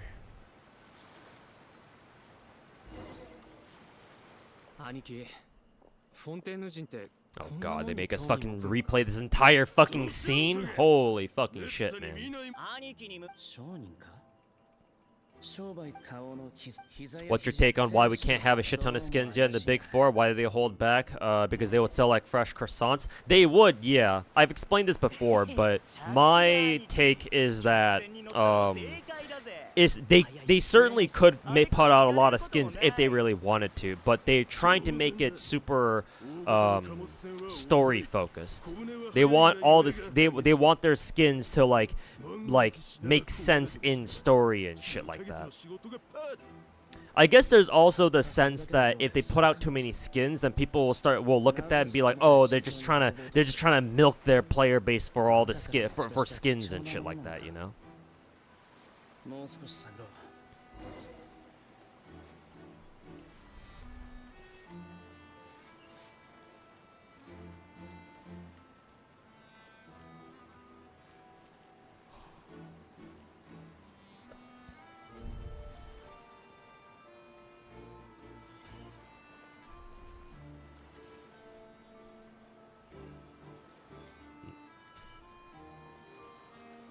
やっぱり箱の中は。おい、暗い顔してどうした？ビジネスがてら観光までできるんだぜ。絶好のチャンスだってのにもっと喜べよ。そうだよな。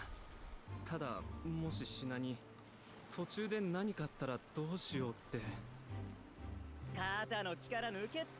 And yeah, that's also true, EPK. Yeah, I've said that before as well.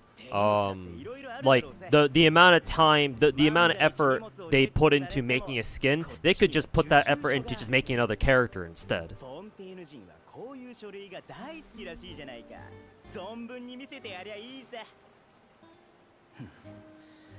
やっぱり密輸を企んでるな。メンバー構成や品の情報は分かった。今のうちに港の警察隊に知らせよう。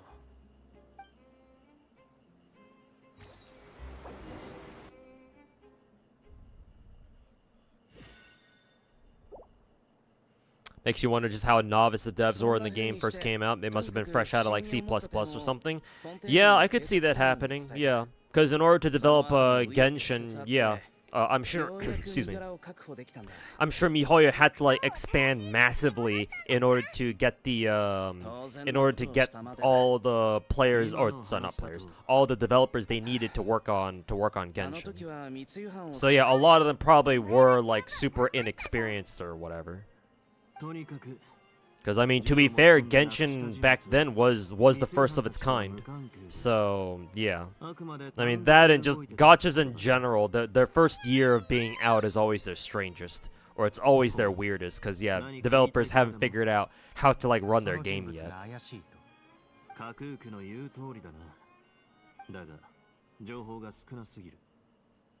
まずは落とし物について調べるとしよう。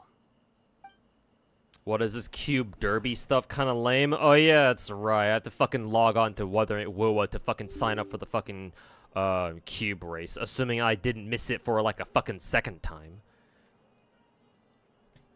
Oh yeah, let me go fucking do that real quick. Or is it already too late and I already missed the fucking race today?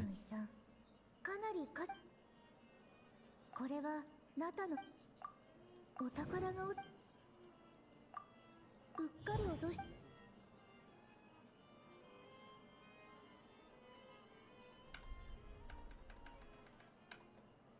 Sorry, just waiting for WUWA to load up real quick.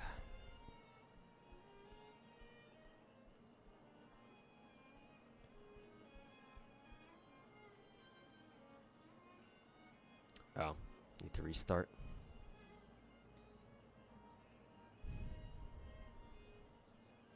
Think you missed it again? Great. Yeah, a part of me doesn't even want to do the fucking bullshit cube thing, yeah. I don't know if I even care about it anymore. How many asteroids does it give out again? Like 50? Jesus, all this effort just to pick up 50 asteroids? Yeah, fuck that shit, man.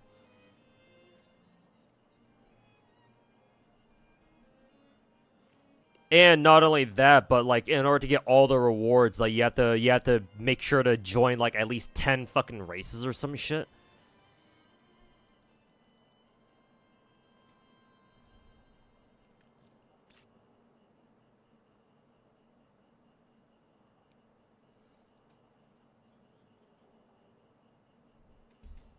Let's see.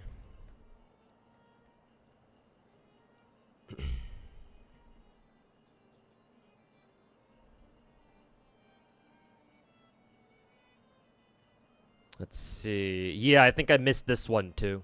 It says next support phase in 10 hours. So yeah, I missed this one too.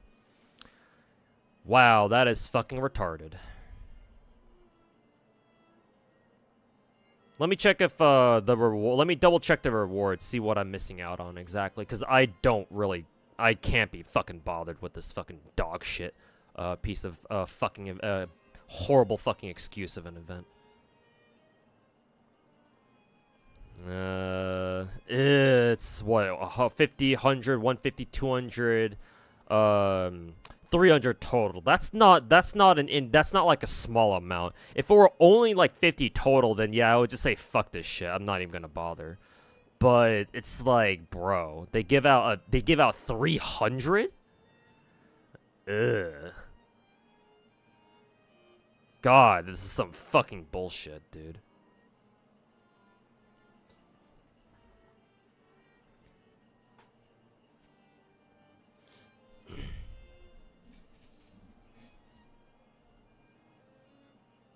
Low-key hate events that are just random mini-games. Nah, the thing I fucking hate is that, like, whenever gacha games do this, shit where, like, oh, events in these events, you have to do this thing every single day, otherwise you're gonna get fucked. Like, bro, I fucking hate that shit, man. It's not just the Big Four that do it, too. Plenty of other gacha games do it as well. Like, you guys, some of you guys were here in my stream yesterday while I was going through FGO, and you guys heard me bitch about, FGO's limited master mission where it's like, well, shit, I can't do this last one because I simply just don't have enough time. Like, whenever gacha games do that, it's so fucking annoying, man. Nope, sorry that you didn't know that you were supposed to do this. Well, guess what, buddy? Go fuck yourself. It's like, holy fucking cringe, bro.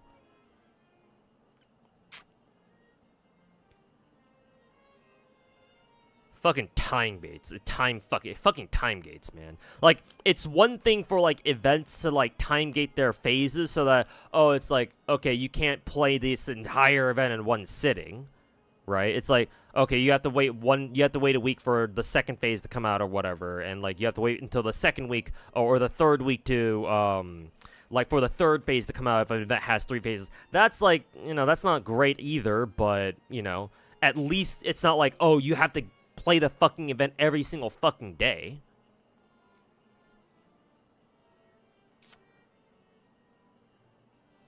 It's like, sure, like, you can time gate the fucking progress on an event as long as you can get the entire event done all on the last day if you really have to. Because, like, you know, you don't know. People are busy, bro. It's like, people can be busy with other shit. It's like, oh, right, I forgot about this event. Or, like, I can only take the time out of my day or out of my week to play a Genshin, like, on this particular day. If it happens to be the last day, then, well, like, are you gonna fucking, how can you fucking punish them for that? So fucking retarded, man.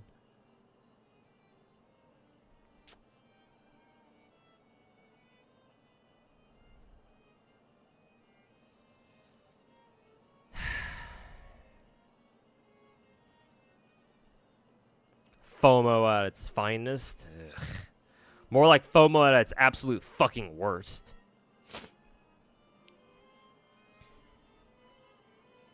Arknights did that too. Yeah, I know. I was thinking of Arknights when I was doing that. Yeah, because they used to have major events. They used to have like these mini games where you were supposed to do them every day or something like that. But nowadays, I think they're doing less and less of that. Thankfully.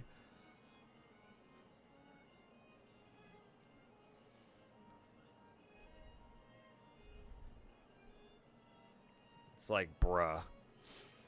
Like, I remember Genshin doing this. I don't know if y'all remember the flower pot arrangement event. Like, it only lasted for like 10 days or something, but you were supposed to play it every day or some shit. And if you missed like one day, well, go fuck yourself. You missed out on like, what, 30 primos or something. I think it was from like 2 or 3 years ago or something. Like, I still remember that event vividly and how fucking triggered I was when I found out that, oh no, if you missed even a single day, you're fucked.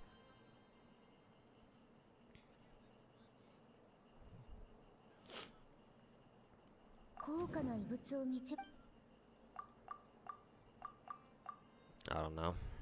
I'm not really paying attention. 確かに獲物を引っ掛けるためのおとりみたいだな。ただおとりならもっと目立つはずだが。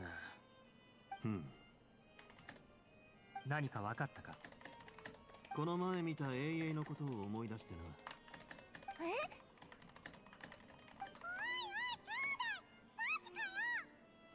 落ち着いてくれ。誰かが取りに来るのを待ってたってさっき旅人が推理しただろ。それでちょうど英雄で見た誘拐事件のことを思い出してな。身代金を要求するとき、犯人は被害者の家族にモラや価値のあるものを指定された場所に置けというもんだ。確かにフィクションに限らず、現実世界でも似たような。I love gacha games. Yep. そうしたストーリー。I fucking love gacha games. Holy fucking shit, they're trash. なるほど。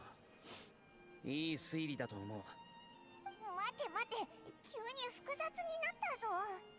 もしこの銃が本当に身代金代わりのものなら。You're hoping WUWA was the one to give us like a 2-piece swimsuit? Nah, man. Remember, Bubba, WUWA's copying Genshin. They're trying to appeal, well, not trying. They are appealing to, like the mainstream Chinese audience. So, yeah. They're never going to, like, step way out of line. Or at least they're not going to do it intentionally. 交流時代の銃に目がない誘拐犯。ま、可能性はゼロじゃないが、そういうのはひとまず考えないようにしよう。この事件。どちらかというと。 Nah, you're not gonna find Gooner skins coming out of WUWA. And it won't be WUWA. That I can tell you for sure. でも Though they're free to prove me wrong. 指示を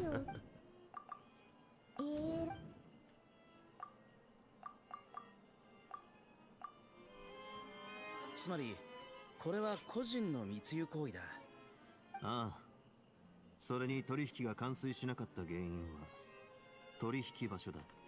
誰も訪れない砂浜がたった一晩でイベント会場になるなんて誰も思わなかっただろうからな。それに観光客だけじゃなくてスピナディロースらの者もいた。売り手も買い手もさぞ焦っただろうさ。Nikkei is the one with amazing skins. Yeah, other gachas have great skins. Yeah, Nikkei is certainly one of them. それをどうやって確かめる？ The more Gooner it gets, less it appeals. Well, it's not that it appeals less, but remember, this is a Chinese gacha, and unfortunately, I have to start talking about Chinese sociopolitics. It's not that the Chinese don't like Gooner skins. They enjoy them as much as anybody else does. The problem is that, one, if skins get too Gooner, then, you know, Chinese censorship laws kick in. So there's that to deal with. But also, remember that this is mainland China, and that you have plenty of fucking wild-ass motherfuckers over there, who are just like, you know, snowflakes on Twitter, where if they see something that offends them, they go fucking apeshit. Like, you have people in mainland China, well, not just in mainland China, you can find these people everywhere, in the West too, but since we're talking about China right now, there are people in mainland China who, if they see like a super like suggestive skin or whatever, especially if it's for like their waifu character or whatever, they get hella pissed because they see that, instead of seeing that skin, they're like, oh my god, my waifu got a great skin, or like they got a super Gooner skin, oh my god, I fucking love that. No, instead they'll see that as, oh, the developers are whoring out my favorite waifu character, how dare they? And they'll throw a fucking fit.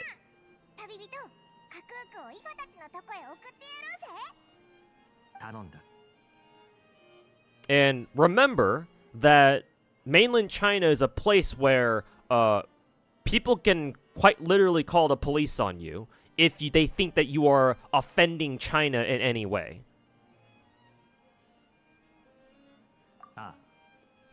So not only do these motherfuckers, right, when they see a skin that, or when they see content in even a gacha game that offends them, right, they don't like, not only do they get to pull the, not only do they get to go fucking parasocial and be like, no, you're disrespecting my waifu, or anything like that, but they can also use the excuse of nationalism to protect their main interests.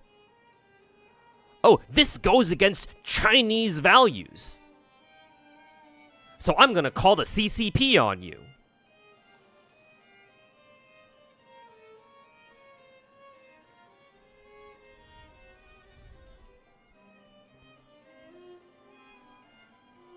So unfortunately, Chinese gachas can't have good things, at least not most of them. It's either that, or you go, you become Giga Chads like the Snowbreak devs, and you're like, all right, cool. We'll take the fucking adult rating. We'll keep doing it anyway. But Snowbreak devs are the exception, not the norm. Snowbreak and Manju, I think.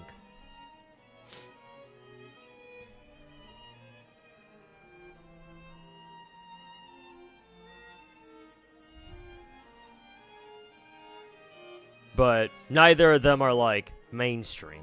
I mean, Manju is trying to go mainstream with Azure Premilia, but you'll notice that Azure Premilia characters are generally not as nowhere near as Gooner as, like, Azure Lane characters are. And there's a reason for that. It's because they want to try to appeal to a wider market.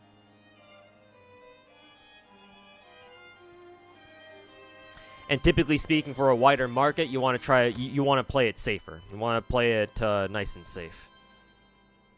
You don't want to put in anything that's like too provocative in your game, be it, you know, skins or whatever.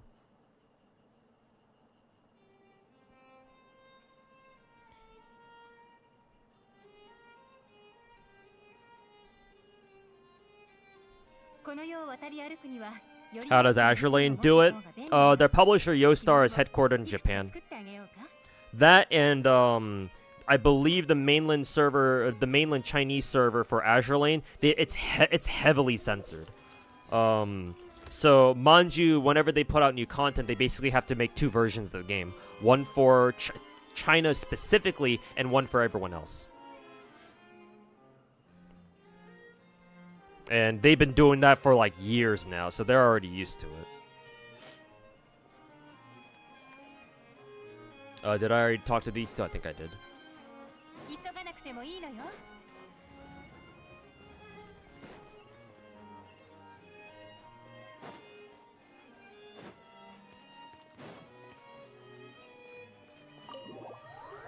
Isn't Hoyo based in Singapore? No, you're thinking of Hoyoverse slash Cognosphere. MiHoYo, the original company, is still based out of Shanghai. Allow me to fact check that real quick. MiHoYo headquarters.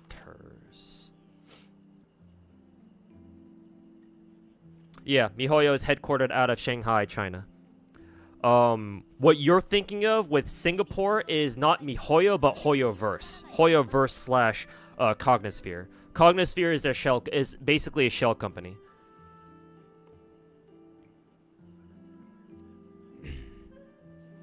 So technically, Hoyoverse slash Cognosphere is in charge of all the servers for Genshin, Star Rail, Zenless outside of China. MiHoYo themselves still operate and run the servers, and obviously develop all the content for the mainland Chinese servers for their games. The reason why they have a shell company in the form of Cognosphere slash Hoyoverse is because MiHoYo wants to keep all the money they earn outside of China.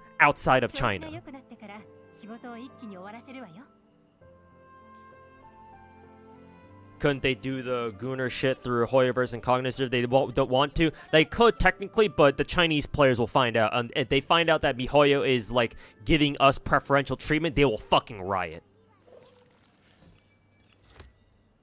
Like, for example, if they were to give us like Gooner skins, but they don't give it to the Chinese players or whatever, or let's say even they put out a new skin, right? They put out a new skin, but like it's more revealing on the global servers, but it's more heavily censored. It's more censored on the Chinese server. Then people will have a problem with that.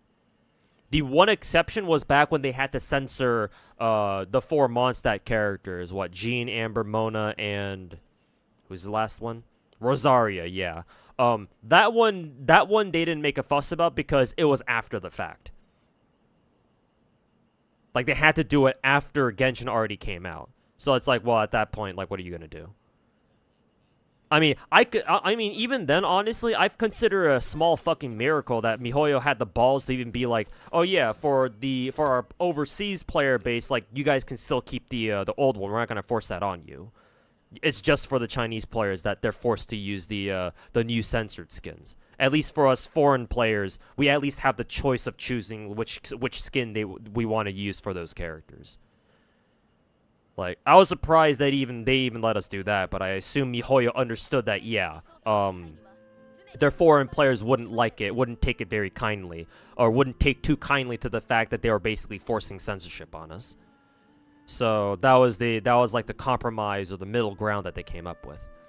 But no, no, the reason why Hoyo doesn't give us any preferential treatment, even though technically they have that option through Cognosphere slash Hoyoverse, is because their Chinese players will eventually find out.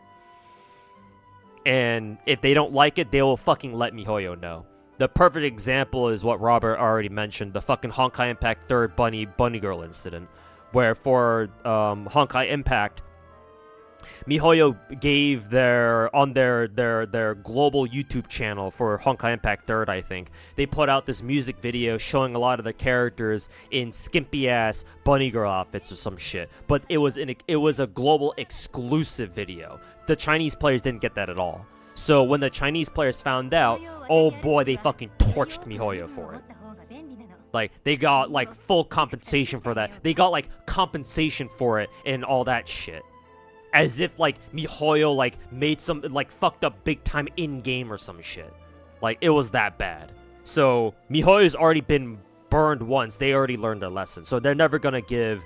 They're never going to treat global servers any differently. And, like, that was for Honkai Impact. And that game is much smaller than Genshin. So imagine if they were to have a situation like that, but in Genshin. Like, you might have heard of... I don't know if you heard about the fucking Genshin anniversary drama from a couple years back. But, like, imagine that, but instead of Western players, it was Chinese players doing it. Like, that's the kind of fucking calamity that they speak about in the fucking Bible type shit.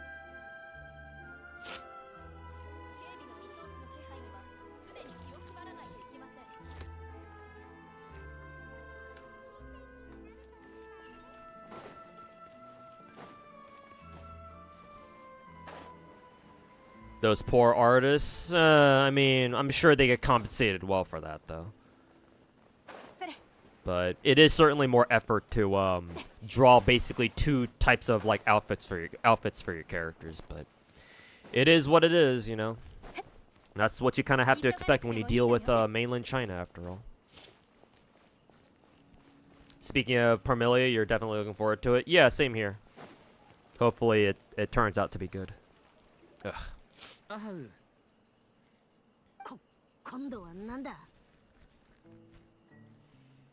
Hoyo versus global publisher. CN, the main building, is still using MiHoYo as branded. Yeah, in mainland China anyway.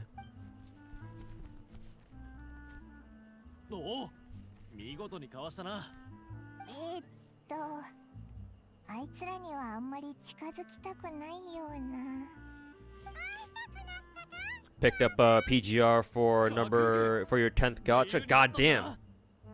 Hopefully you enjoy PGR, Finkel. Why is that when you fight the attack holograms, the boss still hurts you or damages you when you quit? I don't know why. Yeah, and I agree. That's really fucking retarded. Yeah, I don't really like playing attack holograms because of that. It's like, when you fuck up and you reset, the game doesn't reset you at all. It's like when one of your characters dies, right? Unless you restart immediately, the game doesn't bother reviving them at all. Whatever energy you had at the time that you restarted attack hologram, that's the energy you have going into it. It's like, bro, just fucking standardize it, man. Either make it so that we start with full energy right away, or you know, make it so that we just don't start with any energy at all. So that way it helps us with our reps and our rotations. Instead of having to like try to adjust to every different time that we try doing a fucking attack hologram, where every start is different. Because oh, I don't have my ult right now. Oh, I do have my ult this time. Oh, I don't have my ult this time. And fucking other bullshit like that.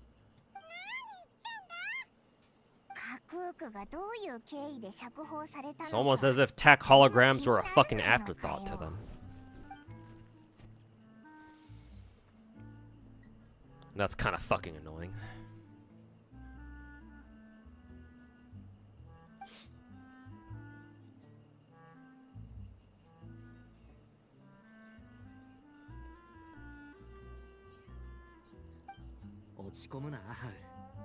Hey, lovely Tay, welcome back. Your cat says meow. Hey. Tell your cat I said what's up back. I've been watching a lot of cat videos recently. Or just animal videos and just in general. Maybe one day I will have a cat of my own. I don't know. Not right now, though. I can't afford to take everyone out at the moment. このピンクの風船を厨房に送り届けてやる。それだとお前も危ないぜ。そんなレストランはないぞ。とにかくアハウを見ててくれて Hate that you can't just press start and restart while in the attack hologram fight. Yeah. The single worst part is that when you try to restart or when you try to quit attack hologram that's already active, it's like the game takes like 5 seconds to restart or give you the option to restart, and all the while the boss is like fucking throwing your character around, fucking killing them. It's like, bro, like, why not just deactivate the fucking hologram as soon as you hit restart? So fucking stupid.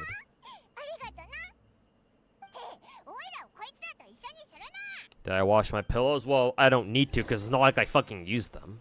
No, I just took them down because I was doing some interviews recently.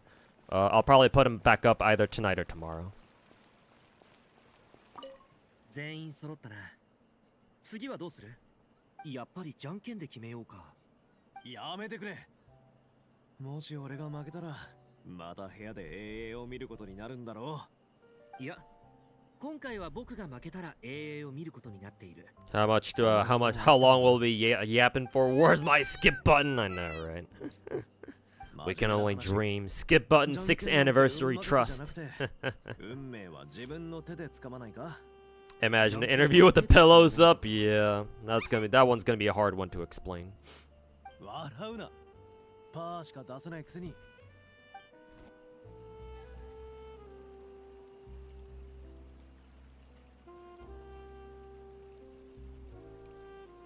You know, like holograms, cleared everything until Fleur Dulles, and can't be really bothered anymore. Yeah, it's not for everyone, that's for sure. I don't really like it, myself either. So, I certainly can't blame you for that one. Good luck to your interviews. Yeah, hopefully I get a good response back. We'll see though.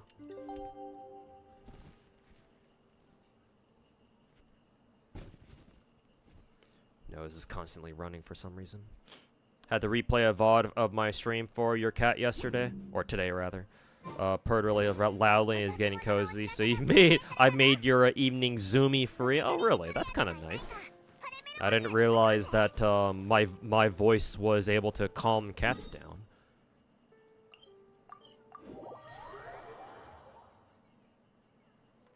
Hopefully you get some good news soon. Yeah, we'll see. Obviously, I'm not really expecting much, but...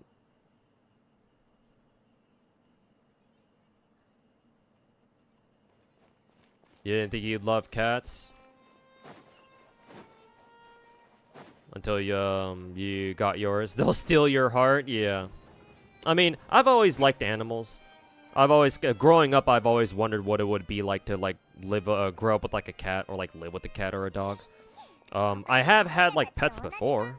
I used to have hamsters, I think. Yeah. But, you know, hamsters are a little bit different from, like, cats or dogs, obviously. Bit of a different experience.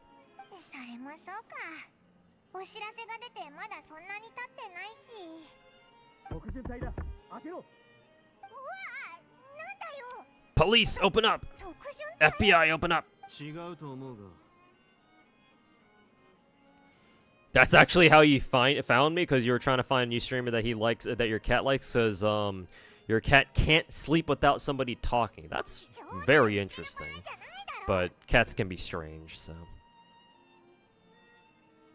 じいちゃん、ばあちゃん、こんにちは。ほう、架空区の飼い主かい？飼い主の一人ってとこかな。でも、なんでお前が？何しに来たんだ？落とし物を受け取りに来た。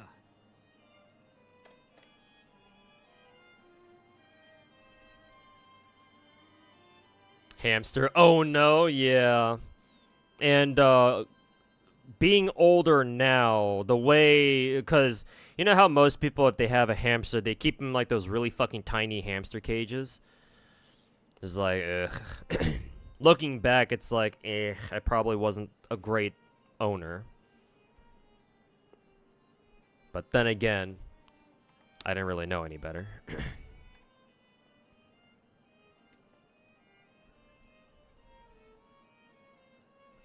こちらはキーニチ殿が船であったという To ASMR. 違うだろうな。じいちゃんやばあちゃんなんて呼んでるくらいだ。中年の人にしては相当若く見えるしな。Oh, and your cat has anxiety. Oh no, that's the fucking double whammy too. 間違っていただろうか。英ではみんなああしていたが。いやいや、それは公務執行中の特順隊だろ。全然違うぞ。 Yeah. I imagine having a cat like that must be rough because whenever you need to leave somewhere, your cat's like, "Oh no, where'd you go?" And you know, they get all confused or whatever. Unless you're fine with taking your cat out with you. I mean, to places where cats are allowed anyway.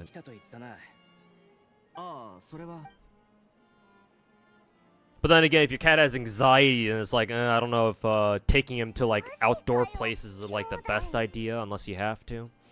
Like, unless you have to like take them to like to the vet or something for like checkups or whatever. Now, of course, obviously, you know, not really much you can do about that.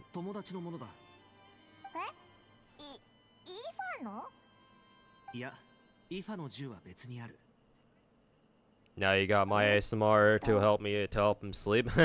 Well, I mean, good news is that you'll have no shortage of footage from my streams to go through to just play as VOD streams, especially if you pull up like my longer streams as well, where I stream for like 8, 9, 10 hours. So.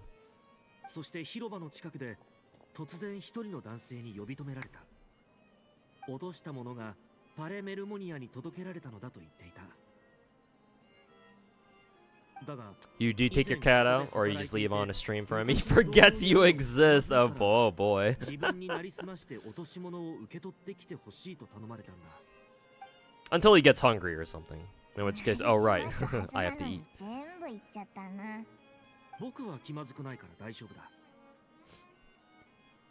パレメルモニアで働いていたと言ったのか。依頼主はフォンテーヌ人か。 There are like cat backpacks. Oh yeah. I think I've seen one IRL before. Yeah. あまりにも礼儀正しかったから。もしかして変装してたとか？やっちまったな。お前、多分騙されたんだぞ。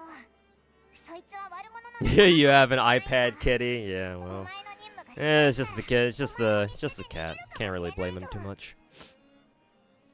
それはない。僕はバカじゃないから。え？彼は逃げられない。イファとカクークが広場で見張っているんだ。見張るか。いい響きだな。 But yeah, goddamn, there's so much fucking yap in this event. イファのとこに行こう。そいつを捕まえて詳しく調べるんだ。ちょっと待ってくれ。その前に一ついいかい？ Oh, 旅 excuse 人 me. パイモン。あんたらはナタじゃ有名人なんだよな。もちろんだぞ。でもなんでだ？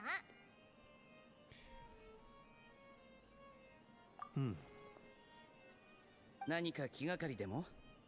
売り手が裏で監視する可能性があると言っただ。 Imagine cat suddenly goes fuck Nexon. そうだ。 It's like, where'd you learn that from? オロルンに依頼をしたやつはナタの事情をよく知らなかったのかもしれない。疑問だらけだが。 K2 and that's oh yeah, that's right. I think somebody mentioned in Twitch chat earlier, and I forgot to talk about it, but つまり旅人とキーニチさんはここに I guess our next in line is ム K2. ビレットさんもだな。ひとまず空っぽの箱をオロルンに渡して受け取ったふりをしてもらうんだ。監視するやつがいないか俺もついて行って確かめてくる。俺を知ってるやつはほぼいないから目をつけられることはないだろう。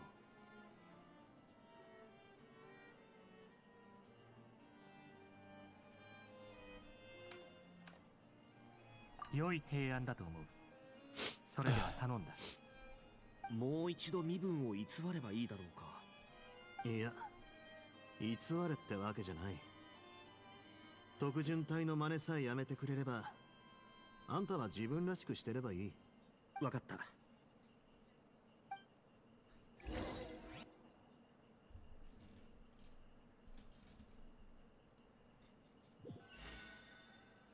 Alright.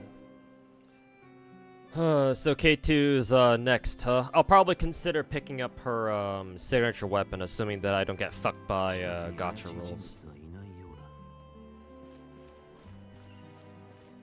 Head down to the plaza. Can I just jump down?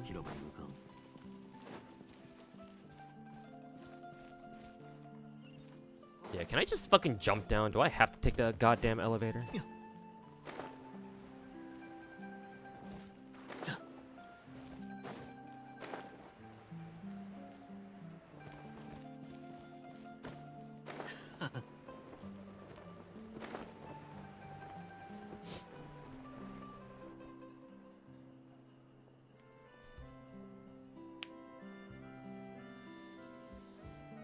Damn, 2 hours late with the drone phases. Yeah, he's kind of late to the party.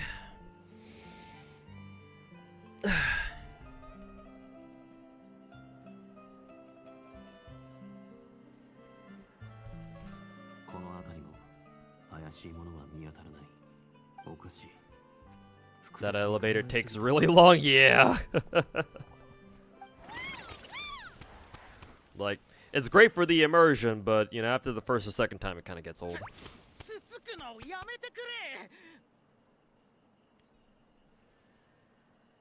It was me, yeah.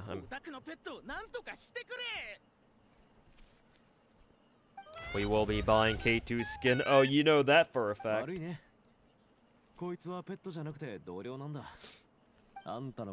Oh, hell yeah, you know what's up. The Korean players lost gallons and wallets. I'm sure they did. Cause yeah, K2 was their standard was their standard service rifle. Pretty sure it still is, or like a modernized version of it still is the standard issue rifle of the ROK.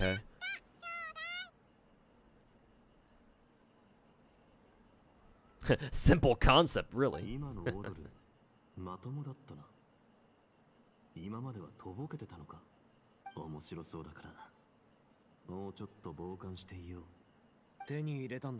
Yeah, Brett Sabes, I already saw that they were going to, that Tribe 9's gonna EOS.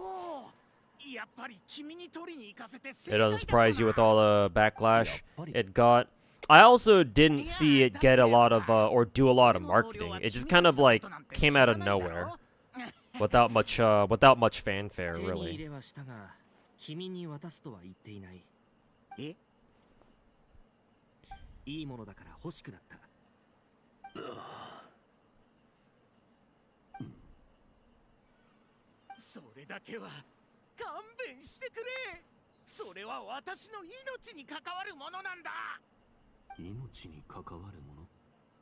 Kanto 8 is really good. Journey's gonna be crazy. Yeah, I think Limbus released Kanto 8 like yesterday or the day before or whatever. New story chapter.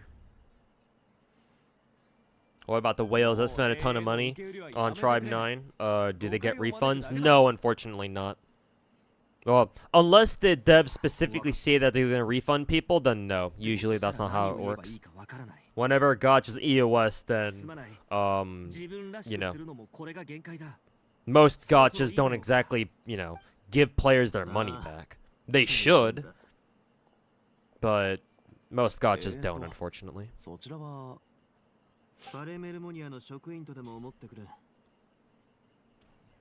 命に関わるその宝物についてだが、少し聞きたいことがある。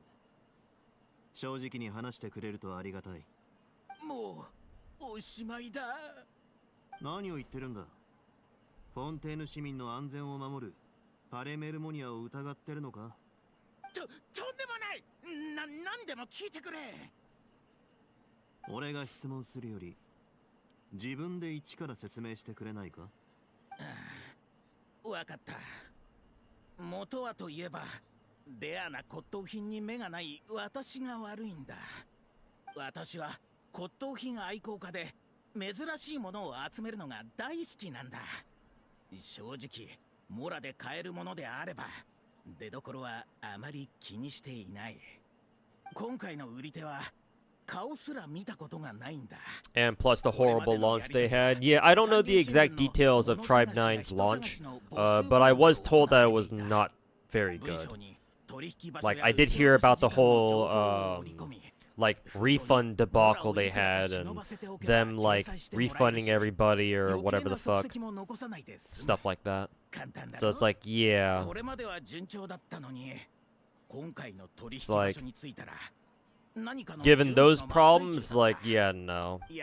Tribe 9 EOSing is not exactly a surprise.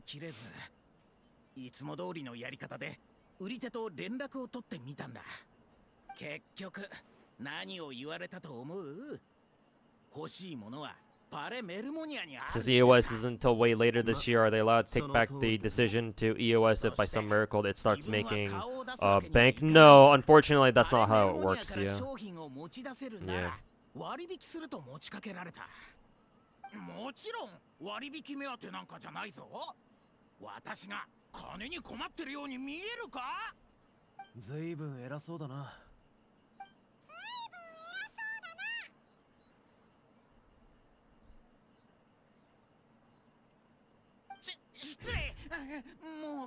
Like, personally, I'm very surprised that they're not just going to EOS, they're not just going to, like, shut down Tribe 9, like, for example, at the end of the month.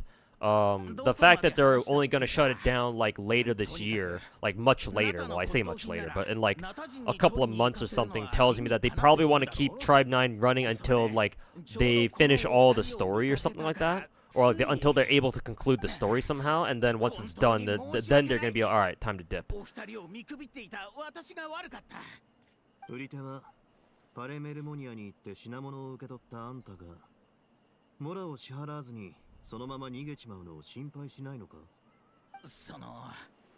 実は私も向こうのことはあんまりよく知らない。 That's what happens when you turn what was intended to be a single-player game into a gacha, because investors thought that was a way to make money nowadays. If that's true, then yeah, that's a damn shame.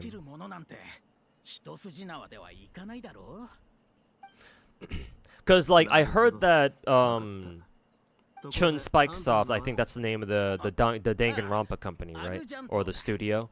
I heard that they put out, what, 100 Line Defense? Or whatever that game's called. As like a lead up into Tribe 9 or some shit like that. Or maybe it's the other way around. So now that you mentioned that, Forgive Me God I Have Sinned, I kind of wonder if Tribe 9 was like originally meant to be a part of 100 Line.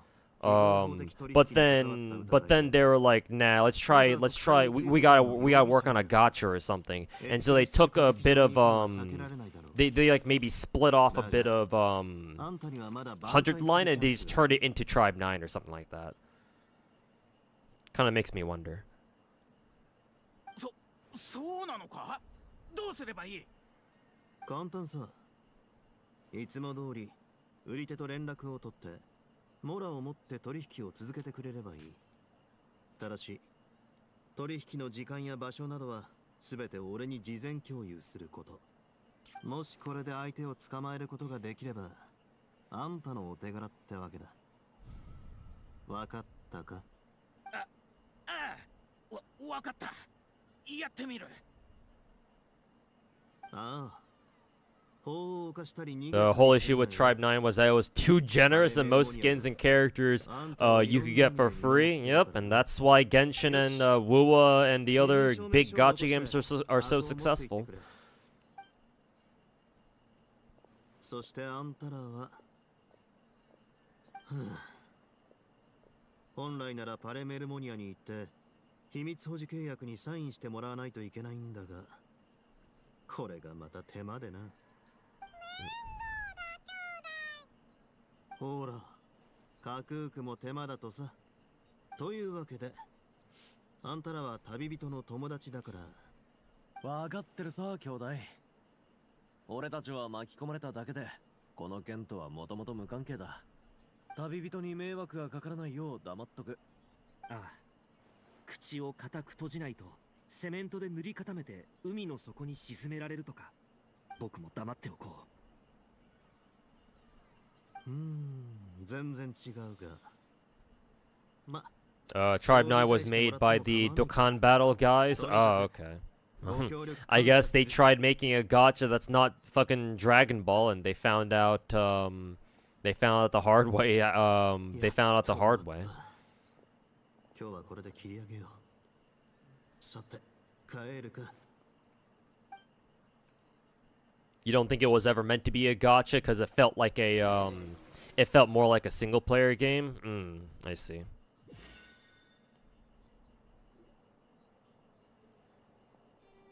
They should have done what Azure Lane did and like monetize skins. Yeah, like a gacha game can't be too generous. Cause like farming goodwill doesn't pay for your for the bills.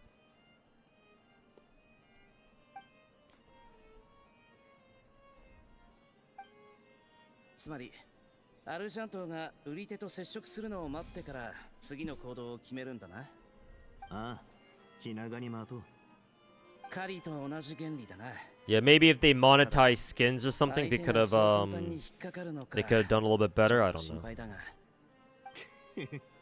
What rubbed you the wrong way was that they're creating another gacha right after they announced the Tribe 9 EOS. Ooh. Okay, so yeah, maybe one of the reasons why now there's an extra layer to this. Then maybe one of the other reasons why they EOS Tribe 9 is because they want to focus on this other gacha they're working on next. Assuming that's true. Oof. You fucking hate to hear it.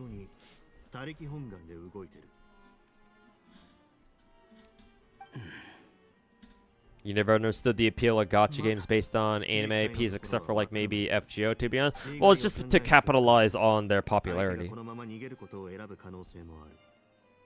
Like, say what you will about like the popular animes, but if there's anything that you can say, they're popular for a reason.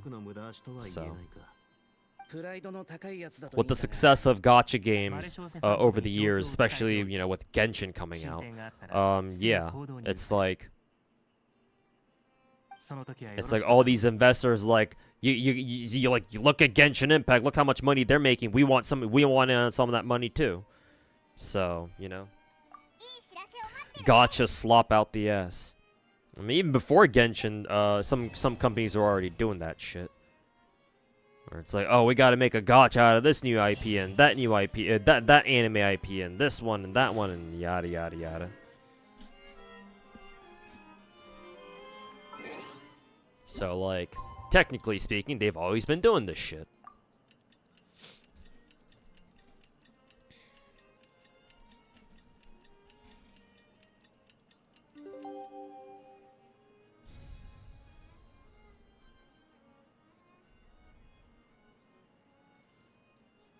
You doubt that, especially how they rake in money with Dokkan, and wasn't that game that Britt was talking about announced months ago? If it was like announced a while back, then I guess sure, but then even still, that doesn't rule out the possibility that the Tribe 9 devs are like, and we feel like working on this other game more than we do Tribe 9, so we're gonna jump ship. You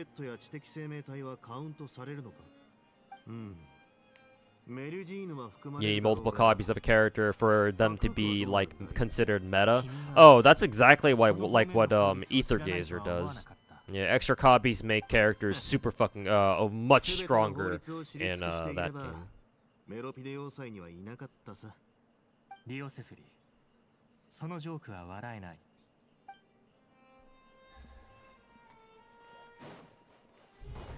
Hey Kenzel, welcome back. What'd you miss? Not much, just me chatting with chat and just yapping,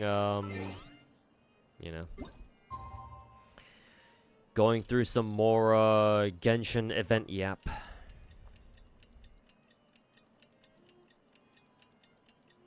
Only IP strong enough for a gacha is Idolmaster, Love Live, Madoka, and FGO. No, any gacha can be successful. You know, any gacha game can be successful, even if it's a one that's based on IP. It's just how do the developers support their game and what they do to like promote it, advertise it, and market it. Just because you're a gacha that's based off a pre-existing IP, be it anime or something else, like that doesn't like immediately mean like a fucking, you know, like the death toll, right? Just because you decide to make a gacha that's based on a pre-existing IP doesn't mean that it's already dead on arrival. Any gacha game can be successful. I mean, obviously it helps having a stronger and more popular IP, but, you know. ちょうどいいタイミングだった。ちゃんと休めただろうか。 Like, the developers can give their game a much better chance the harder they work on it and the more they care about it. 昨日アルジャントーさんから取引の時間と場所を聞いた。みんな知ってる場所だ。本日午後 AA ランドのレストランで会おうってさ。また AA ランドかよ。よっぽどお気に入りの場所なんだな。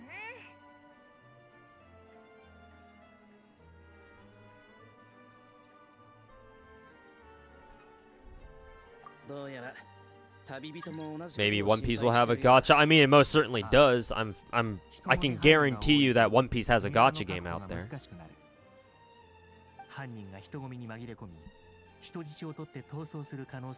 Yeah, it's called Treasure Cruise, yeah.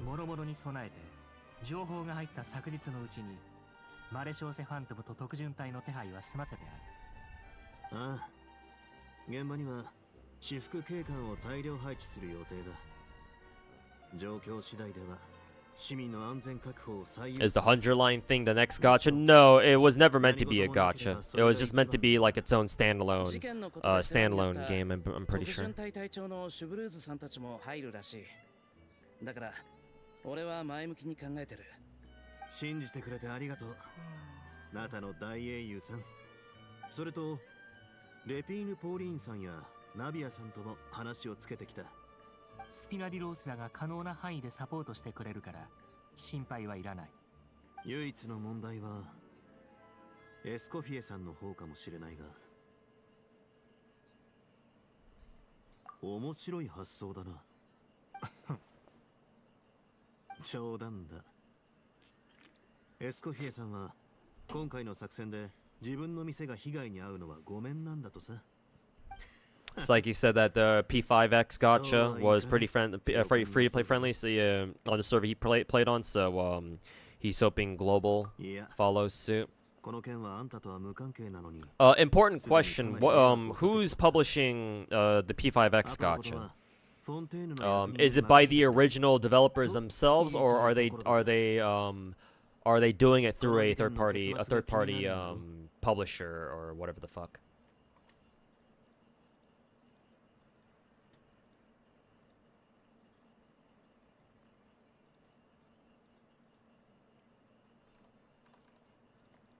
So それじゃ臨機応変に対応してくれ。必ずしも手を出す必要はない。ただ万が一があったらな。そうならないように最善を尽くす。Through Sega? What the fuck?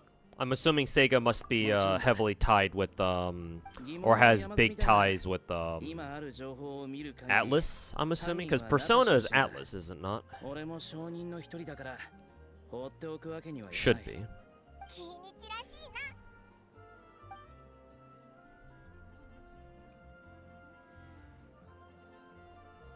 Hurt seeing people go after Psyche? Yeah, man. Like, honestly, for me personally, that was the point where I think that was like the turning point where I was like, bro, these WUWA dick suckers are a fucking threat, man. Oh, Sega literally owns Atlas. Oh, okay, that makes a lot of sense then. I did not make that connection. But, okay, then yeah, it's practically in-house then.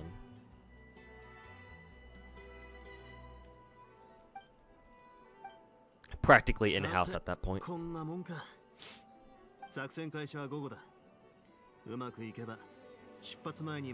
Hopefully, G Generation Eternal. Are you talking about that new SD Gundam gacha? Because apparently it did pretty well. The gacha revenue charts for April said that it made like what 14 million in its opening month, so that seems pretty good. But yeah, hopefully they're able to keep it up.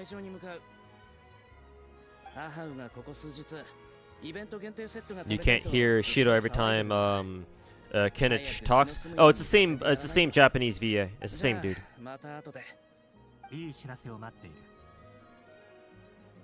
Yeah, this is Shido or Sasuke or anybody else that he's voiced.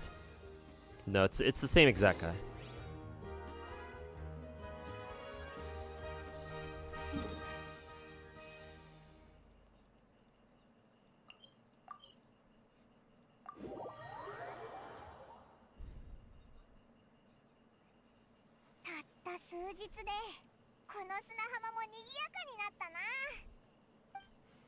Do we know if Stellar Blade collab is after this banner Nikkei? I think I saw a tweet from the Nikkei Leaks Twitter account that after the Arcana event, or after Arcana's event, we're finally gonna get K. That one Nikkei that everyone's been a lot of people have been asking Shift up for. So won't be after Arcana event. But maybe after K's banner, assuming the K banner is true.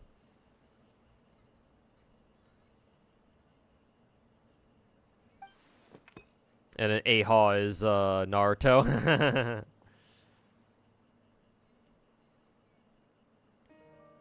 Yeah.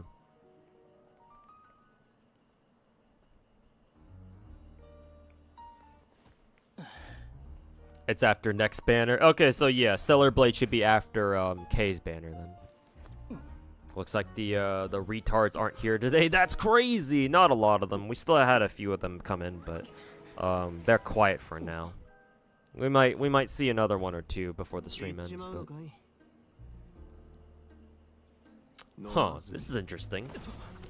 This is an actual animated cutscene. This is rather surprising.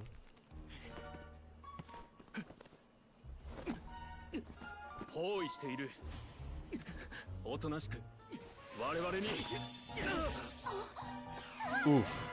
Dude took a fucking briefcase to the fucking face.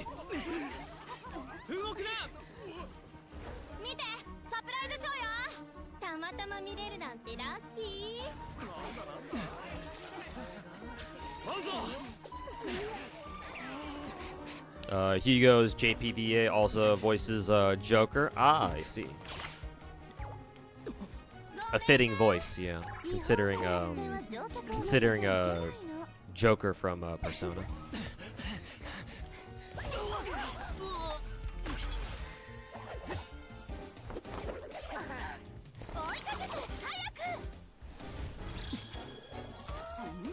You like the style of cutscene? It's certainly much different from what I'm used to personally. No way, bro.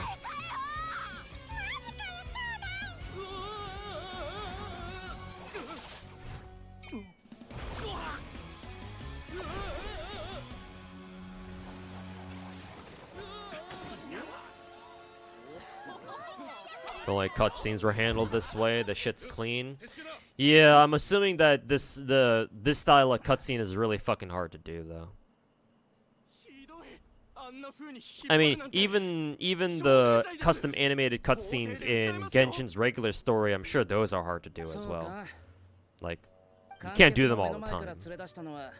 Well, I mean, Mihoyo certainly doesn't want to.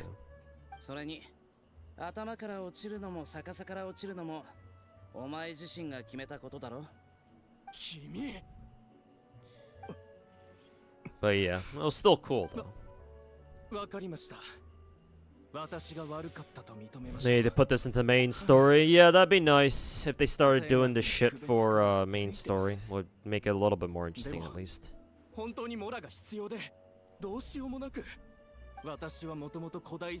Didn't know Stellar Blade was gonna collab. Yeah, they announced it I think half a year ago. So, or not a half year ago. Maybe it hasn't been that long, but earlier this year.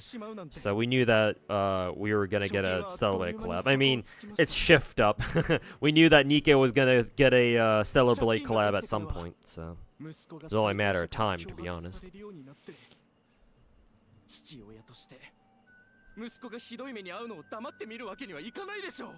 Are you beautiful or beautiful you are? Both.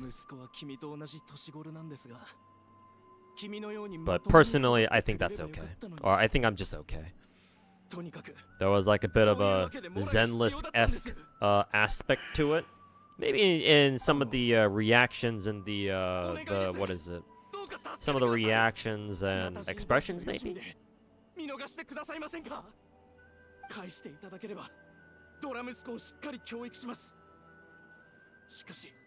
I do remember some of Varessa's story cutscenes having like some Zenless-esque animations and like expression, like facial expressions. So.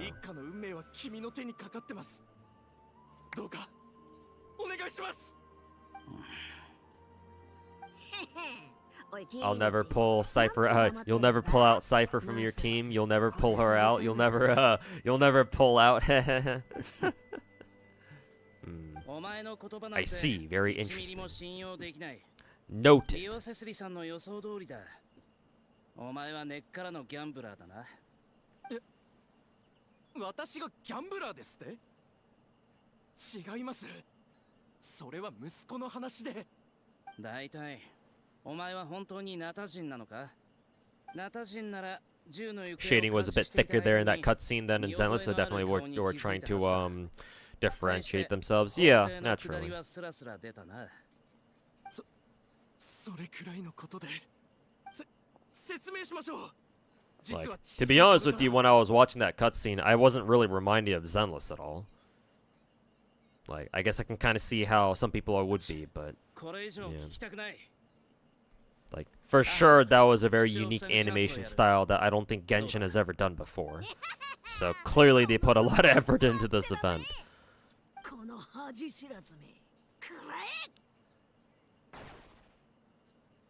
What did Ahal even do? お前はナタ人になりすましたフォンテーヌ人だろう。家族や友達なんていないと俺は推測してる。いたとしても、とっくに離れていったはずだ。もちろん、外れてる可能性もある。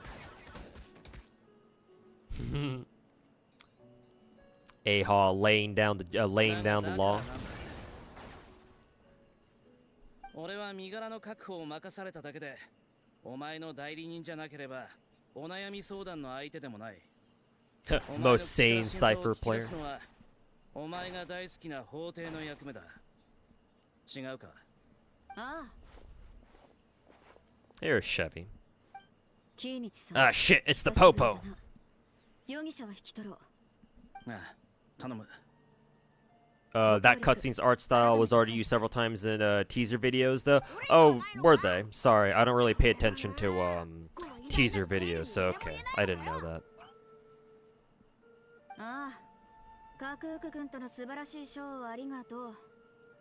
I guess whichever artist was in charge of that art style, maybe they got promoted within MiHoYo, or like MiHoYo hit them up and were like, hey, we need you to like draw and animate, or either draw or animate like this, you know, this big cutscene we got coming up in one of our big events here. So maybe they just did something like that, I guess. Ahal used tackle. It wasn't very effective.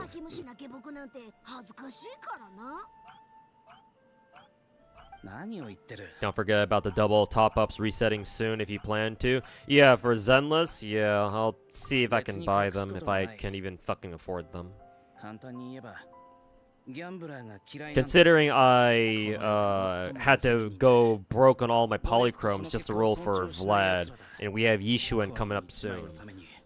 Yeah, I'll probably have to think about buying those packs pretty soon before reset hits. Guess we'll see. Hopefully I remember to do those if I decide to, before anniversary, before, you know, they run out. できれば誰にも同じ目にあってほしくない。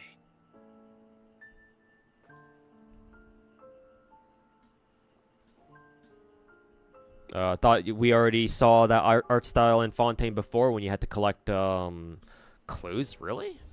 Maybe I forgot then. 同情する必要はない。悲しいとは思ってないから。 Yeah, great. I've seen some like tweets about Lost Sword. Yeah, apparently from the screenshots that I've seen. Excuse me. It's like another Gunner gacha or whatever. Yeah. I think I saw on Twitter like this animation of a katana girl or something. Like a skimpily clad katana girl or some shit. And like it's either like a defeat animation or like she like falls over or something. And like she flashes her ass at you or something. Yeah, but I've heard of it. Haven't seen too much of it though. But yeah, I believe it's another Gunner gacha. We'll see how Gunner it is though. Coming to global soon? Shit. Well, boys, it's time to pick up yet another gacha game.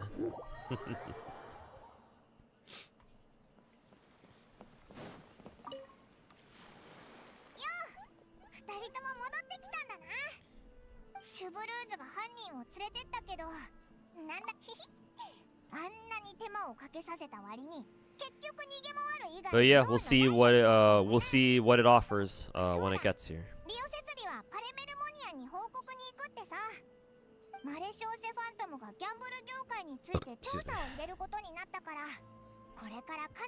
You're already at 10? I mean, I'm sure you already know this, Finkel, but you can enjoy a Gunner gacha without actually having to play it yourself. You can just, you know, keep up with the game and the news and shit.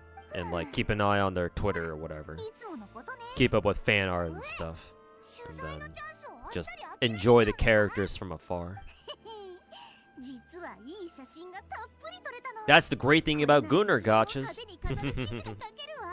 At least with the Gunner gachas, you don't actually have to play them to enjoy their content.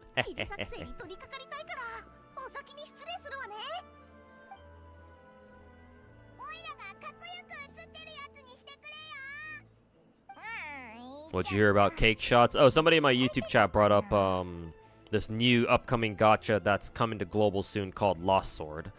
And I was talking about how, like, oh yeah, yeah, I've heard of that game. And I've seen like a YouTube short or like a video or something of it, or a tweet of it or whatever. And how one character that I saw, like flashes her ass at you when she suffers like when she goes through a defeat animation or something.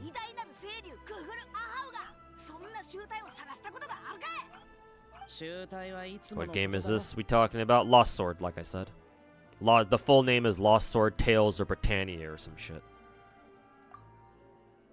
そうだな。実はまだ決まってないんだ。急ぎの用事もないし、法廷からまた証人として呼ばれるかもしれない。あの銃も重要な物証だから。事件の審理が終わるまではナタに持ち帰れないだろうし。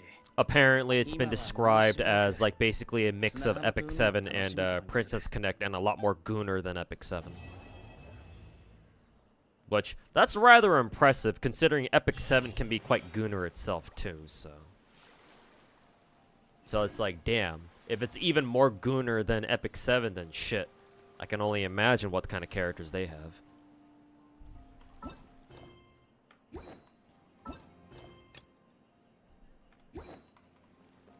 Let's see.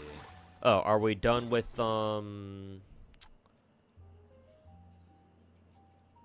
Are we done with... No, we're not done with the quests yet.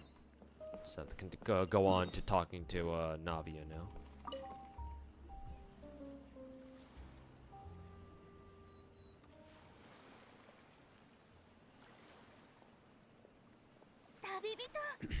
Full Moon Luna has 2 full moons, if you know what you mean. Yes.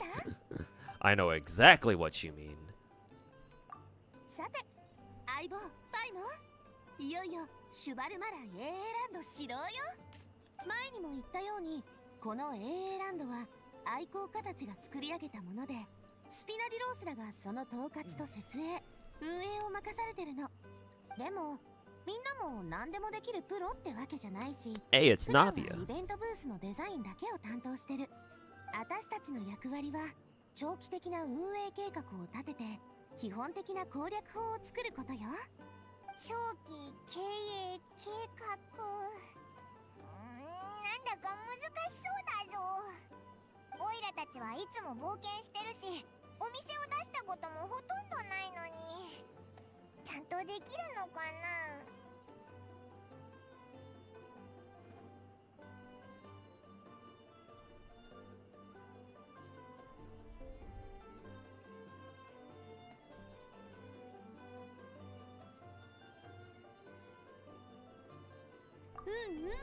その息よ。さすが私の相棒。テイワットのビジネス業界に嵐を巻き起こしてきたのね。とにかくまずは AA ランドの基本情報を確認してみましょう。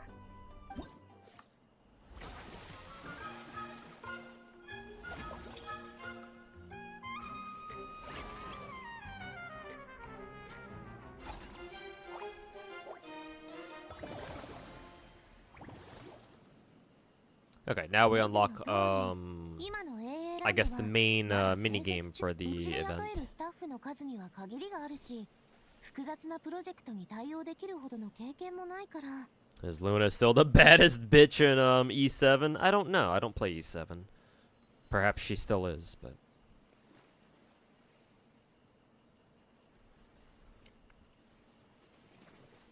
だからまずはスケジュールを決めようって思ったの。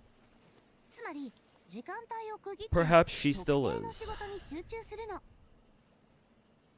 設備の改良、施設の拡張、スタッフの雇用、どれも Okay, I'll just skip past all that. Thanks, Navia. 大体分かった気がするぜ。お前はどうだ？基本的な攻略法とか言ってた。もちろん、もしかしたら備品の使だからお客さんが言われて、それに難しいステージはそういうこと。もちろんあんたたちにはさすがあんたたちの意見楽しみにしてるよ。さあまずはカラフ。 You're able to get Navia this banner, and her English voice is really cute. Oh, that's nice to hear. Didn't expect to be so high-pitched in combat.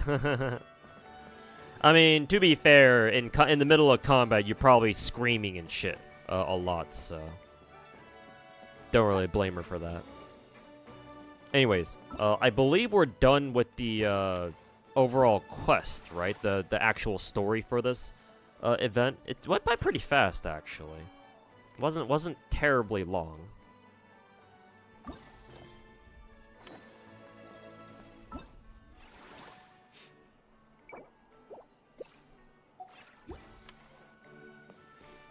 So yeah, now we just have to play the mini game now, or the main event mini game.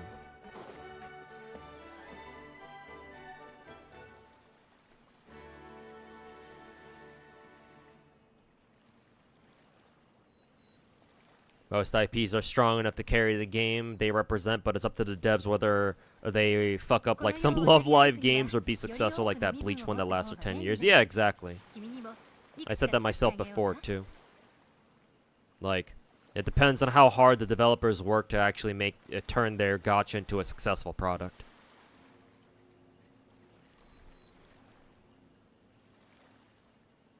Like, the reason why a lot of, like, gachas that are based on pre-existing IPs fail is because their developers don't you know, they don't take it that seriously, or they're just doing it for a fucking paycheck.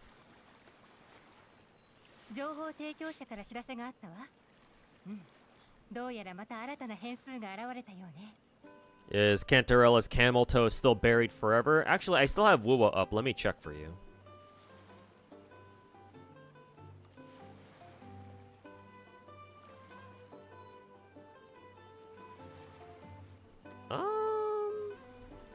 No, I think her camel toe is gone forever.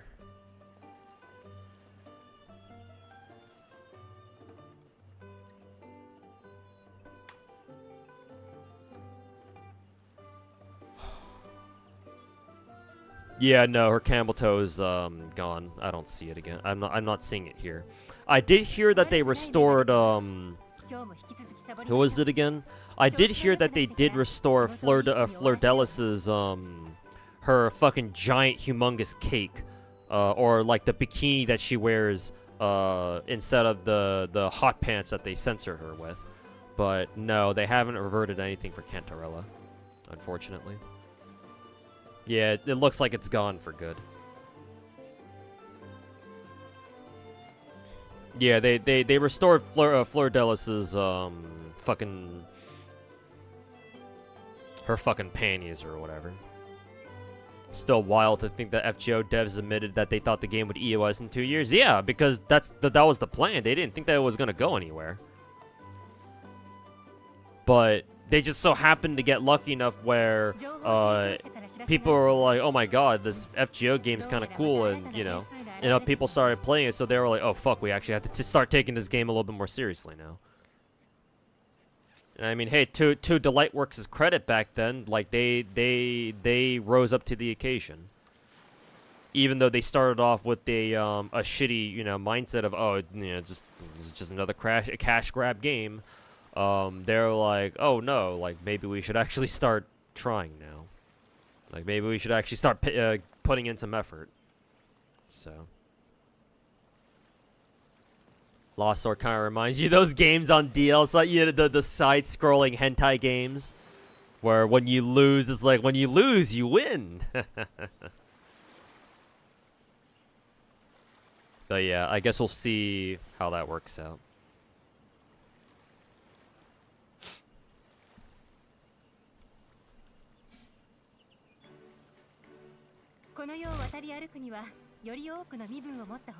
Okay, for the last hour stream today, I'll switch over to WUWA and I'll try to get some stuff done here. I'll try to get some stuff done in WUWA tonight.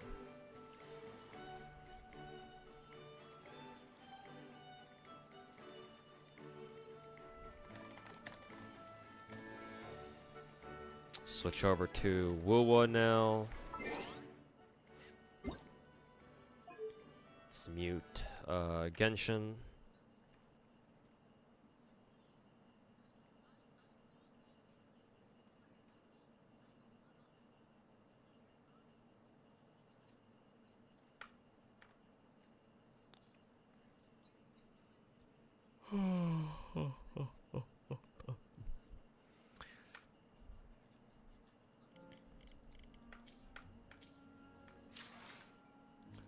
What's new at the store? Purchase? Oh, right, all the fucking double bonus shit.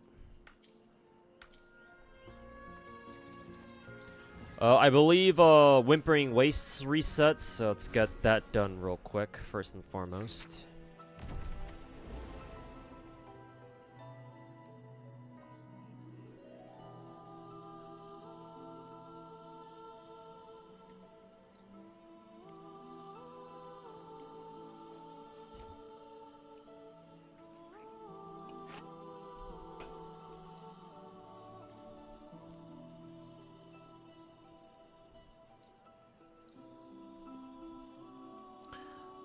I will just go in with the usual.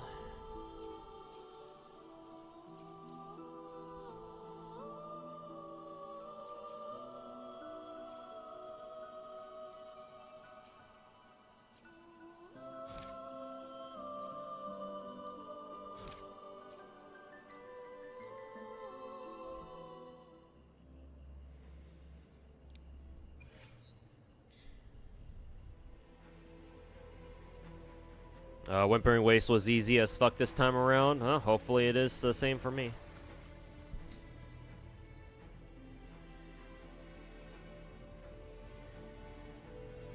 It's the Gacha God himself. Yes, it's me. Is me.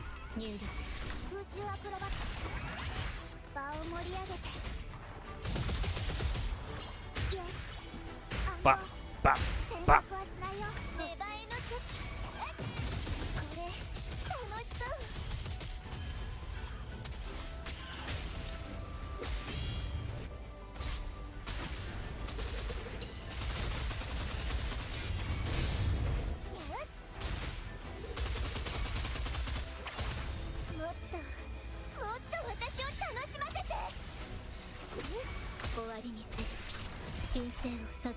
Oh god, why was my screen so fucking bright?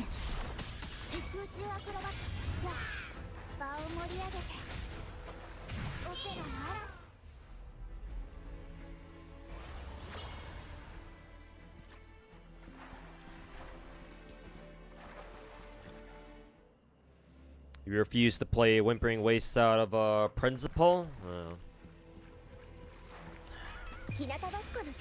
I mean, I think it's a kind of annoying game mode, but I feel like if you have a problem with Whimpering Wastes, like there's a lot of other things that you should have a problem with in this game too.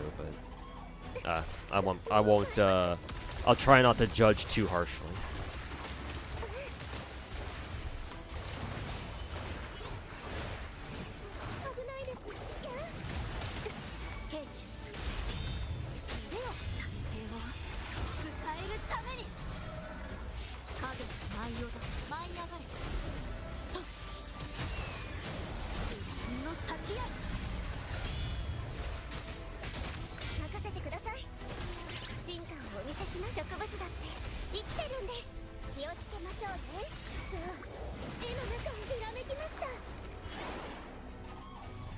Did you just take a picture of your screen? No, I didn't.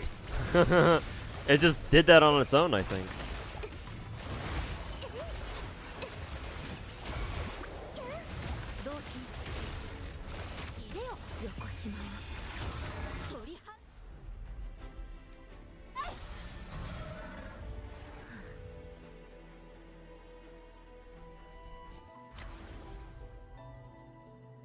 Oh, it's just because you hate any endgame mode that has like a timer on it? Oh, okay. Well, yeah, you're valid for that.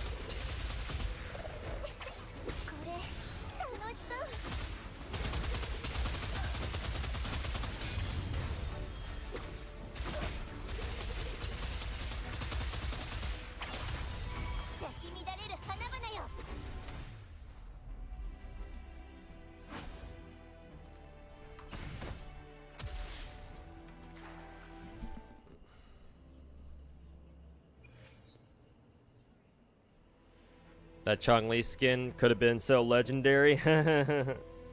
Well, you know, nothing that a few mods can't fix.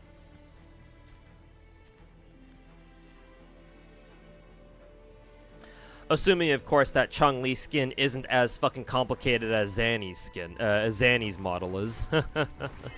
I heard that Zanny's model gave modders a really fucking tough time for some reason.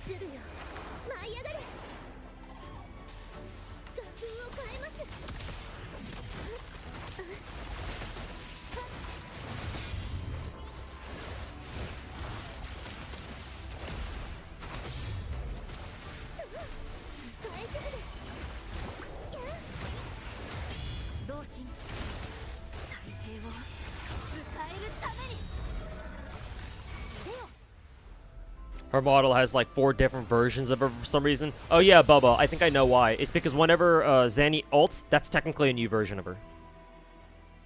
Because remember, when you ult with Zanny, she like takes off her fucking jacket and like she grows her fucking horns out for a brief period of time. So yeah, I think that's why Zanny's mods have been like really complicated. Because, yeah, I think whenever you want to make a mod of Zanny specifically, mod makers have to, like, make 4 different fucking versions of her. Because, if they only make one, that means that whenever Zanny uses her ultimate, that mod immediately breaks, I think. Or something like that.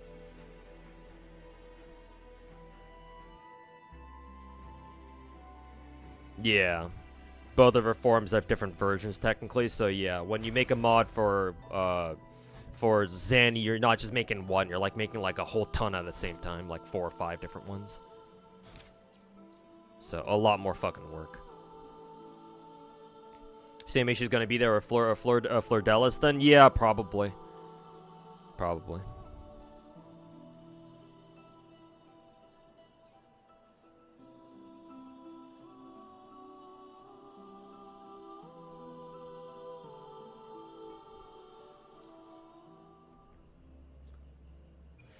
More than likely, we're gonna have to deal with that all over again.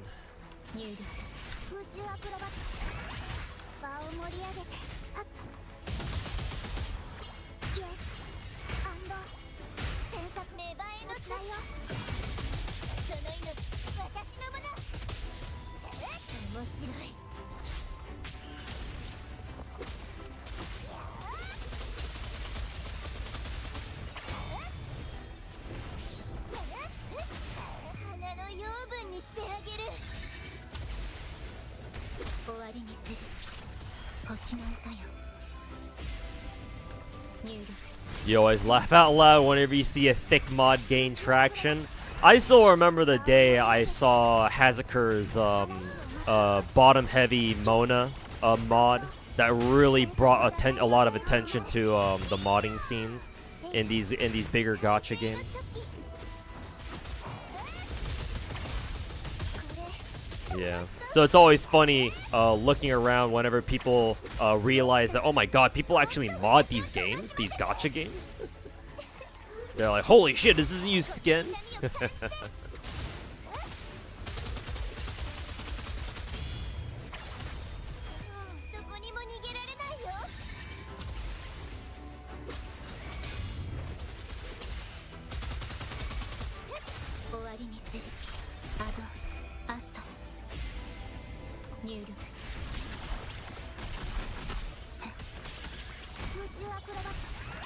Heat's killing you over there because of summer. Oof, sorry to hear that, man. Hopefully you're staying cool and, you know, make sure to hydrate.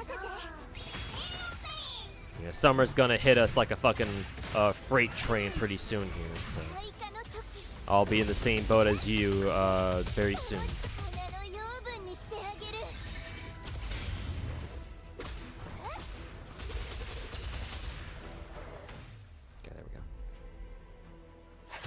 Yeah, and Hazaker is obviously still making his bottom heavy mods, yeah, because they're what made him famous.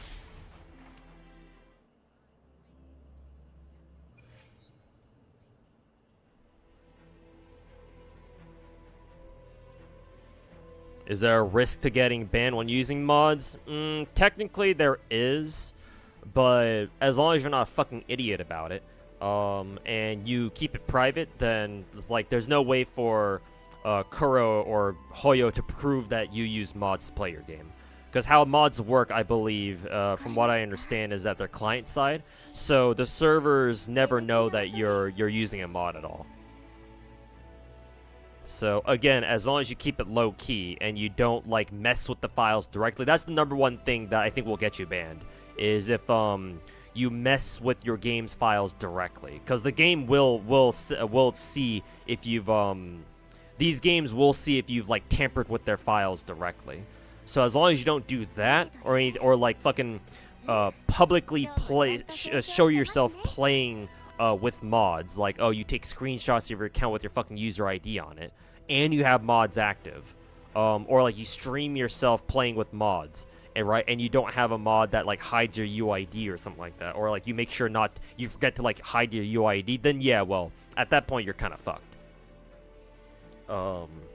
And so if Hoyo or Kuro wanted to, then yeah, sure. Now that they know what your UID is, then yeah, sure. If they feel like it, they can go in and fucking ban your account for using mods, especially if you're using some of the not so safe for work ones. But like on its own, if you don't stream, if you don't make videos, right? If it's entirely private, and you make sure not to fucking mess with your game's files directly, right? Then there's no way that you should get banned. Because, like, how is Hoyo or Kuro supposed to be able to prove that you were? They can't.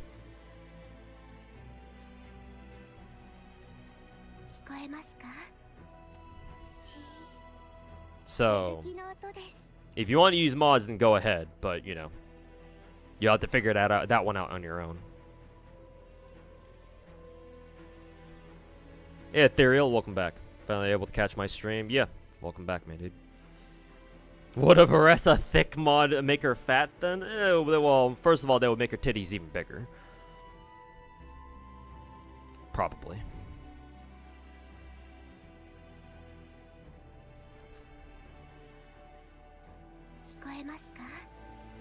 Do I use mods myself? My answer is I do not confirm or deny.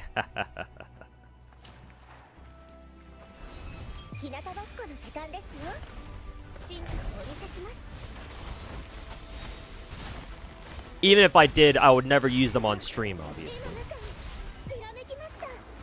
Just to make sure, just to make sure that I'm playing things as safe as I can.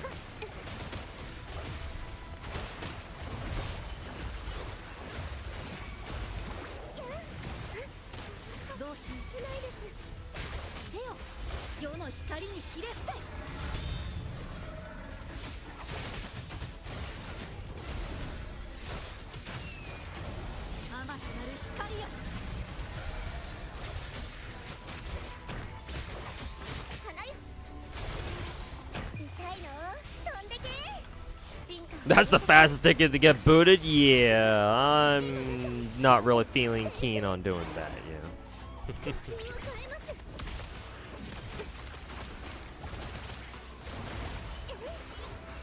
Because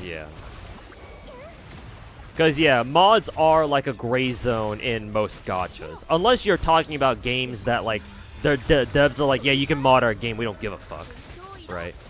Unless they explicitly say that. For most games, I would imagine that using mods is like a very, very like heavily gray zone, where it's like, well, you know, no one really knows. Like people mod like you're not supposed to play with mods, but you know, they don't exactly like the devs don't exactly punish you for it usually.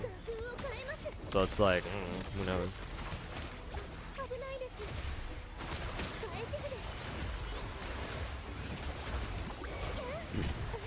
To be fair, that's how it should be. That's how companies should treat mods, especially if they're like bigger companies like Hoyo or you know, now with Kuro here. That's how it should be. Strategic ambiguity.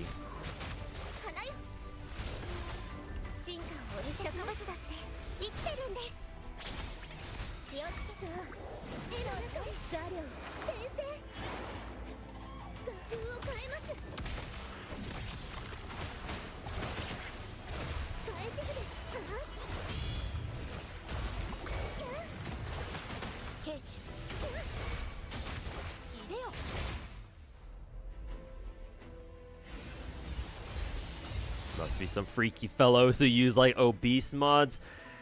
Hey, we don't kink shame in here. I don't kink shame people in my chat. Mods for quite literally anything you can imagine. Mods that you didn't know you needed. There's plenty of them out there. That's all I'll say.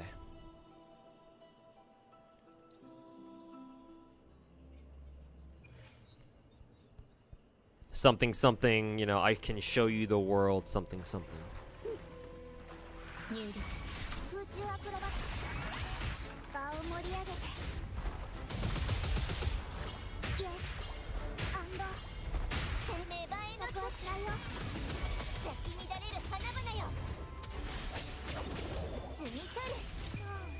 も逃げられないよ。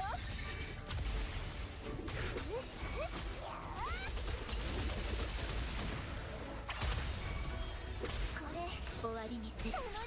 入力星の歌よ。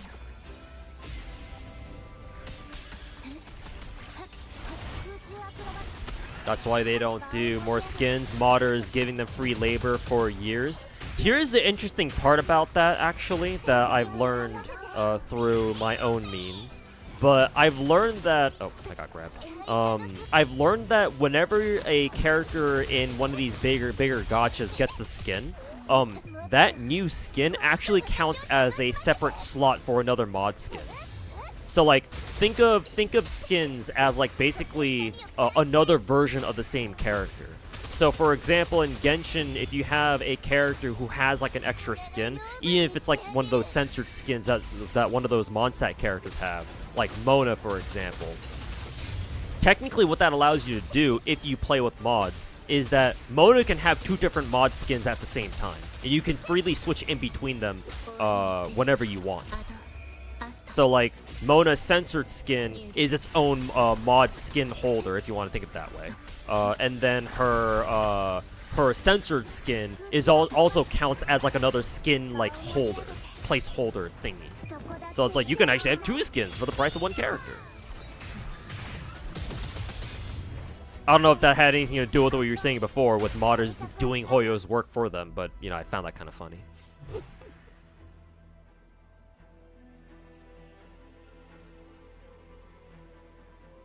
Just finished Stronghold Protocol, but the RNG grind is rough. Oh god, there's fucking RNG grind in that fucking game mode. Oh god, that means I'm gonna have to start it pretty soon then, if I don't want to fucking worry about missing out on anything.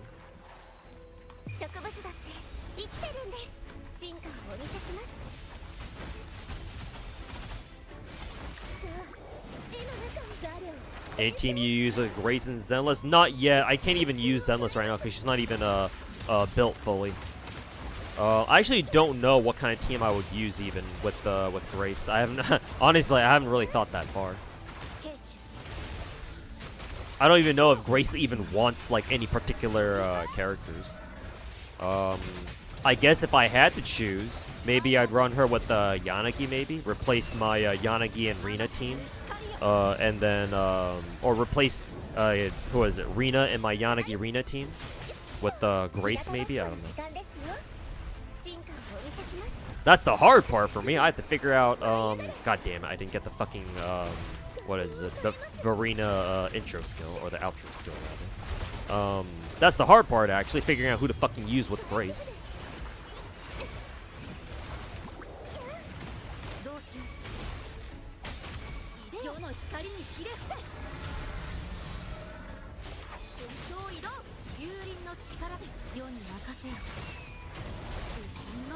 Arknights implemented auto chess kind of badly for this event. Ugh, sucks to hear.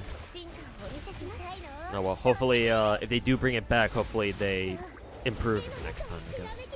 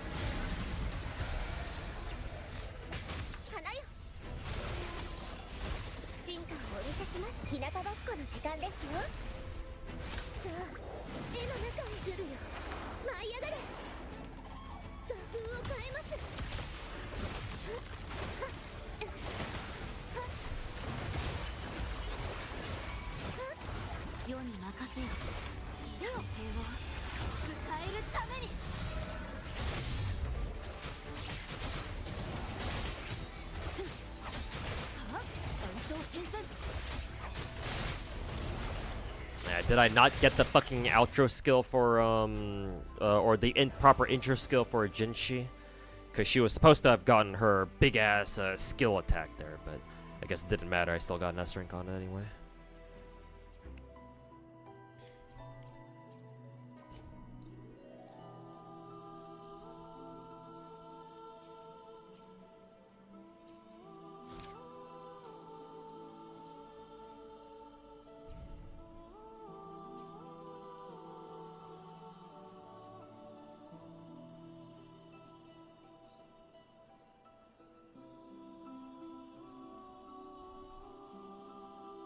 Where's my Jinshi? There she is.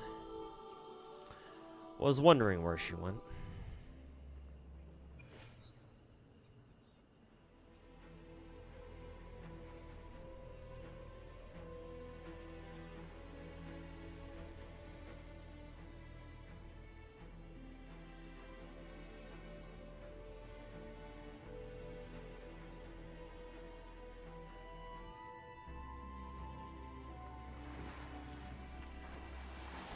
入力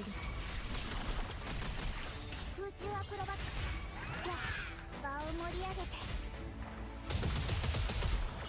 イエスアンド詮索はしないよ芽生えの時これ楽しそうその命私のものもうどこにも逃げられないよ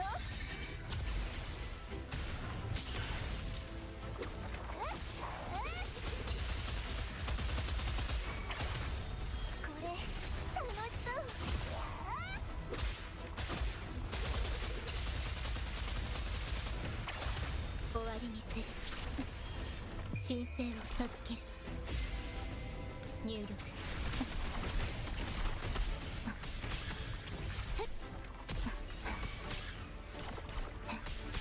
空中アクロバット場を盛り上げてファンサービスの時間Gonna head to bed. A long shift tomorrow at the hospital. Take care. Good luck on the job hunt. Thanks, Brit States. And yeah, good luck at work tomorrow. And we'll see you hopefully tomorrow. After you're done with the shift, that is. Just gonna ult this bitch right here.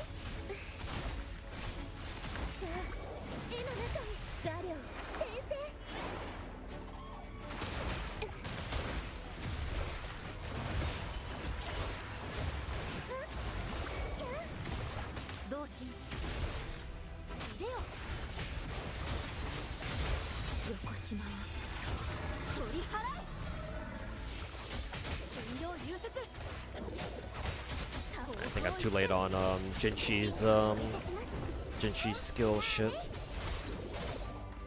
日向ぼっこの時間ですよ。さあ、絵の中に画風を変えます。ずるよ、舞い上がれ。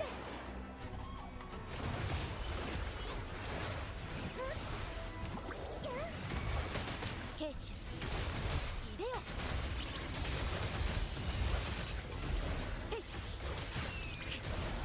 海に帰れ。太平を迎えるために。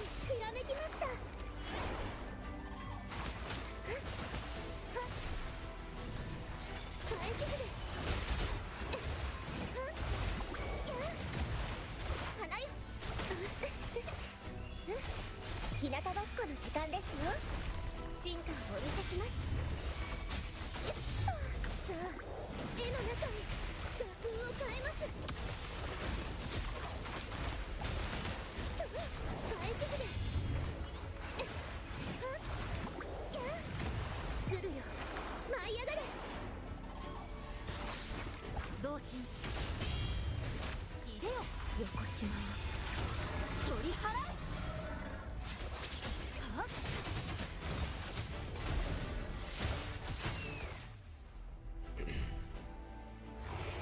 Lupa is the character that cost that one Kuro dev everything. We must pull with respect. Oh no.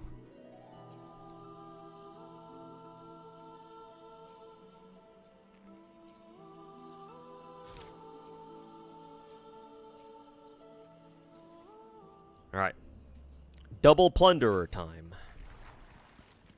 空中アクロバット場を盛り上げてオペラの嵐イエスアンドセンサー以下の特殊よその命私のものこれ楽しそうもっと私を楽しませてこれ楽しそう早見来る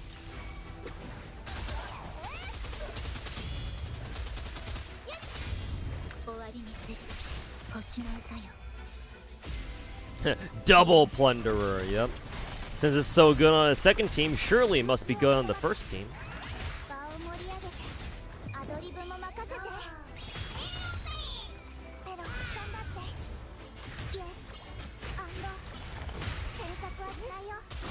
Fuck, I didn't get the fucking intro outro skill for Camellia for whatever reason.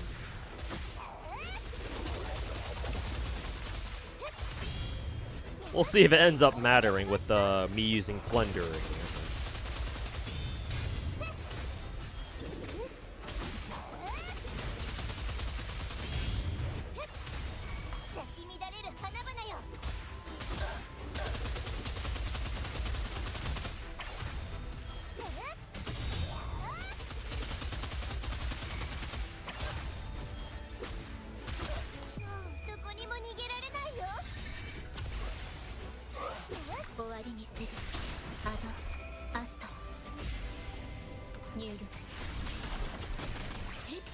What no Yinlin does to a motherfucker?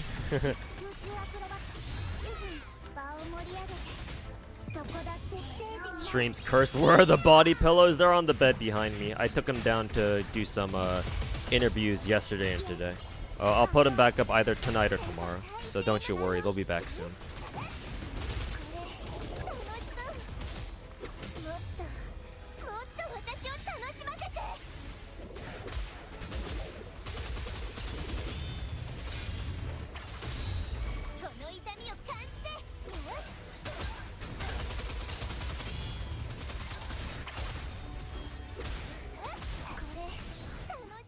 God damn, I think I scored like 3,500 points on this side alone. Yeah, 3430. God damn.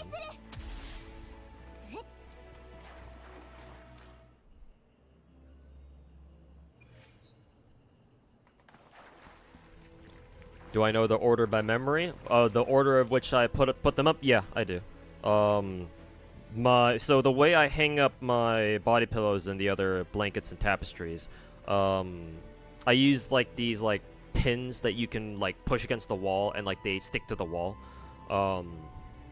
They're arranged in such a way where it's like I can tell like which body pillow goes where basically, or like which tapestry goes where. It's a very particular order, so yeah, I remember where like which one goes where every single time. Okay, just need to get like 1,000 points on this side. Shouldn't be too hard, right?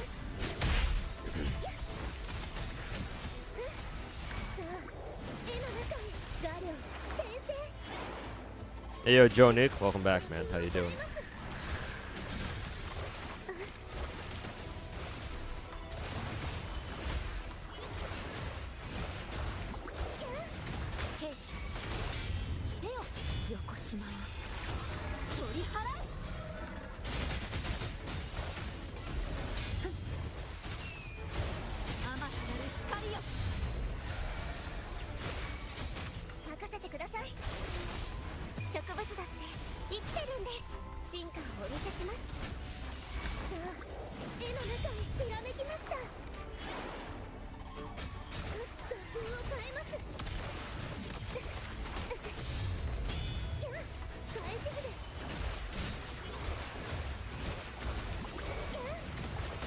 心入れよ再生を迎えるために勲章を挑むへいほっ受験の先へ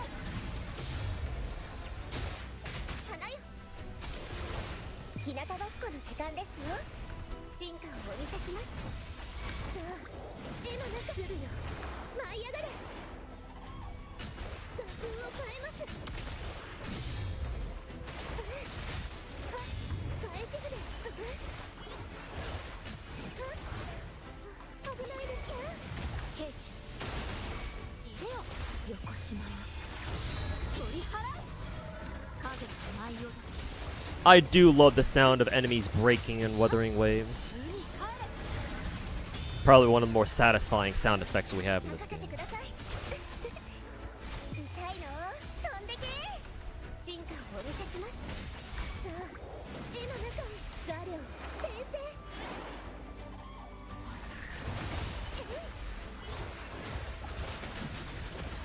画風を変えます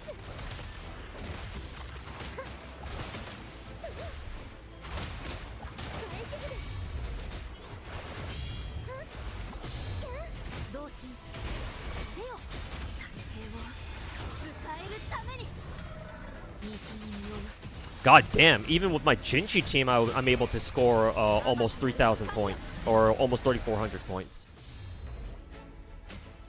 Holy fuck, this is the best I've actually performed with this team, actually. Yeah, my second team almost did as well as my first team did. What the fuck? I've never seen that before.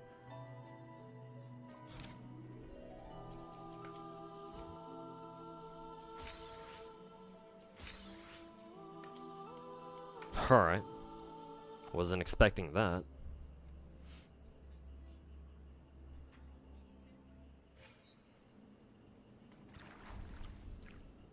Favorite sound effect is Chong-Li's plunge. Oh, the Phoenix scream when she pops her ult. You should try Zanny.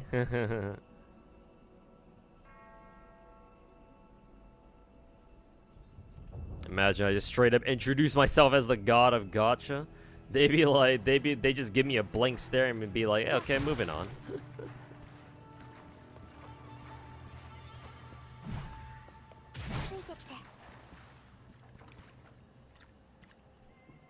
You should try Zanny. Maybe I should actually. See how well that goes.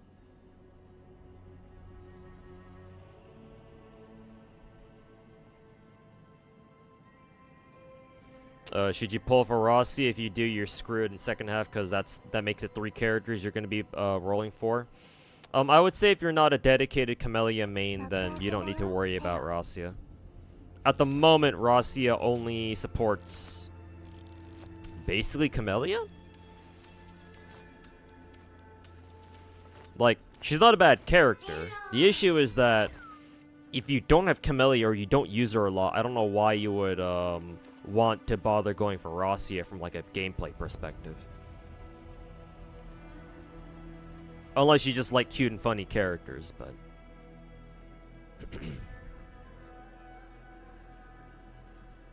well, I suppose maybe if you wanted to run Cantarella too, but who is it?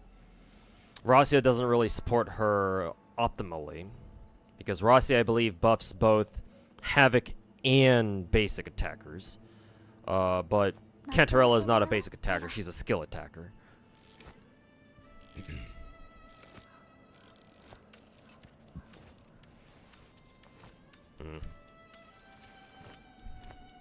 Then again, though, I use Zeji with Jinshi. It's not like Jinshi. Or it's not like who is it? Zeji really optimally supports Jinshi either. To be fair. Because I don't think Jinshi has any skill damage whatsoever. Whereas at least whereas Zeji, her Ultra skill, yeah, buffs Glacio damage and amplifies skill damage. Well, actually no, Jinshi does have skill damage. So I'm lying about that. So the skill damage amplification does work, I believe, on Jinshi. But obviously the Glacio damage doesn't really apply. So it's like, technically, Zeji's not even my ideal, not even an ideal, like, Jinshi support either, but they still work pretty well. You still like using Sanhua with Camellia, really fast rotations? Yeah. That and, yeah, Sanhua exists, so, like, if you're not, like, super dedicated to Camellia, it's like, why would you go for Rosia? Like, Sanhua already exists. Use her.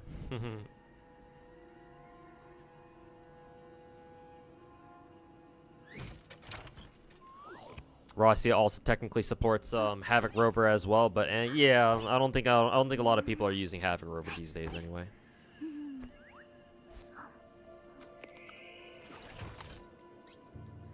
How much better is Rosia than Sanhua though? Rosia definitely does a lot more damage, that's for sure.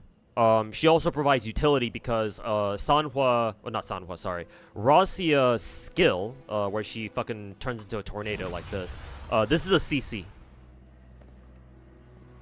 Rosia's tornado is a CC, and it has a suction effect where it pulls in enemies who are like spread out. They'll pull them all in together.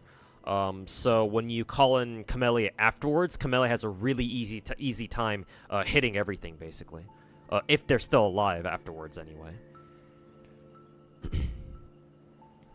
Not only that, but you may have noticed it when I was playing this team in Wuthering Waves just now. But Rosia, I believe, is the only character in the game right now. Maybe there's another character who does this too. But Rosia is the one that I can think of that comes to my mind immediately. But Rosia so far is, I think, the only character who actually has a command in game, like in the middle of a fight, even when she's not on the field. Because when you switch off Rosia after she uses her outro skill, I think. So when you switch her out after she has a full forte gauge, I believe it's called, to whichever character you want, your T button is then replaced by a special glowing like button, where instead of utility, it's actually a much weaker version of Rosia's tornado skill. This thing.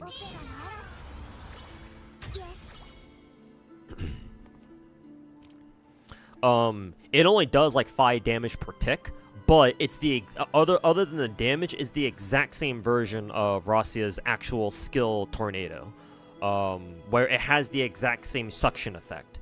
So Rosia does have that going for her. I believe she's the only one in the game who has a feature like that, or like she has that sort of utility. There might be another character who does too, but again, Rosia is the one that comes to mind first.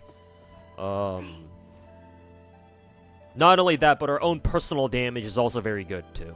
She just does a lot more damage than Sanhua. I mean, that's not to say that Sanhua can't do damage either. If you build Sanhua very well with like good crit stats as well, she can do a lot of damage too, I'm sure. It's just that Rosia does more. So not only is she a Camellia supporter, but she also does a good amount of damage herself. And she brings in CC specifically for Camellia. Again, if you main Camellia and you want to get the most out of your Camellia teams, Rosia is like who you want for that. But Rosia, at least for now, until we get more like Havoc basic attackers, for now Rosia is like a hard dedicated Camellia support, at least as far as my experience goes. If you don't use Camellia at all because you don't have her or you don't like playing her for whatever reason, or even if you do play her but you don't really like take her that seriously, then yeah, no, you shouldn't roll for Rosia from a gameplay perspective. Because for now, that's really all she does. Because like, if you don't play Camellia that seriously, then well, you know, you already have Sanhua. Sanhua's good enough. And she's free.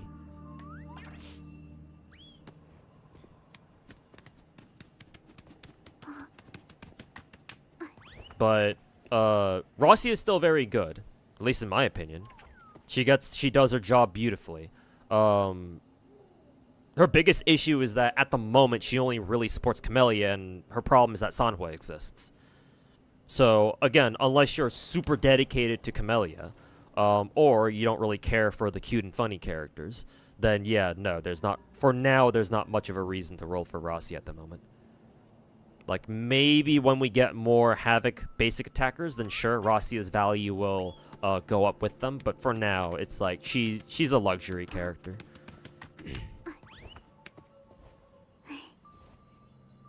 So you don't have to get her now. You can worry about picking her up later once again we start getting more Havoc basic attackers in the game. And right now, obviously, Camellia is our premier one, so she's the only one for now. Obviously, the future might change, but you can worry about her then.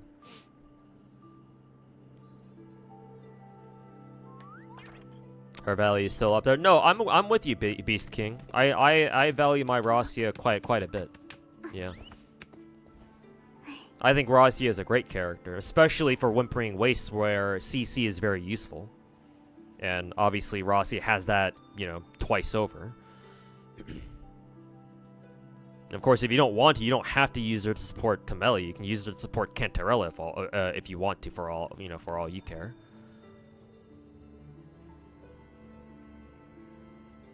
Zeji is still the best for Jinji at the moment. Yinlin still works fine, but she's hard to play. Gotcha. Silver Palace has like 660k pre-reg. Damn, that trailer went hard, huh?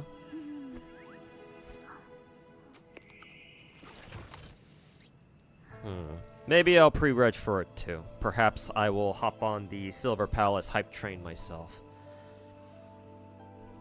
Because what I did see, I kind of liked actually. So, we'll see. Maybe I'll pull the trigger on that.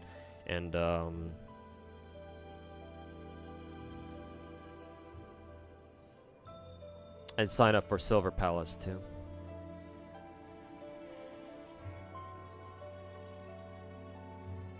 You'd say Cantarella is more of a Jinshi supporter? Let me check actually, now that you mention it. Incoming resonant areas damage amplifies their Havoc damage by 20% and skill resonance damage by 25% for 14 seconds. What does Zeji's outro skill do? Incoming Resonator has their glacier damage amplified by blah blah, skill damage amplified by. Well, the skill damage amplification is still the same.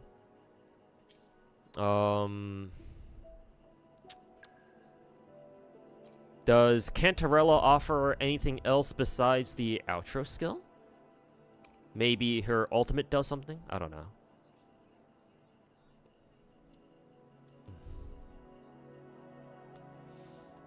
Oh, Cantarella's ultimate is also does coordinated attacks. Okay.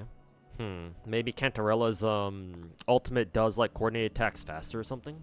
I didn't consider that.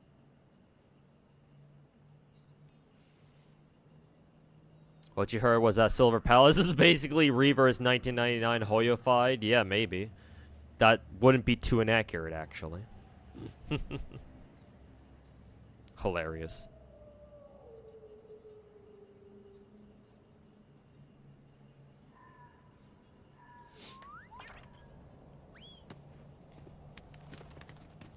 Yeah, if you have an MC looking that hot, people will get hyped, of course. Maybe you're right, actually.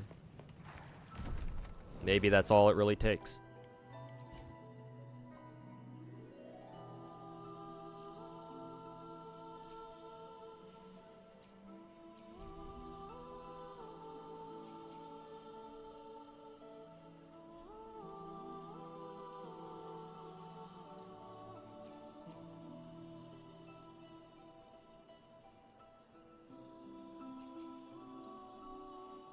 I'm gonna try first half of Wuthering Waves 12, floor 12 with Phoebe and Zanny and see how crazy this gets.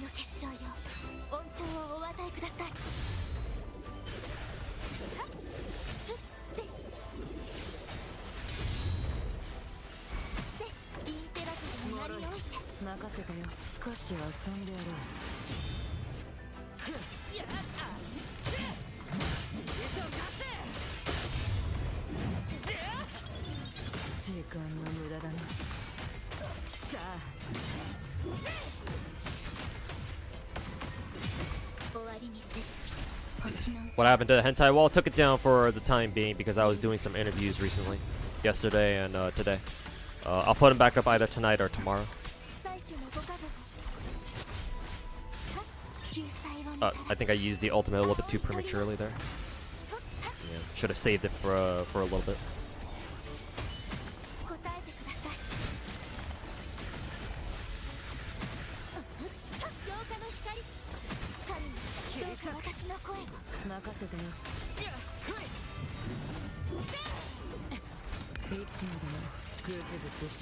Thebes! Peebs!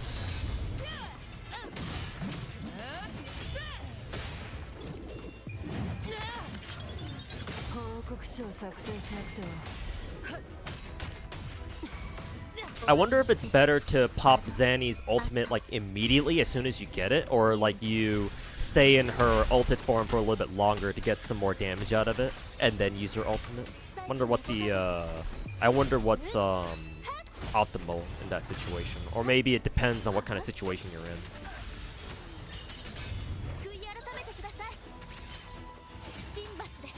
Oh, I should have used the I should have used Phoebe's E there.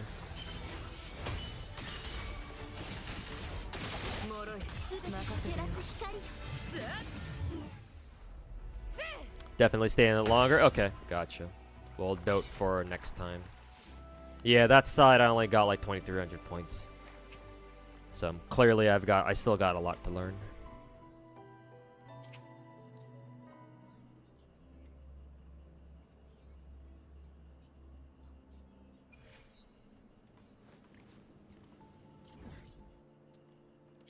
I believe I have to get my Wuthering Waves run done, so I'll do that as like the last thing I do on stream today.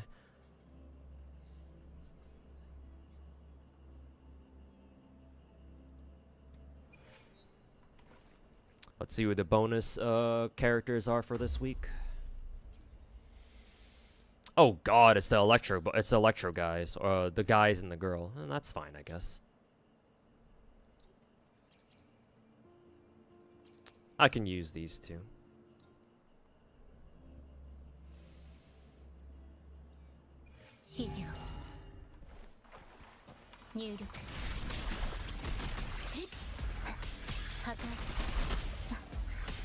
What you do is after Phoebe Spectrofrazzle is the Echo first. Echo first on Zanny and then ultimate. Okay. So Phoebe's blue shit, and then go into Zanny, Echo, and then ult immediately. Gotcha. Well, if she has it, of course.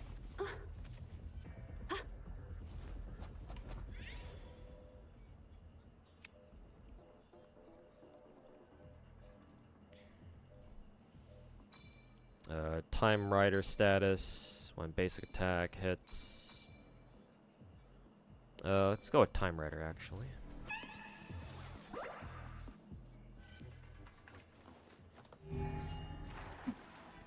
Kinda disappointed in lack of jiggle physics with Arcana and Arcana and Nika, despite her otherwise amazing design. That sucks. Does she not have a lot of see-through or whatever? She has see-through fabrics? Okay.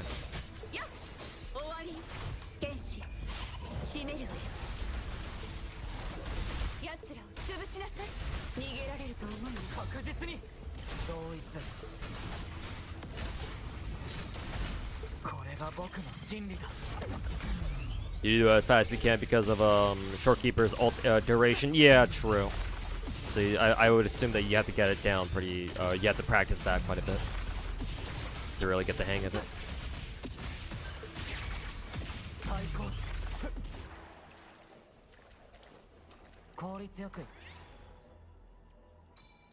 Oh, I should have taken the Time Rider one.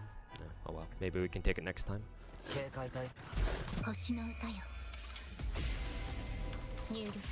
Zanny's damage comes from the Unga Bunga slash at the end, so definitely you want to stay in it and only ult before the Forte ends. Gotcha. So that's why I was missing out on a lot of damage then. So stay in ult for as long as possible, basically.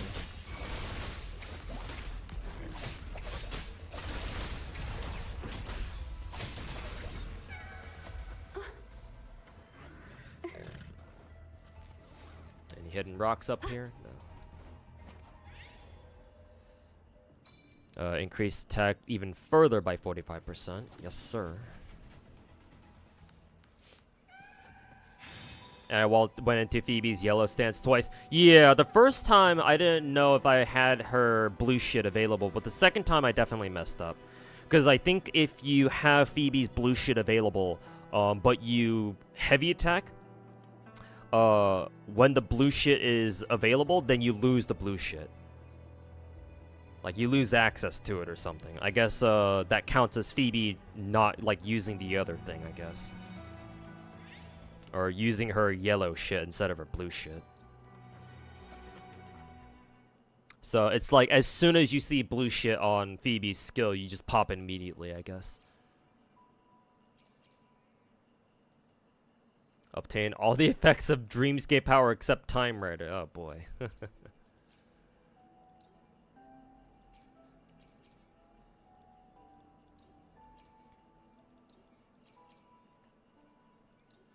Guess I'll just buy those for the time being. Arcana from which game? I believe he's talking about Nikke. Because Nikke recently had a character come out, I think yesterday, named Arcana. Arcana. So I assume he's talking about her.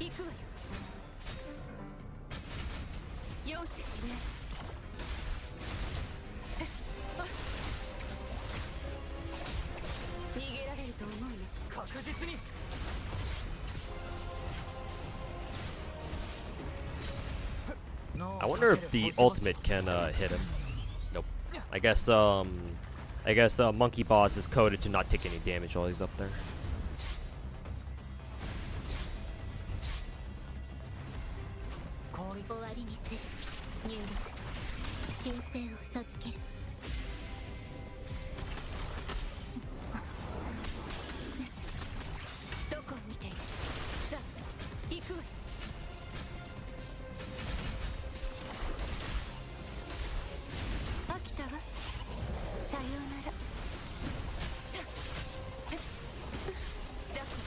Oh, I thought I was late on that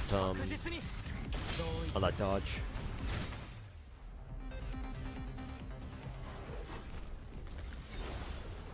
Exedra update, did you pass floor 30? I think I'm exactly on floor 30.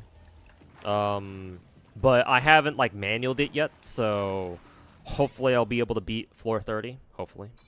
Okay, yeah. We got it back again. But I think I'm exactly on floor 30. I should be able to get past it once I start manualing it. But I'll let you know, Kenzawa, if I'm able to pass it or not.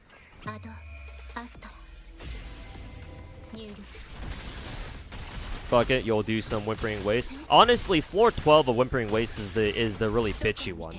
But ever since Finkel told me, yeah, just use Plunder, like, bro.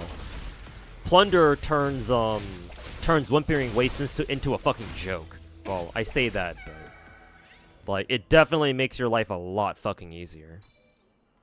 So I would heavily recommend you just spam Plunderer for the final floor, and like, it should be pretty easy. Should be, or at the very least, it should be a lot easier than what you had to deal with before. At least in my opinion.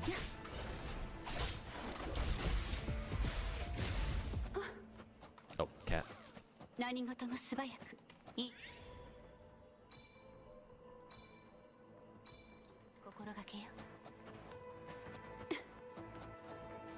Plunder this, pants grab.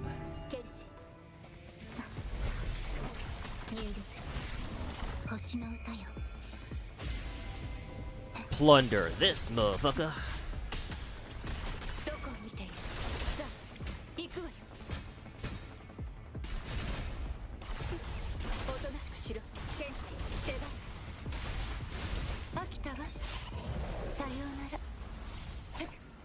Nice.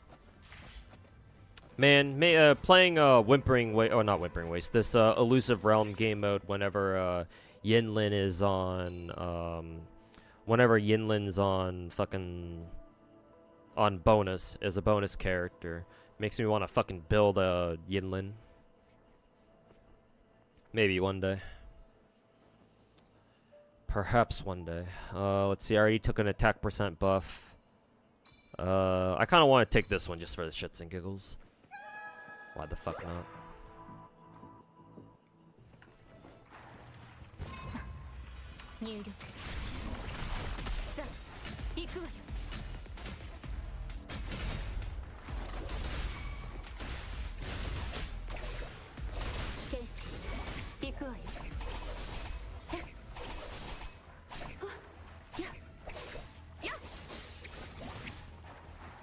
Oh, the enemies can't even fucking spawn in time.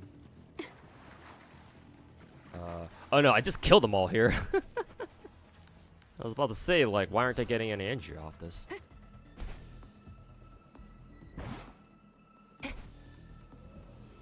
Builder, please, she deserves it.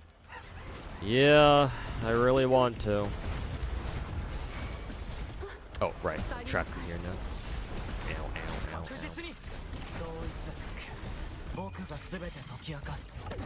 ow. Yes, the tornado monkeys, my favorite.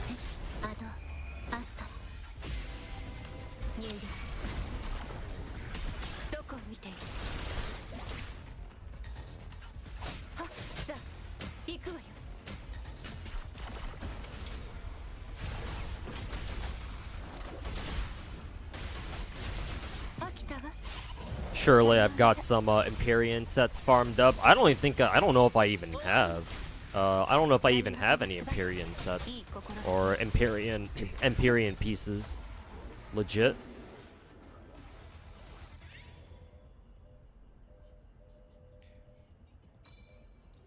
Worst mob since 1.0. Yeah, those tornado monkeys can like. Yeah.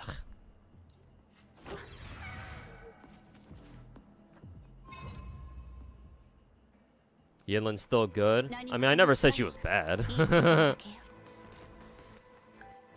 I mean, String Master is her motherfucking signature, bruh. There's no way Yinlin can be like terrible. At least I don't think so. How you gonna tell me that a character whose signature is motherfucking String Master can be bad? Or at least I certainly hope she's not.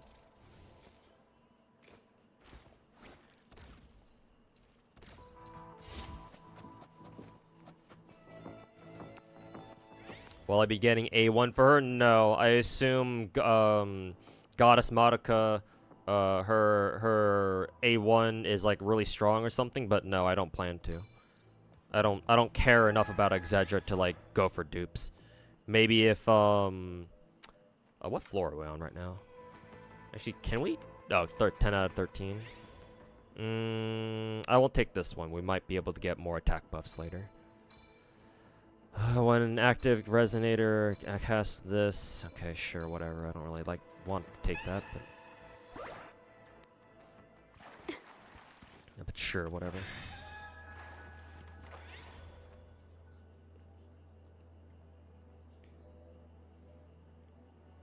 Pop the birdies. Oh, you can pop the birdies as you pass them? Oh, I didn't know that, actually. I thought they were just kind of there just to be like, oh, hey, look at all the fucking floaties you popped. Oh. Maybe I'll do that next time. Oh, I didn't know. Max HP.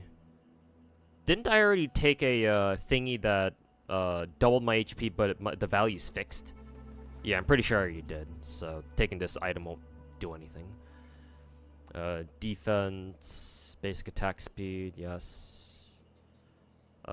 Takes damage, blah blah blah. I wonder if the ultimate chopping their HP by half counts. It should. At least I certainly hope it does. I take damage, yes sir. I'll take the defense increasing one just in case. Take that, and then I think the other two items I can't really do anything with, so. Either they're also just decoration too? Yeah, okay, so I'm not the only one who thought that at first. Okay, well, that's good to know. I guess it makes sense that they're kind of glowing if you think about it, so. Hey look guys, Shorekeeper is my main DPS.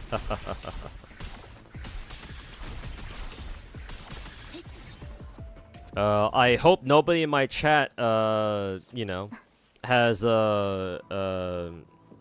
know, has epilepsy. I hope everybody in my chat is still alive after that.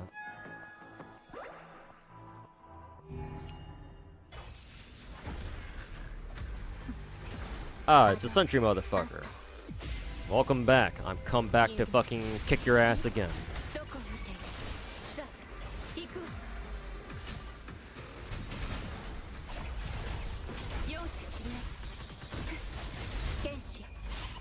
Hey yo, Nightmare, welcome back, man. How you doing?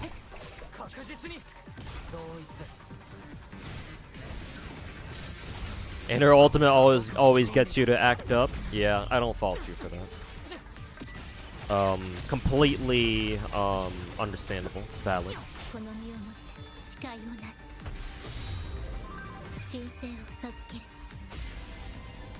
You hate this boss? Yeah, he's he can be kind of annoying to play. Or fight against, rather.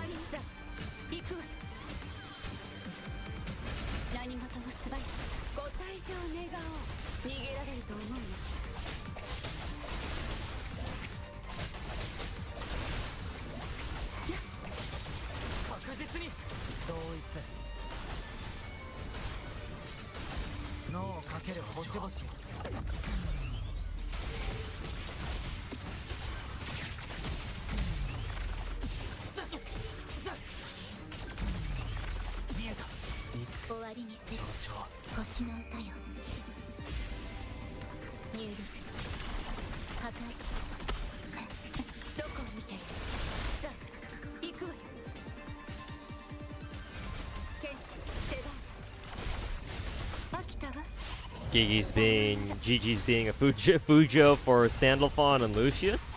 Wait, like VTubers or like guys in like a game?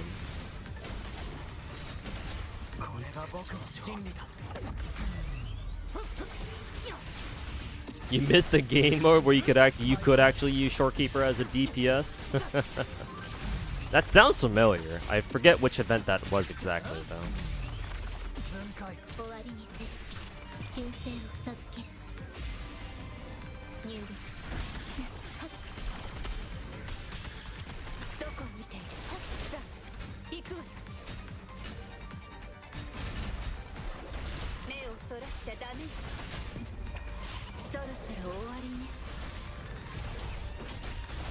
Shit, I forgot to charge up Yelin's Forte gauge properly.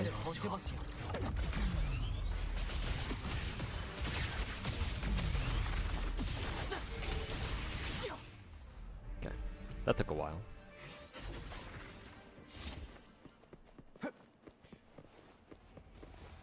Oh, was she playing Grand Blue? Oh no, I don't want to use my fucking stamina on that. I'm assuming she must have been playing what, Grand Blue Fantasy Relink or something, or maybe she even plays the Grand Blue Gacha. I wouldn't put it past her actually.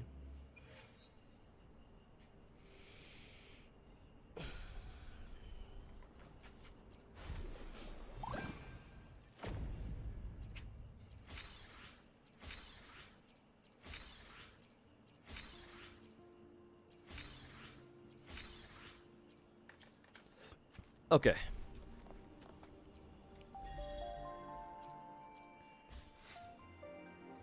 Level 39 on the battle pass. Thank you. Let me just check my gacha funds real quick. And my screen, but webcam is blocking the top right.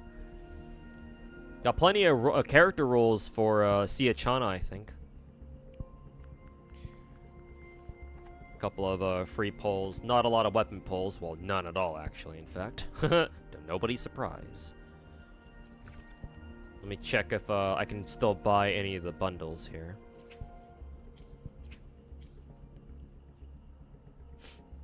I guess I can still buy the $20 one. There's also a $30 one here if I so choose. The $30 one's kind of expensive. I can at least justify buying the $20 one. Buying the $20 one I guess wouldn't be bad. But the $30 one is kind of... Especially if I buy them together, it'll be like $50. I assume that when Sia Chana comes out, they'll also bring back the $10 packs too. So if I buy those, then that'll be even more money I'm spending. But I'll consider picking up those packs before Siachana gets here. Yeah, especially this one, because this one we only have a week left on that, so.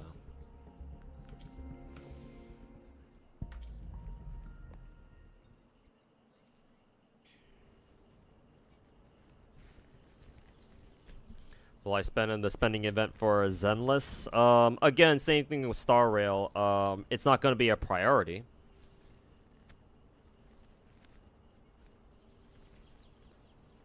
Matter of fact, if I will spend money on buying out the rest of the packs from Zenless that I haven't bought the double packs for yet, I'll spend my money on those first before anniversary hits. We'll see if I even want to spend money during the actual anniversary itself. If I have the money laying around, then sure, I'll spend it, but...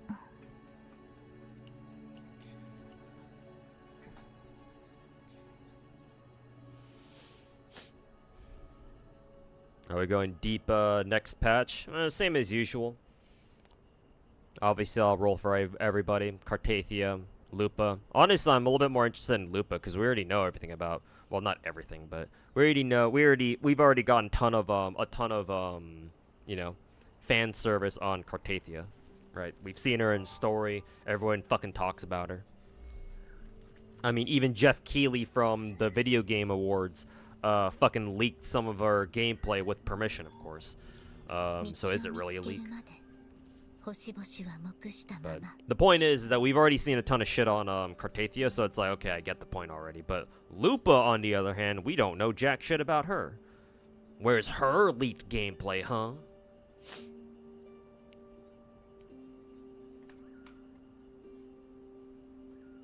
But next patch will be, you know, same as usual.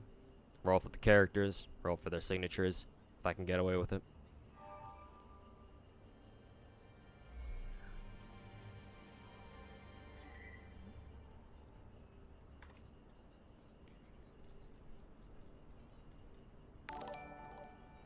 God, Cartathia's titties are fucking amazing. Oh, perfect thing to say when I get a raid. Hello, Conoricia, Cameo. Welcome to the stream, everybody. But, yeah, thanks for the raid. Unfortunately, I was just planning on getting off stream myself, too, but I'll stick around for a little bit longer. Because I do want to check a couple things, but I appreciate the raid. Thanks for stopping along. Or thanks for stopping by. Nothing says like doing more dailies in the EU.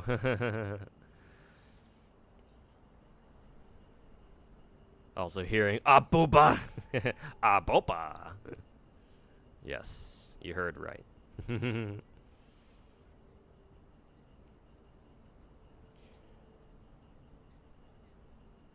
Bro, misheard your wife's name as Cartathia? No, I was talking about Cartathia earlier. I wasn't talking about Cantarella.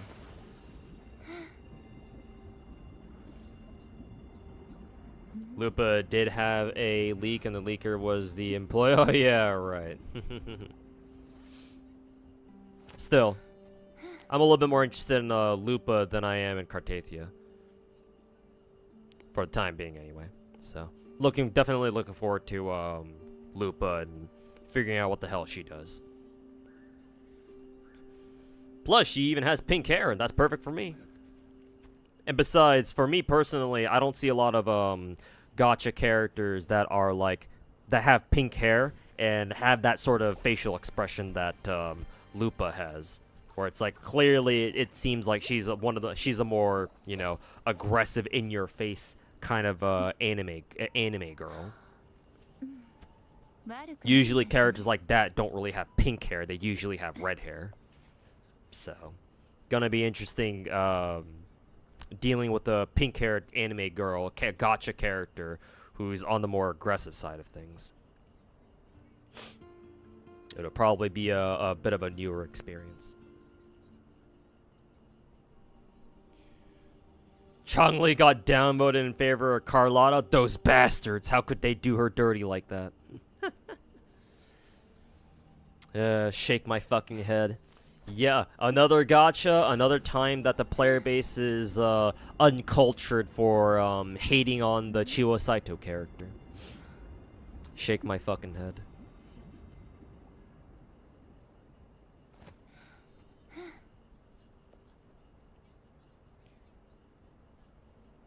Actually, let me check my Yinlin, and actually, let me look up what I have to do to re-gear Yinlin real quick. Yinlin, Pridwin, save me Pridwin. Let's see, obviously String Master is the best weapon, of course, because why wouldn't it be? Her best set is still Moonlit Clouds. No, actually no, it's her go-to, but you can either use Void Thunder or Empyrean Anthem. Void Thunder is apparently still technically considered her best. Maybe other websites and other spreadsheets may disagree and you want to put Empyrean on her instead. Oh, it's only Void Thunder is only her best set if you want to play her as main DPS, but playing her as a main DPS is not that is not optimal. Okay, that would explain it then. Okay, so never mind. Empyrean Anthem it is. Offers unconditional 10% ER, 80% coordinate boost. Also grants a passive support effect, which triggers whenever whoever's using the set critically gets a crit with a coordinated attack. Effect grants on-field resonator attack boost regardless of whether the user or not. Okay, that's cool. Yeah. Alrighty then. I don't even know if I have any fucking Empyrean pieces. I think I checked before. I'm pretty sure I didn't find any. Where the fuck is my Yinlin anyway? Oh, there she is. Hello? Empyrean Anthem? Pieces? Well, I have a lot of these guys. Let's see. I've got a couple of the Nightmare Mephises at least. I think they called for a Nightmare Nephis, right? Nightmare Tempest Mephis here. Okay. So I have a couple. Let's see. Empyrean Anthem. Well, actually, I have quite a few. How many of them are actually good, though? Do I have any Electro ones? Let's see. Quite a few, actually. We've got 1, 2, 3, 4, 12, 14. Okay. I guess I do also have modifiers in case I want to use them on these. Okay. An Empyrean Anthem, and then switch out for attack percent. Oh yeah, I've got quite a few actually. Okay. I guess it's because I've never given Empyrean Anthem to anybody else, so I just have all these pieces lying around. All right. Fair enough then. I can just let Yinlin hog all of them for the time being. Cool. How much Echo XP do I even fucking have right now? Not a lot. Not a lot, unfortunately.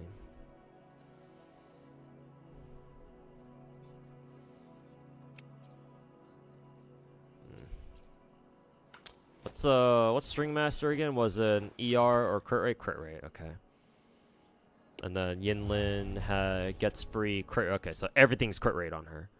In that case, now I'll have to go for a crit damage Mephis then.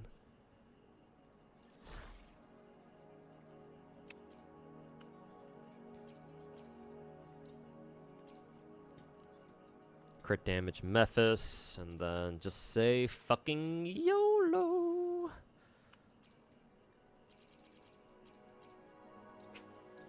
Surely I'll get double crit on my first try, right?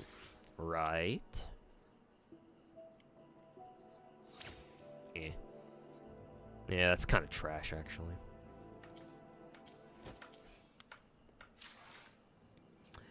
That's kind of trash. Oh, well, modifier time. Where the fuck are my Mephises? Nightmare, Thundering Mephis. Oh yeah, I want the Tempest Mephises, I think. Yeah, because Thundering Mephis only gives, doesn't give skill damage, he gives ult damage.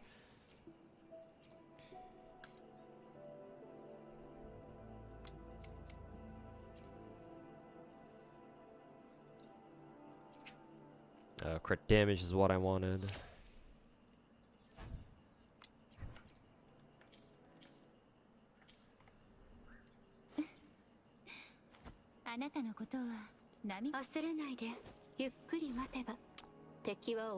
Miss Yinlin, Empyrean Anthem,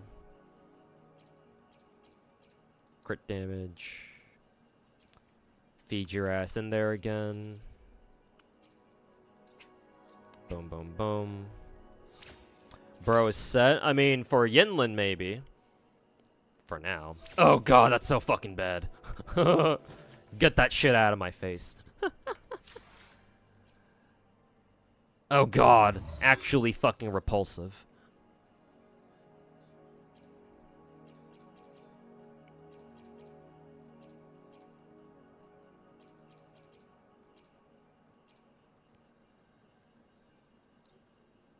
And then crit rate. I kind of wonder if I should keep this one because it already is crit rate. Maybe I should. Maybe I'll get another character later who will want a crit rate. Thundering Mephis. Whatchamacallits.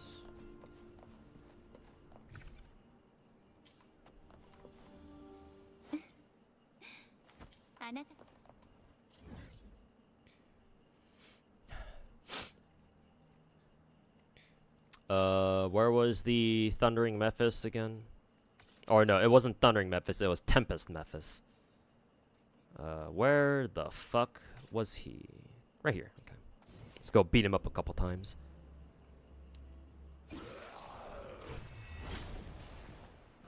This is the wrong setup, but whatever. I have an excuse to play, Cantarella at least.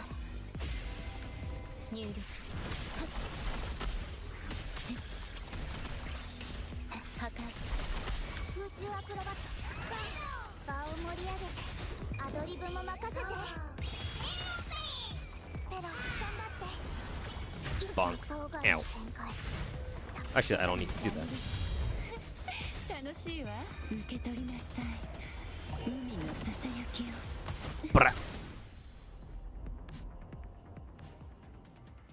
Think Yinlin and Zeji use this set? I see.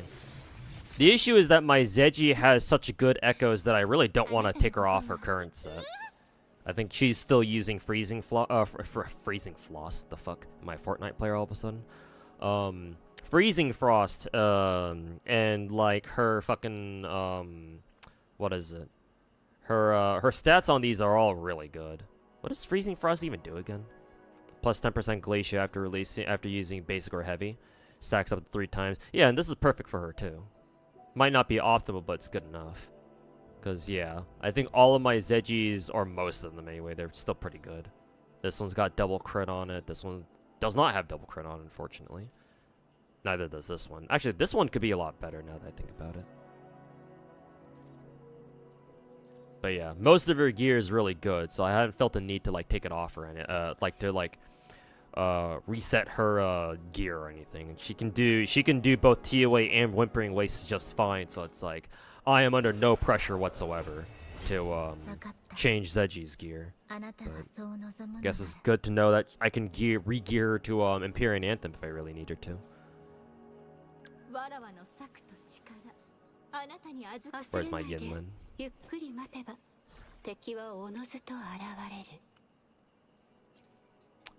Only HP. Fuck you.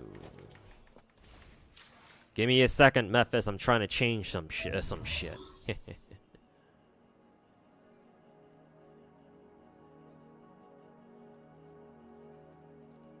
The fuck is it? Oh, here he is.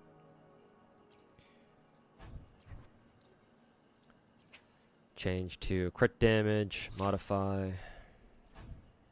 Unlock that shit, because that shit is annoying.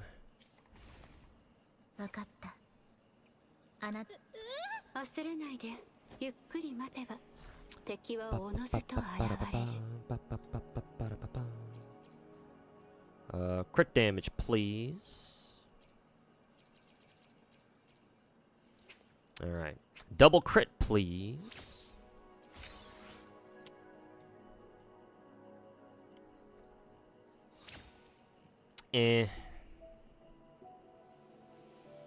I guess this is okay.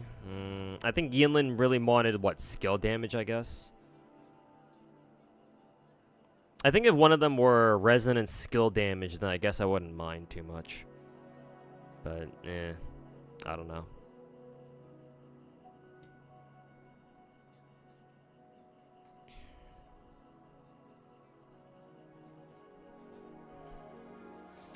Lupa has a fluffy tail. Yes! Even better. Am I gonna buy Chang-Li's skin? Yeah, I mean, as soon as they announced that she was gonna get a summer skin, yeah, I was always gonna buy it. Like, I don't even have to look at the leaks to know what it looks like. I know it's gonna look good.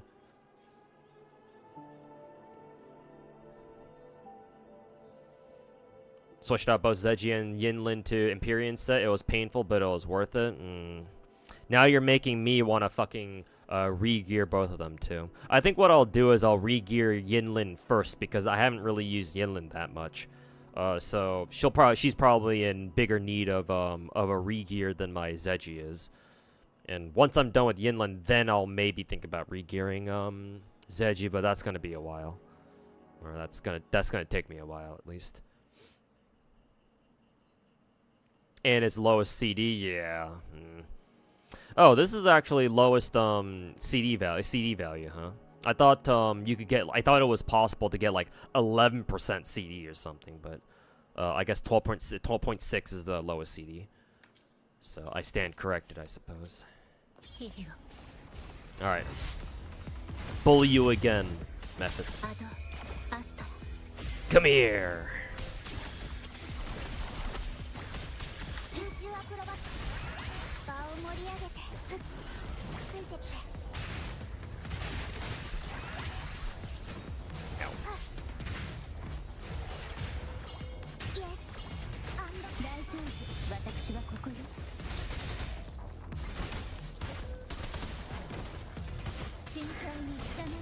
Kind of overkill, but whatever.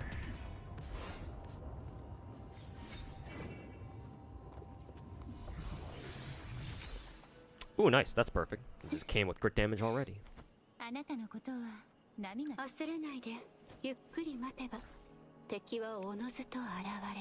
Oh, is it Empyrean set though?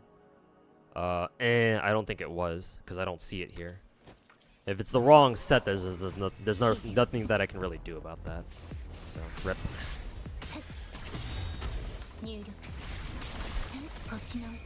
Yeah, wrong set. So, not even modifiers can save you at that point, or can salvage that at that echo at that point. Dodge my fucking dodge my ultimate.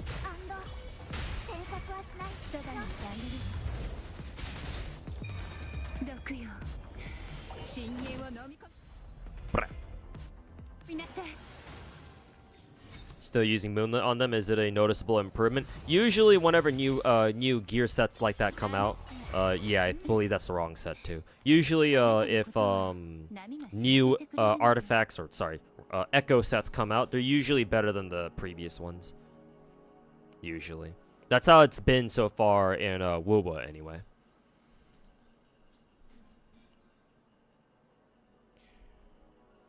Empyrean is bonkers on Zeji. Yeah, I can see why. Because yeah, everything she does is, well, her selling point, which is her ultimate, is is just coordinated attacks out the ass. So.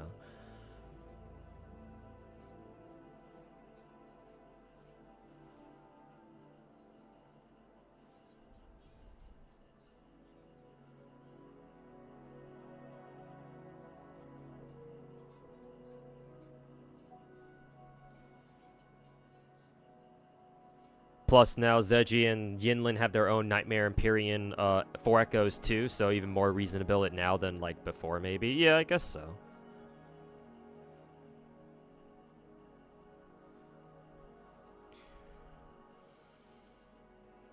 You keep modifiers for your 3 cost echoes, cause 4 ones are way too easy to farm. You know, that's true actually. That's a good point. Yeah, that is a good. You do bring a good point. Cause yeah, it's so fucking fast farming 4 echoes now. Even if you use up all your guaranteeds for the week, it's like and you try farming them and like you don't get an echo right away. It's like, well, I mean, just try again the next time. So, yeah, honestly, you do have a good point there. Maybe I should save mine for the 3 echoes or whatever. And then again, I still have like 30 fucking modifiers. Honestly, my bigger issue is that I run out of modifiers, but I run out of echo XP before I run out of fucking modifiers, to be honest. So honestly, I could probably afford to be a little bit more liberal with my modifiers, to be honest. Also, where the fuck is my Cantarella getting all her crit damage from? Her crit damage is not that high normally. What the fuck? Where's she getting all that from?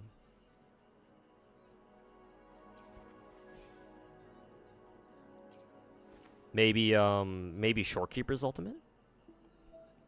I don't know if Shorekeeper's ultimate doesn't give her that much crit damage, does it? Only 25, right? Actually, no, that makes sense, because I think my Cantarella's crit damage was already at, like, 269, I think. 269 plus 25 should be about 294. Yeah, it's gotta be Shorekeeper's buff. Yeah. Just freaking out over nothing. Oh, I didn't realize that was still active.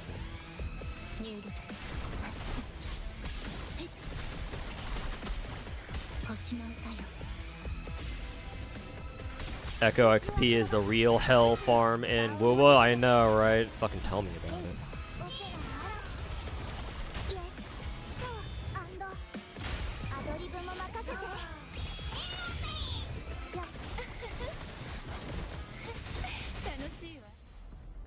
Spin.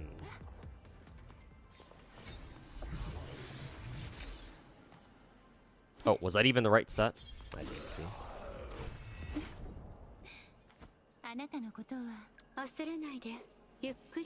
Yeah. One day, Kuro will allow us to use unleveled echoes like these in order to level up other echoes, but one day. Because, like, the fact that you can't do that is, like, one of the dumbest things about this fucking game. I said I was going to keep that one.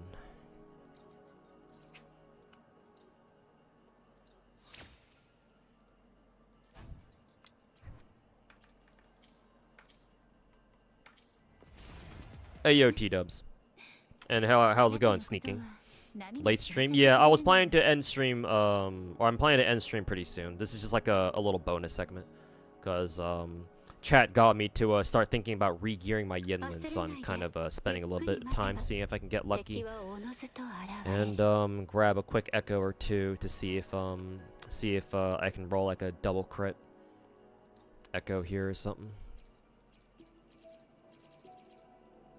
Can't say I'm really expecting much, but you never know.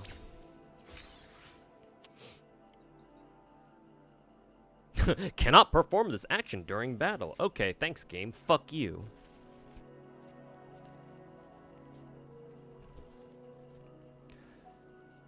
Hope we get more boss mat boxes. You mean for their from weeklies? Yeah. I wish we can get more of those too.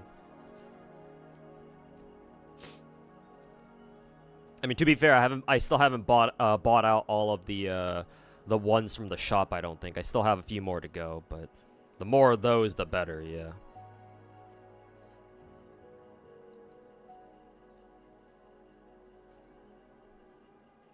GN actually still uses old win set. Yeah, I'm not surprised. That's what my GN's on right now too. Yeah, obviously not all the characters would like to switch over to new ones. Obviously, there are going to be some exceptions. But you can farm Nightmare Baringle at the very least for him, I think. Yeah. It's kind of what I was doing for, like, on and off for, like, the past week or so. Trying to get him a better Nightmare Baringle, but no luck so far. What are my thoughts about gacha characters that need other specific units to clear content, like Acheron and Gacha. Well, here's the thing. Gacha games have, like, most Gacha games have been like that. Yeah. Like, I can go down the list of all the Gacha games that I play that, where characters are kind of designed like that. FGO, most certainly. FGO's meta revolves around support characters, and there are, like, specific support characters that buff specific types of characters. You know, Arts, Buster, Quick Servants. And yeah, so FGO counts. GFL 1 is very similar. At least I'm pretty sure. Yeah, because there are certain synergies between certain characters where it's like, yeah, you really want to use these characters together. If I'm not mistaken, from GFL 1. So yeah, GFL 1 counts. Azure Lane, yes, absolutely. Azure Lane has faction bonuses where if you put in characters from the same faction, then they all get extra buffs and they perform considerably better. So technically, Azure Lane counts for what that's worth. Arc Knights would actually be one of the few exceptions where most characters in that game, I think, can operate independently for the most part. Obviously, there are synergies that definitely work together, but I think in Arc Knights is like the one exception where, like, character synergies are not that emphasized. Not only that, but Arc Knights is a game where you can take in fucking 12 different characters all at the same time. So just that alone makes so that like, characters relying on each other isn't as important. Because, like, you have access to 12 fucking characters at the same time. It's like, okay, well, you know. The pressure to get, like, any individual character is decreased by a hell of a lot. So, just because of that alone. So Arc Knights is, like, the one exception, though I'm sure you could find, like, an example or two of, like, characters who really need each other to, like, function much better. But typically you don't really find that in Arc Knights. So, yeah, Arc Knights is, like, the one exception. Genshin, well, that's obvious. It's Genshin. Star Rail, duh. Blue Archive, absolutely. Yeah. Blue Archive, you absolutely need certain characters to make other characters shine. There are certain support characters in Blue Archive who do shit like reduce your skill cost, which is insanely broken on certain characters who are really strong, but they're held back by their super high cost EX skills. But then when you bring in a character where it's like, oh, you just make it cost only half, it's like, well, shit. So Blue Archive absolutely counts. Nikke, of course. You have support characters and other characters who synergize with each other very well to really boost the damage of one or two characters. Cinderella teams, for example.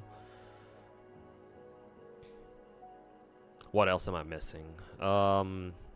Ether Gazer counts, of course. You have characters that support each other and have specific synergies, specific elemental synergies that boost each other's damages by quite a fucking bit.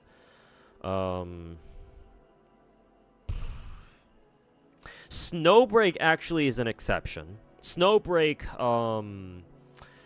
I don't know if there are like characters where it's like, oh yeah, they super benefit from like having specific teammates on the field. Like there are certain support characters who like really help, but they're not necessary technically. So I would actually consider Snowbreak to be an exception to this. So we don't count. I'm not gonna count Snowbreak. WUWA, well, yeah, duh, WUWA. It's fucking Wuthering Waves. Zenless, yes, of course. And then, lastly, Exedra? Yeah, I guess so. Technically, Exedra counts. Because basically, it's based on Star Rail, so yeah, duh. Same concept applies. So yeah, most gacha games are like that. Where certain characters would really like the support of certain other characters to really fucking shine. That's how most gacha games are.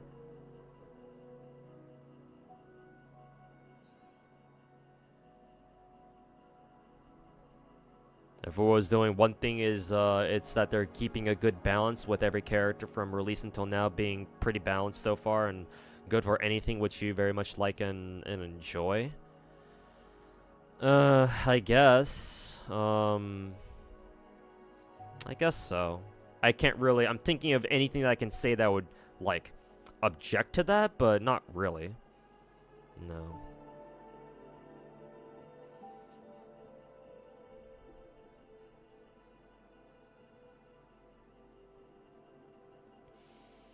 I will say that for Wuthering Waves, it's like I don't bother using any other teams other than my Camellia team and my Jinshi team, because like trying to use other characters in that game, it's kind of ass. Like I've tried using like Branta and Chun-Li there, for example, didn't have quite the same results. I don't know. Maybe that could be a skill issue though. Maybe I just have to play better.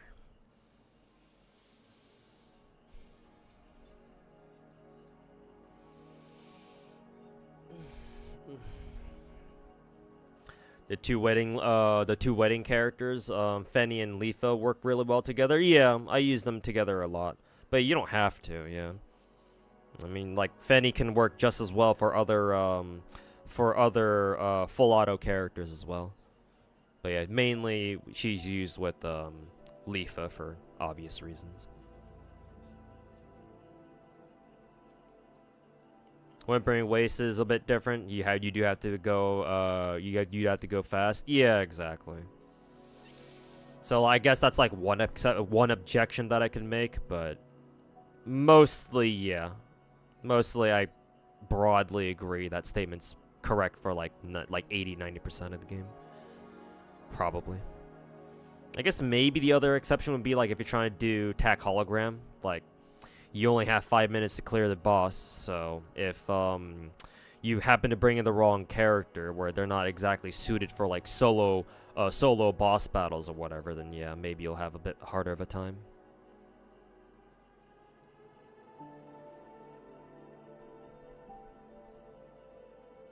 Narita and Marion are hard to separate too. Really? Huh. Are you talking about Swimsuit Marion? Yeah, I'm assuming you must be talking about Swimsuit Marion. Huh, I didn't know they had, like, a particular synergy, actually. What makes them so good, out of curiosity? Oh, yeah, I'm still in the middle of fighting a fucking boss right now.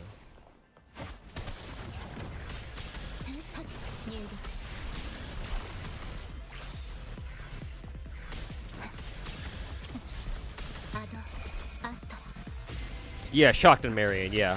Summer Marion. Yeah, I was like, can't be talking about Sniper Marion now, are you?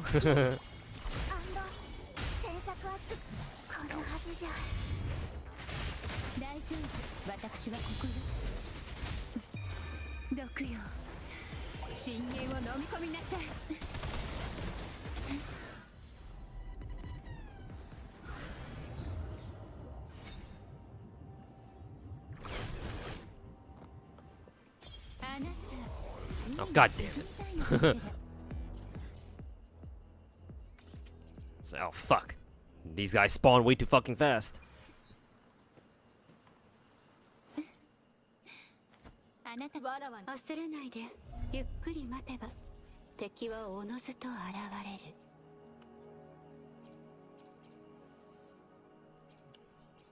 Healing rate bonus. Oh yeah, that's right. I just need to tune this thing. Ew. I mean, at least it got skill damage bonus, but useless without at least another crit stat to go with it. Data bank.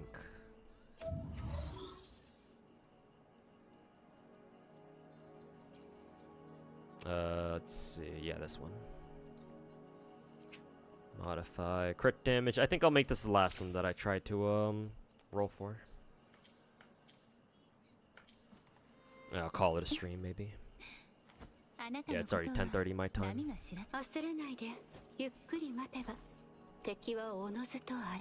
Empyrean. Grab this guy. Upgrade. Shove his ass in there, and then they need 18 of these things. You Narita ult, and then you mag dump with Marion. Marion special bullets into it. Oh, after you use her support skill, right? And then you do massive explosion damage. Ooh, that sounds really cool, actually. I'll try that on my own then. We'll see how well that goes. Yeah. Fucking dog shit.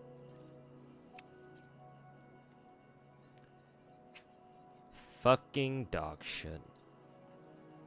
Because I'm salty, I will try to... Oh, shut up, game.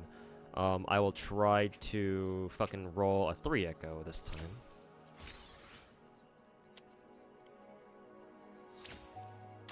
No, this one's trash. Fuck you.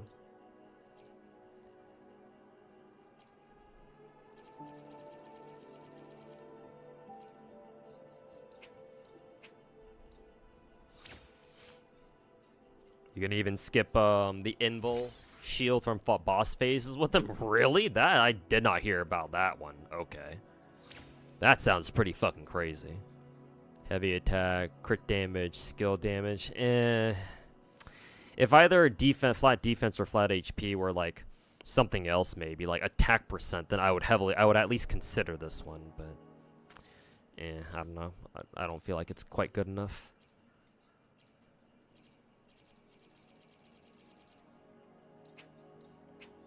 How they never go yesterday? Well, as well as it could have. Hey, nice. It's only got double crit though, and all the other stats are dog shit, but it is double crit, I guess. I mean, I guess I got what I was asking for, but I would have liked some other fucking stats to go with them too, you know? It's like, hey, you got double crit, but all your other stats fucking suck dick. Alright, cool. We take those? Yeah, I suppose so. Yeah, I'll still take those.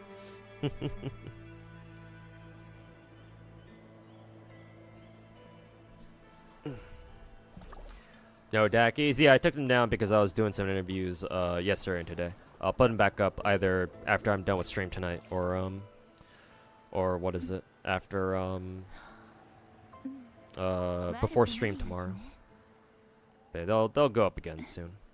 Don't you worry.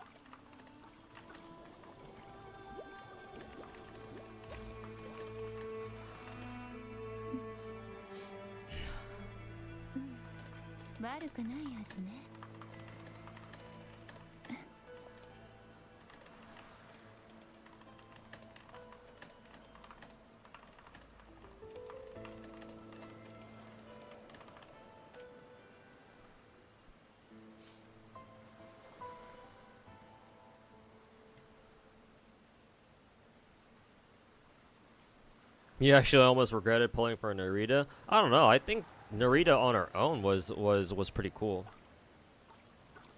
To be fair, I haven't really used her all that often after I got her though.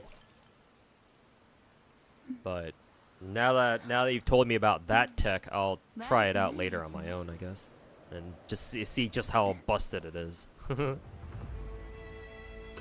Excuse me. And her skin too. Honestly, I prefer Narita's base skin. But, you know, maybe you're a fan of, hot girls in a military uniform. Try it, you'll be really impressed. Yeah, I'll try to keep it in mind. I'll try to keep it in mind and, use those two, and see how crazy they are. But yeah.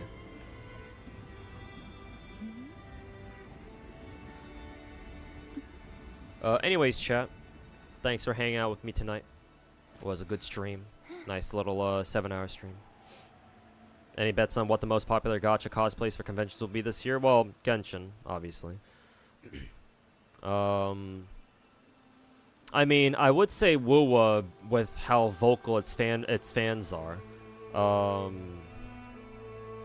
So we'll see. Anime Expo is coming up pretty soon in about less than a month and a half now. Or like around a month and a half. So we'll see what the turnout's gonna be like.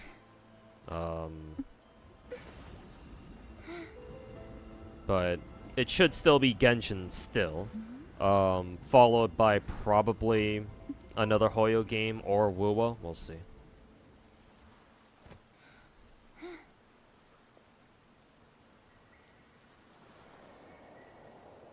Love you, a woman who can just beat the dog shit out of you. Nice. But my money's still gonna be on Genshin for now for the most cosplays at a convention. But you know, if there are truly as many Wuthering Waves fans out there as there seem to be on Twitter, then WUWA should also show up pretty strong too. But we'll see. I'll use Anime Expo as like a barometer for what the cosplay trends are like these days. Right before shield, boss pops their shield, Narita hold fully charged skill until Miriam support. Okay.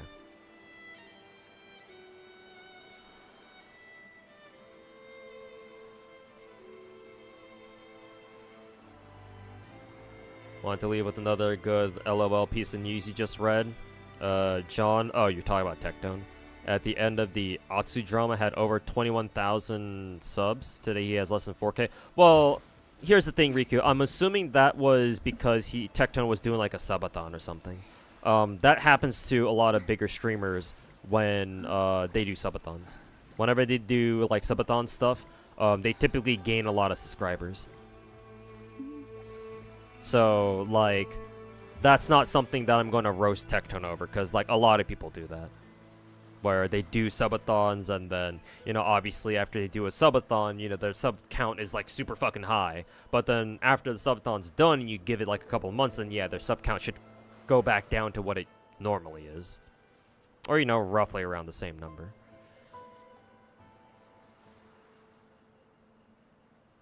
That's his army count?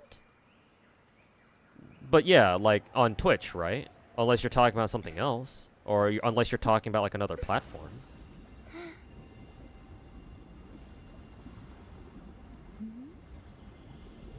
From 21K to 4K, man is bleeding out and running out of content, reacts to any sloppy chat posts in his Discord. Huh. Is that why? I feel like I don't understand the full context of this, because, like, over 21K paid subs, like, are we talking about, like, Twitch subscribers, or like, I don't know, on Discord? Because I know that you can, like, support people on Discord, technically. With their, like, whole, like, the whole Discord, like, boosting feature or whatever. I don't know. Are we talking about Twitch subs specifically? Like, I assume you must be talking about his Twitch subs. But yeah, like, I would assume that it's because he must have done, like, a subathon before. Unless he's never done a subathon, in which case, well, yeah.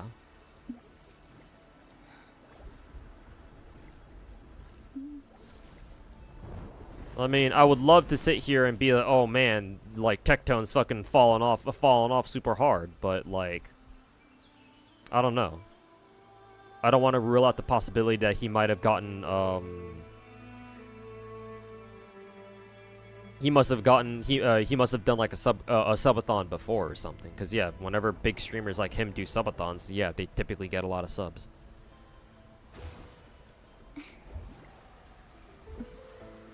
If you recall, yeah, I'm aware too, Riku. But yeah, like 4K subscribers is perfectly fine. Like just on its own, like if you have 4K subscribers, you're doing very well as a streamer, my dude. because like even what's the split that Twitch takes these days? 60-40, I think. Well, not 60-40. It's like a 50-50. Is it 50-50 or is it 60-40 in favor of Twitch?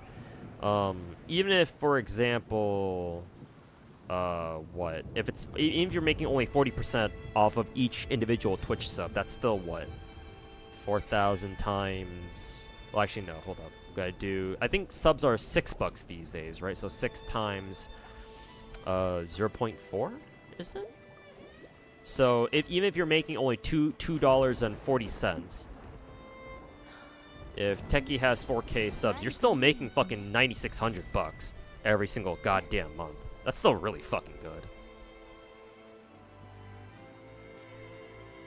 I mean, that's before taxes, obviously, but still.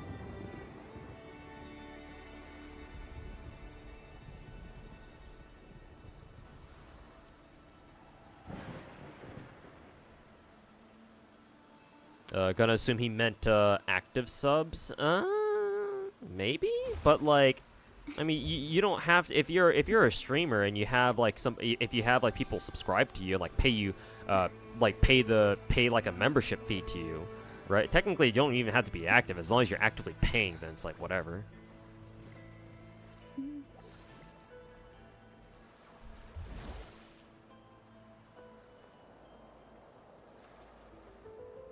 He just reacts in drama farms. He's even admitted himself in stream.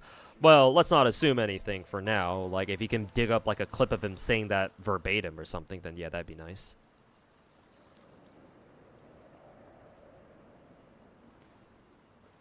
Then again, even if it is possible to dig up a clip of him saying that verbatim, all he has to do is say, "Oh, I didn't mean it," or some bullshit like that. Yeah. Backpedal like he usually does.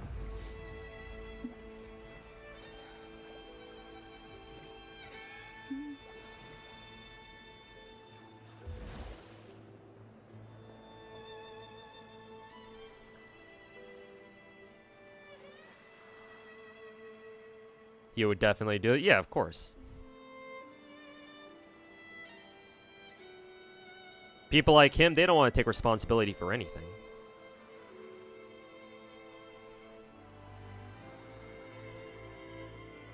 But anyways, I mean, it's nice that you let us know about that, Riku, but eh. Even if Tectone did fall off from having 21k subs at one point to like down to like 4k, I mean, that doesn't really change the fact that he still makes a lot more fucking money than me. So, I'm not gonna, like, me using that as like a bullet against him is not exactly a great one, because all Tectone needs to say is, well, where are your subs at, you know? How many subs do I have? Not much. At least not compared to him.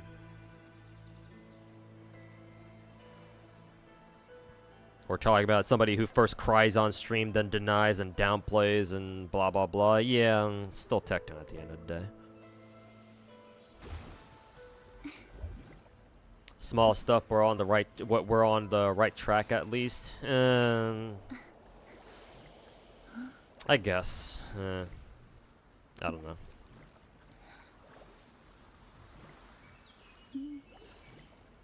Even if Tectone has wronged me a lot in these past couple of weeks, I'm still not exactly comfortable with, like, you know, there being like a fucking manhunt against him.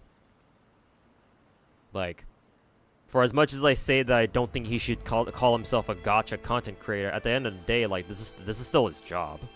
And like, all I'm asking him is for him to fucking change his fucking attitude, or like at least try better to be a better content creator. I'm not sitting here trying to say that he should lose his fucking job or anything like that. As someone who's actually lost his job twice before, that shit sucks. And I don't wish that upon anybody. Not even Tectone.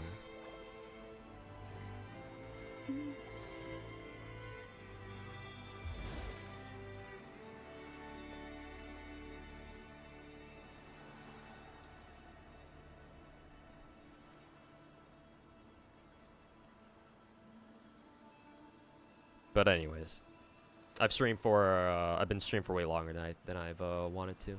Anyways, it was good that It's good talk, though. You ain't ever changing anything at this point? Well, yeah, no, not with people still supporting him as they are. So of course not. Why would he have any reason to change? Most people only change when they're forced to, and even then, sometimes they refuse to. Sometimes some people are fucking idiots and retards until the very end. Anyways, though, I gotta go for real. But thanks everybody for watching. I don't think I'll raid anybody today. I'll raid somebody tomorrow. I'll just let you guys go. So, have a good one, everybody. Bye, Cantarello. Hey, where's my goodbye? Just kidding. But, yeah. Thanks everybody for hanging out. And we'll see you guys tomorrow, hopefully out around the same time. Assuming that I can, you know, get up on time. But yeah. Have a good rest of your day, rest of your night, wherever you guys are. And hope you guys are all looking forward to the weekend. So, peace.